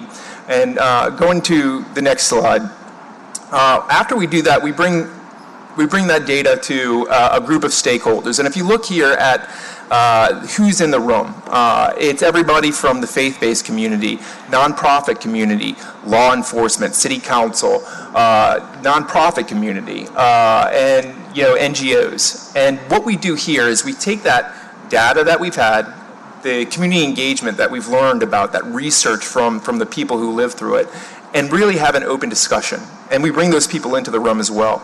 And we have an open discussion about what are the impacts that we can make right now. With all the resources that we have available, it doesn't just have to be law enforcement led. This could be recreation led. This could be faith-based led. But we really develop a strategic plan for how we can impact and make the biggest bang for our buck, how we leverage existing resources to really reduce violent crime. And so after that, we we then do our interventions. And looking at the North Claiborne corridor on the next slide, you can see the timeline for what we all did collectively. This is not just No Dice, it's not just NOPD, it's all of us working together, from the Office of Homelessness Services with the decommissioning of the encampment in North Treme, along the North Claiborne corridor. We saw code enforcement taking down the Harlequin Theater. We saw the interventions at the hookah joint, where we issued a cease and desist with NOFD and safety and permits. The DA's office worked with our federal partners to secure some controlled buys, which allows us to seize the tire shop on North Claiborne. Nairi Ramsey said, light it up and clean it up. So we petitioned DPW for brand new lights from Orleans to Esplanade, which have been installed. They have a few little hiccups right now, but it was a great win for that community. Senator Duplessis, Rep. Knox, they advocated on having DOTD pressure wash the entire area.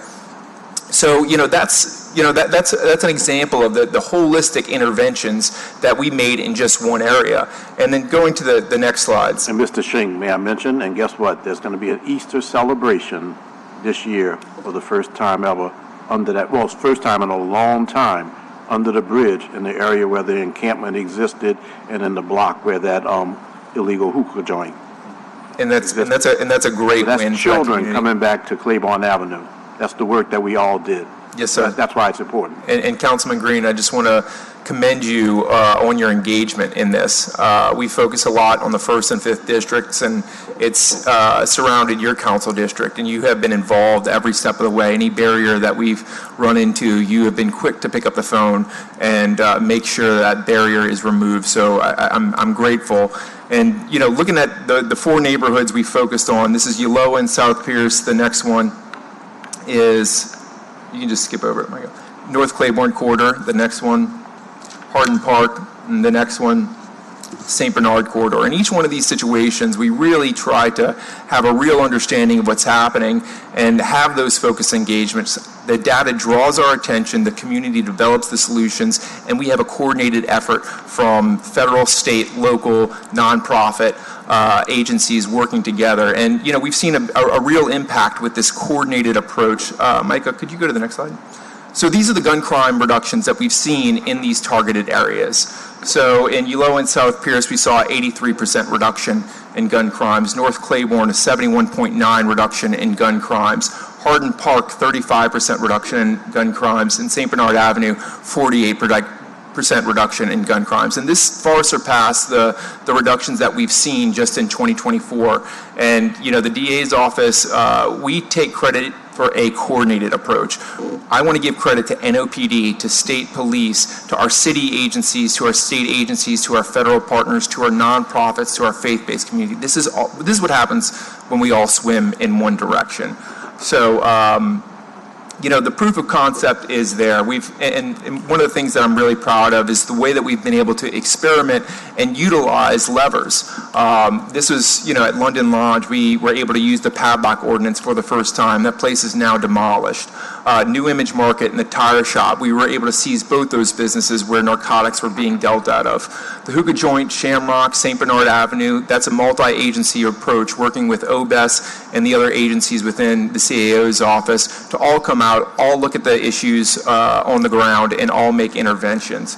And then Hardin Park, planned recreation activities. That's a picture from last week of the DA pitching to a young man out there at Hardin Park because, we've seen murders and armed robberies, and the community has asked for an activation of baseball, and that's what we're seeing right now. Is we're starting to see a baseball team starting to come together.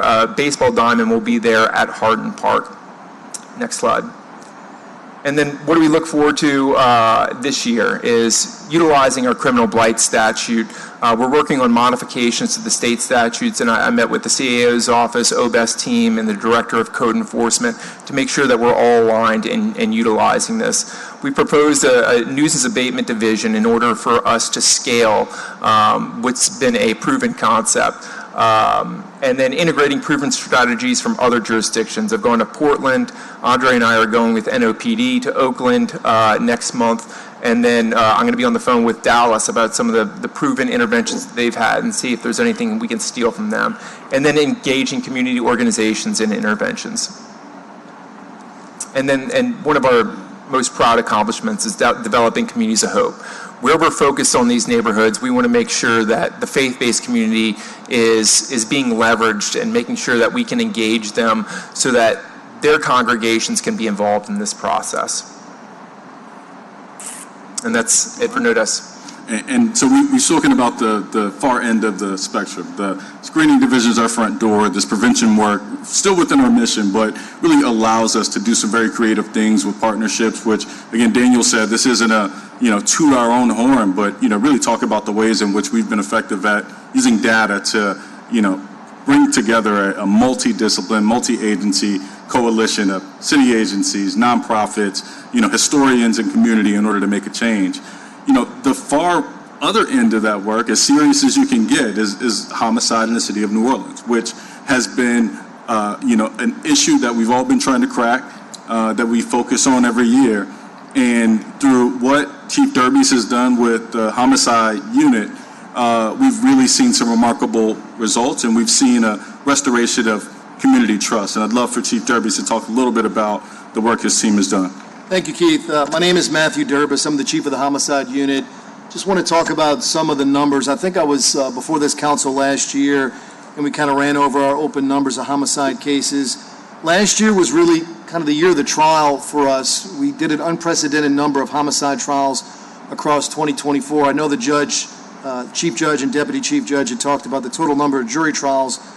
But in 2024, we did 42 homicide jury trials. And when I talked to my partners in other jurisdictions and attorneys who once worked in New Orleans and moved on to other places, that's really an unprecedented number of trials considering how much time it takes and how many people have to work together and be on the same page and be available just for the trial itself. It takes weeks to prepare for a trial. It takes almost a full week to try a case. And so when we created the homicide unit, the idea was to have attorneys who were solely focused on homicide cases that had the resource of time to be able to really spend with those cases, spend with the witnesses, look at every single piece of evidence, and to make sure that they were trained in how to do it, had the time to do it right, and were able to be successful in court. And so of the 42 homicide cases, we obtained convictions in 86% of cases that went to verdict, which was a monumental number compared to years of the past. And I think that's because, we have such great police work, such detective work. We're using more and more technology involved in the prosecutions, who are using more and more Project NOLA cameras, real-time crime cameras, cell site analysis, cell phone examinations from the NOPD Digital Forensic Unit. So we did a lot of cases in 2024. We were able to move the number of cases down by pushing cases through the system. In 2025, after the first 3 months, we've had 64 total trial settings. We took 6 of those cases to trials, and we obtained convictions in every single one of those cases.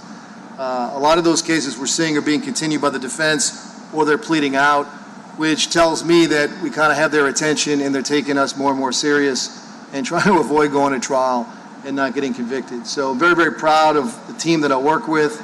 Very, very proud of NOPD working hand in hand with the homicide unit detectives who are doing amazing work, working hand in hand with the crime lab, working with Eddie Williams and Alan Seaton of the digital forensic units, who are getting into those phones faster than ever and getting us the very valuable evidence we need from those phones, and who are getting those cell phone records from providers and giving us geotime analysis that really pinpoints where the defendant was on a given point in time. So we're using more and more data. One of the things we kind of looked at as we were going out of 24 and into 25 was transitioning to more of a vertical prosecution unit. Now, the rest of the DA's office, for logistical reasons, they have a separate screening division, and once the case is formally charged by a bill of information, that case is then allotted to a certain section of court and assigned to one of our trials division attorneys.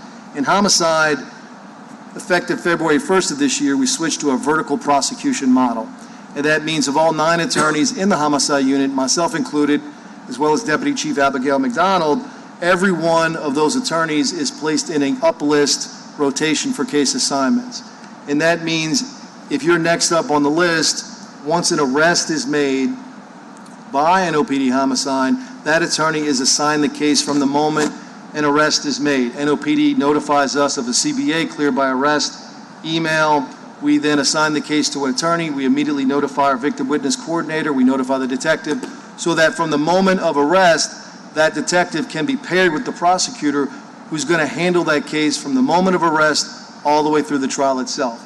In that family who is dealing with the most horrific thing that could possibly happen to someone, that family is seeing one attorney from start to finish and is being paired up with a prosecutor from the very beginning of the case all the way throughout the trial. So that is something that's really maintained equitable caseloads for our attorneys. Before we had attorneys assigned by section of court, and we were relying on random allotment to try to generate an equitable caseload. So now the attorney gets the case from the very beginning, and they're going to keep that till the very end. And so everybody that we have, that we work with as part of the team, we do these press conferences, and we thank everybody under the sun because it is a true team effort from people at the DA's office, from the trial assistants to the victim witness advocates to the prosecutors to the investigators who help track down witnesses and sometimes track down lawyers to show up for trial, to Dr. McKenna's office, working with those pathologists. We're meeting with them before trial. We're running through the photos from the autopsy, preparing them for trial. They're going through their reports, helping us understand them better so we can present it better to the jury. You know, meeting with digital analytics, meeting with everybody at NOPD who helps and is available and shows up to court and testifies, using our OSINT team who can do the things that sometimes detectives don't have the time to do, and that's kind of go through the monumental amount of evidence that we get on these search warrant returns, going through open source data and finding evidence that's out there for the scouring and using that at trial. So we're really happy with the results we've had. We look forward to continuing that in the future. Thank you, Matt. And council members, we're done with our presentation. We'd accept any questions, but I would like to say, I appreciate that Matt continues to talk about that group lift, right? It's easy to do sort of in some of the earlier work that we do, but when you're talking about a homicide, you're talking about something very serious that causes a great deal of pain for a family. So the vigor with which his team engages each of these cases, every victim witness advocate that handles a family with a soft touch, every victim and survivor who has to go through something and then engage our office, that's another relationship that's been built in the community. Each of those touches make sure that families are more likely to engage with the system, which is all important. As we talk about this group lift, we know who the most important people are. It's the victims, the witnesses, the survivors. For years, people are a little more hesitant to come and engage with the system if they feel like, I call, you don't come, or, I send my case to you and you don't really, fight for my family. The more and more that we continue to show results for families, the more that we're going to continue to have people who come to the system and participate, the more positive results we're going to come into. So, we appreciate your help. We appreciate all of our partner agencies for playing a huge role in that. He's looking at me because he knows I'm going to say one thing at least. Council Member Green. Today's theme emphasizes how important it is for the law enforcement community to work together. Yes, and what I've heard today is DA working with police, sheriff's office, the U.S. attorney, the U.S. marshals, and the like. And there's a reason that crime is going down. And I think that this is not a blip. I think that some things have changed. For example, I once worked as an intern in the DA's office, and the tension, and I'm not an attorney, I did it for a summer. I was in the economic crime unit, but the tension that existed then between the NOPD and the DA was just kind of something that was a challenge. And what I see now is the DA's office embedded in each of the districts, accepting the evidence because you're able to help craft it in a way that allows it to be presented to a jury or to a judge or something like that. And also just the work that we're doing to support victims of crime. It's making a difference in people feeling that they're more comfortable testifying. They're more comfortable getting involved. And No Dice is an extension into the community that is something relatively new. So I appreciate it. I see Jessica sitting in the back very quietly there, and she's so committed to the work that She's she a does. superstar. She's a major part of the team, Right. indispensable. Superstar. Yes, she's a major part of the team. But I just point her out only to say that all of those interactions that I see are making a big difference. And it's great to go into communities, and we still have our big challenges, but to hear them say that they feel things are better. The 7th Ward. I went to the dedication of a church recently, and there were a couple of people who attended the community meeting because it was at the same church. And they just said, those people who were at Allen Street and Hope Street who were scaring us are gone.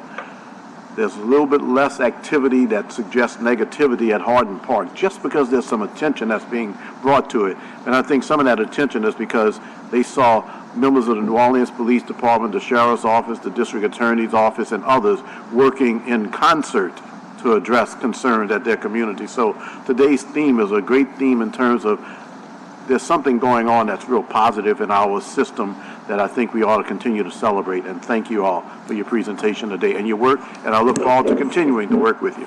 Yes, sir. One thing I want to say about Hardin Park, and he didn't talk about it because it wasn't really a critical part of the presentation of his, but Dr. McKenna, he came out last weekend as we were playing with the kids and engaging the city agencies and talking about how to better that area. And he gave a clinic, he gave a history lesson about the greatness of Hardin Park, about where it started from and all of the notable names that came off that park, what it meant for the community.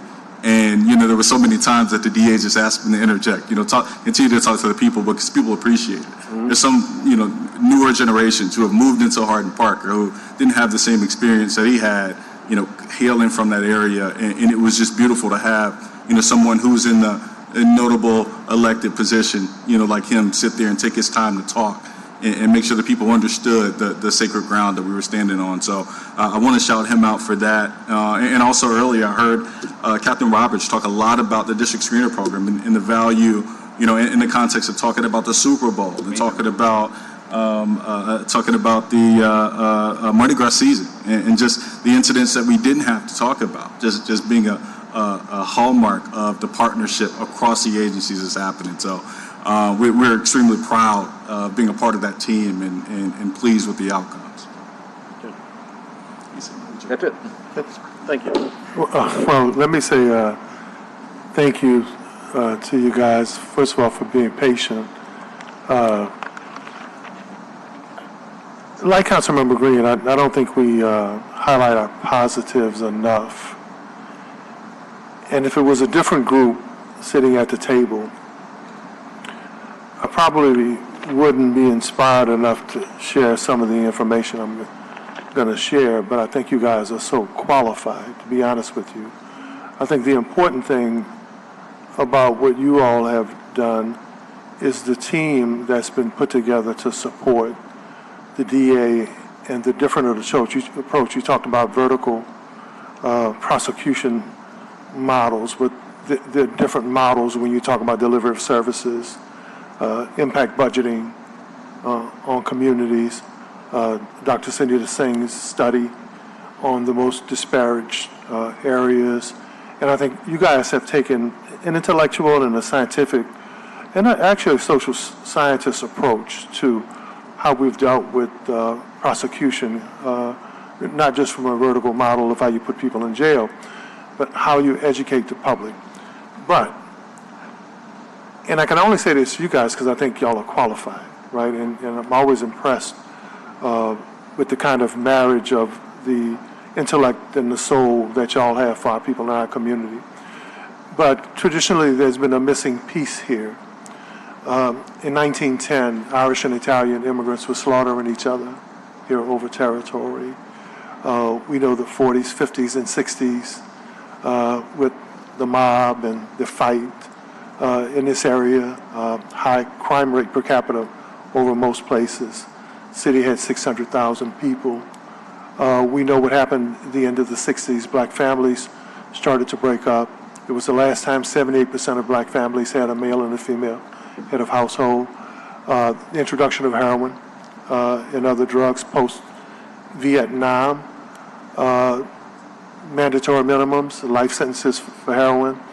If you were a user, if you had a certain amount, in Louisiana that meant a life sentence, right?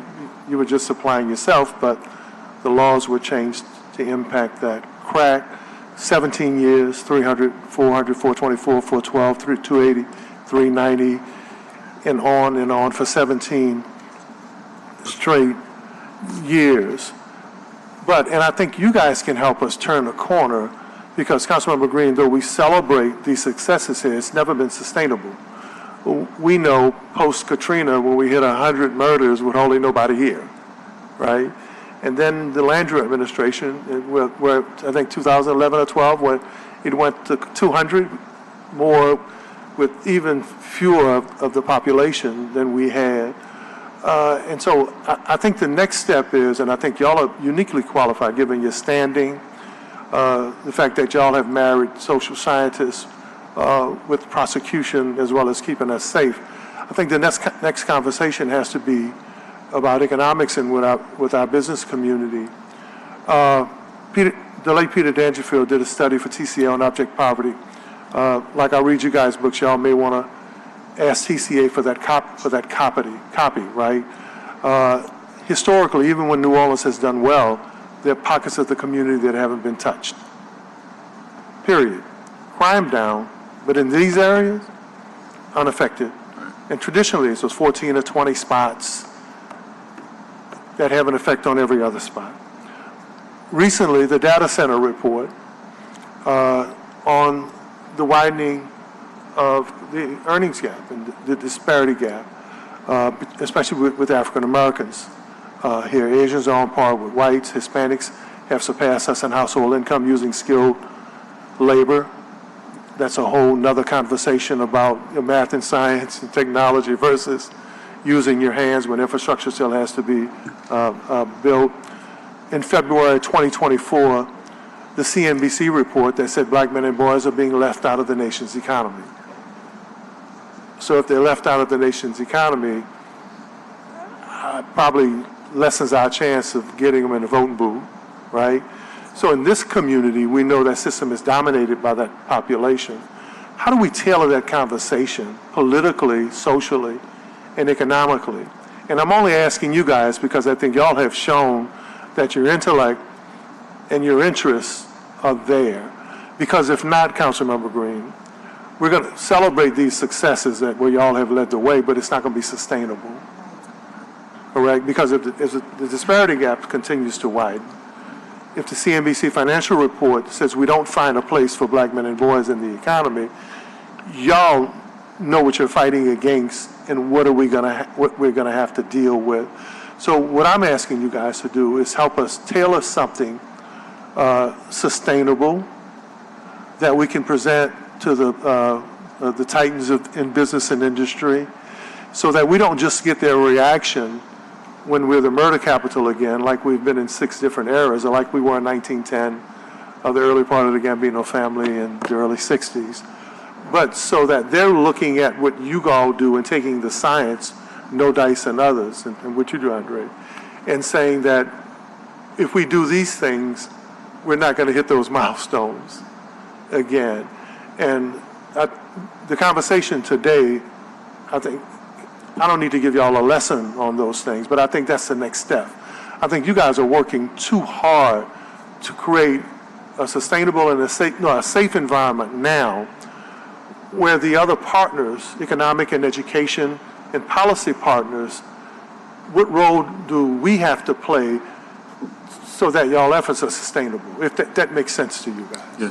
I think it makes great sense, yeah. You know, if what you're seeing as our efforts are to go beyond looking at the singular criminal act, like the single arm robbery, to looking at, hey, why do we, over the course of this year, have multiple gun crimes happening in the same corner, the same neighborhood, the same ward? How do we solve the problems of those things?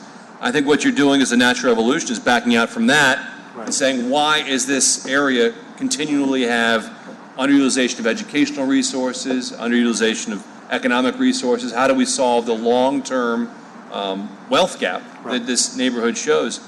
Now, at some point, the crime-fighting effort that we have has to be backed up, in the same way that we're backing up NOPD as much as we possibly can by bringing all that in. At some point, you have to back up us by bringing in those bigger solutions. And I agree, it goes far beyond our remit as criminal justice maybe experts. But you're absolutely right that is the bigger outgrowth of where this is going.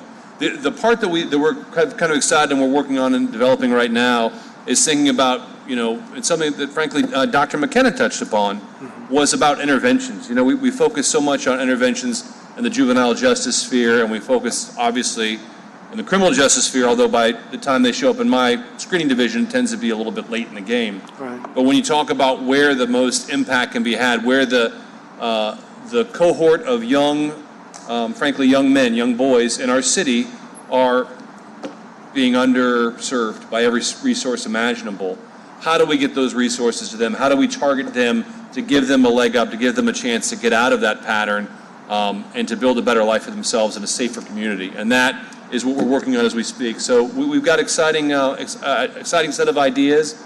We're growing right now, and we're happy to kind of grow that idea and talk to you more about how we can try to target that most vulnerable population. That's a perfect example, because for those of us who move around, they're present in your system, but they're missing from the economy. Right? And you guys are doing everything you can to give us the data and the science, as well as doing your jobs. If people have earned the right to be locked up, you're doing your jobs. But I just think it's critical now that we put together a system around what you guys are doing, because y'all are doing, you almost work beyond what you're supposed to do, to be honest with you. And that's the kind of crazy stuff I've been interested in and I read, but consistently I hear you guys come here to tell us what some of the solutions are beyond what y'all do. But economically, socially, and politically, we haven't really done it, because y'all can't hire everybody, right? You can't educate everyone. So where does the marrying of the political system, the business community, and the school system come together to sustain what you guys are doing? Yes. Yeah, and so it's such an important point, because what we started doing with all this data is then overlaying poverty rates. So that's not to say that those that are living in these neighborhoods are the ones that are committing these crimes, or that those that live below the poverty line are the ones that are committing the crimes, but it's the dispossessed neighborhoods with blighted housing, with narcotics that are around there, or prostitution, where it makes crime easier to commit in those spots. So, but to the economic, because then we have to look at it holistically. And I think speaking towards economic mobility is key. And that's why we've partnered with NOLA Coalition. And so what NOLA Coalition will be doing is looking at the areas where No Dice is, and then bringing economic mobility summits specifically to the neighborhoods. So that means meeting community where they're at, not at some place where they can't make it while they're working. So having these economic mobility summits so that the community where we're working in, where we're building up faith-based connections, where we're building up community ideas as to what the interventions can be, they can come and see the opportunities that stand before them in New Orleans. And so we're really excited, and this is just one step of many that we want to do, all the way from third graders to those who want to move up that economic ladder. But we're thinking about that, and using that mapping is really critical to understand how we can hone in and how we can make sure that wherever we are utilizing our resources, we're getting the most bang for our buck, and making sure that this city as a whole can be, healed in these neighborhoods that we're doing these interventions in. Very important point, and very profound example, especially as I jog my memory of growing up in the lower Ninth Ward. Councilmember Green, the NOLA Coalition is important because you have a large business component there that where you talk about is the economic engine in our region, right? So though the coalition, it's important that they focus on playgrounds and all of those other things, and Super Bowl and those things, they have access to opportunity, right? Yeah. When I was a kid, the bus from Avondale or the van for Avondale would come into the lower Ninth Ward and pick up Emmett and Mickey and his brother, because there were welders in Avondale. the bus would come from the sugar factory down in the parish to pick up those guys.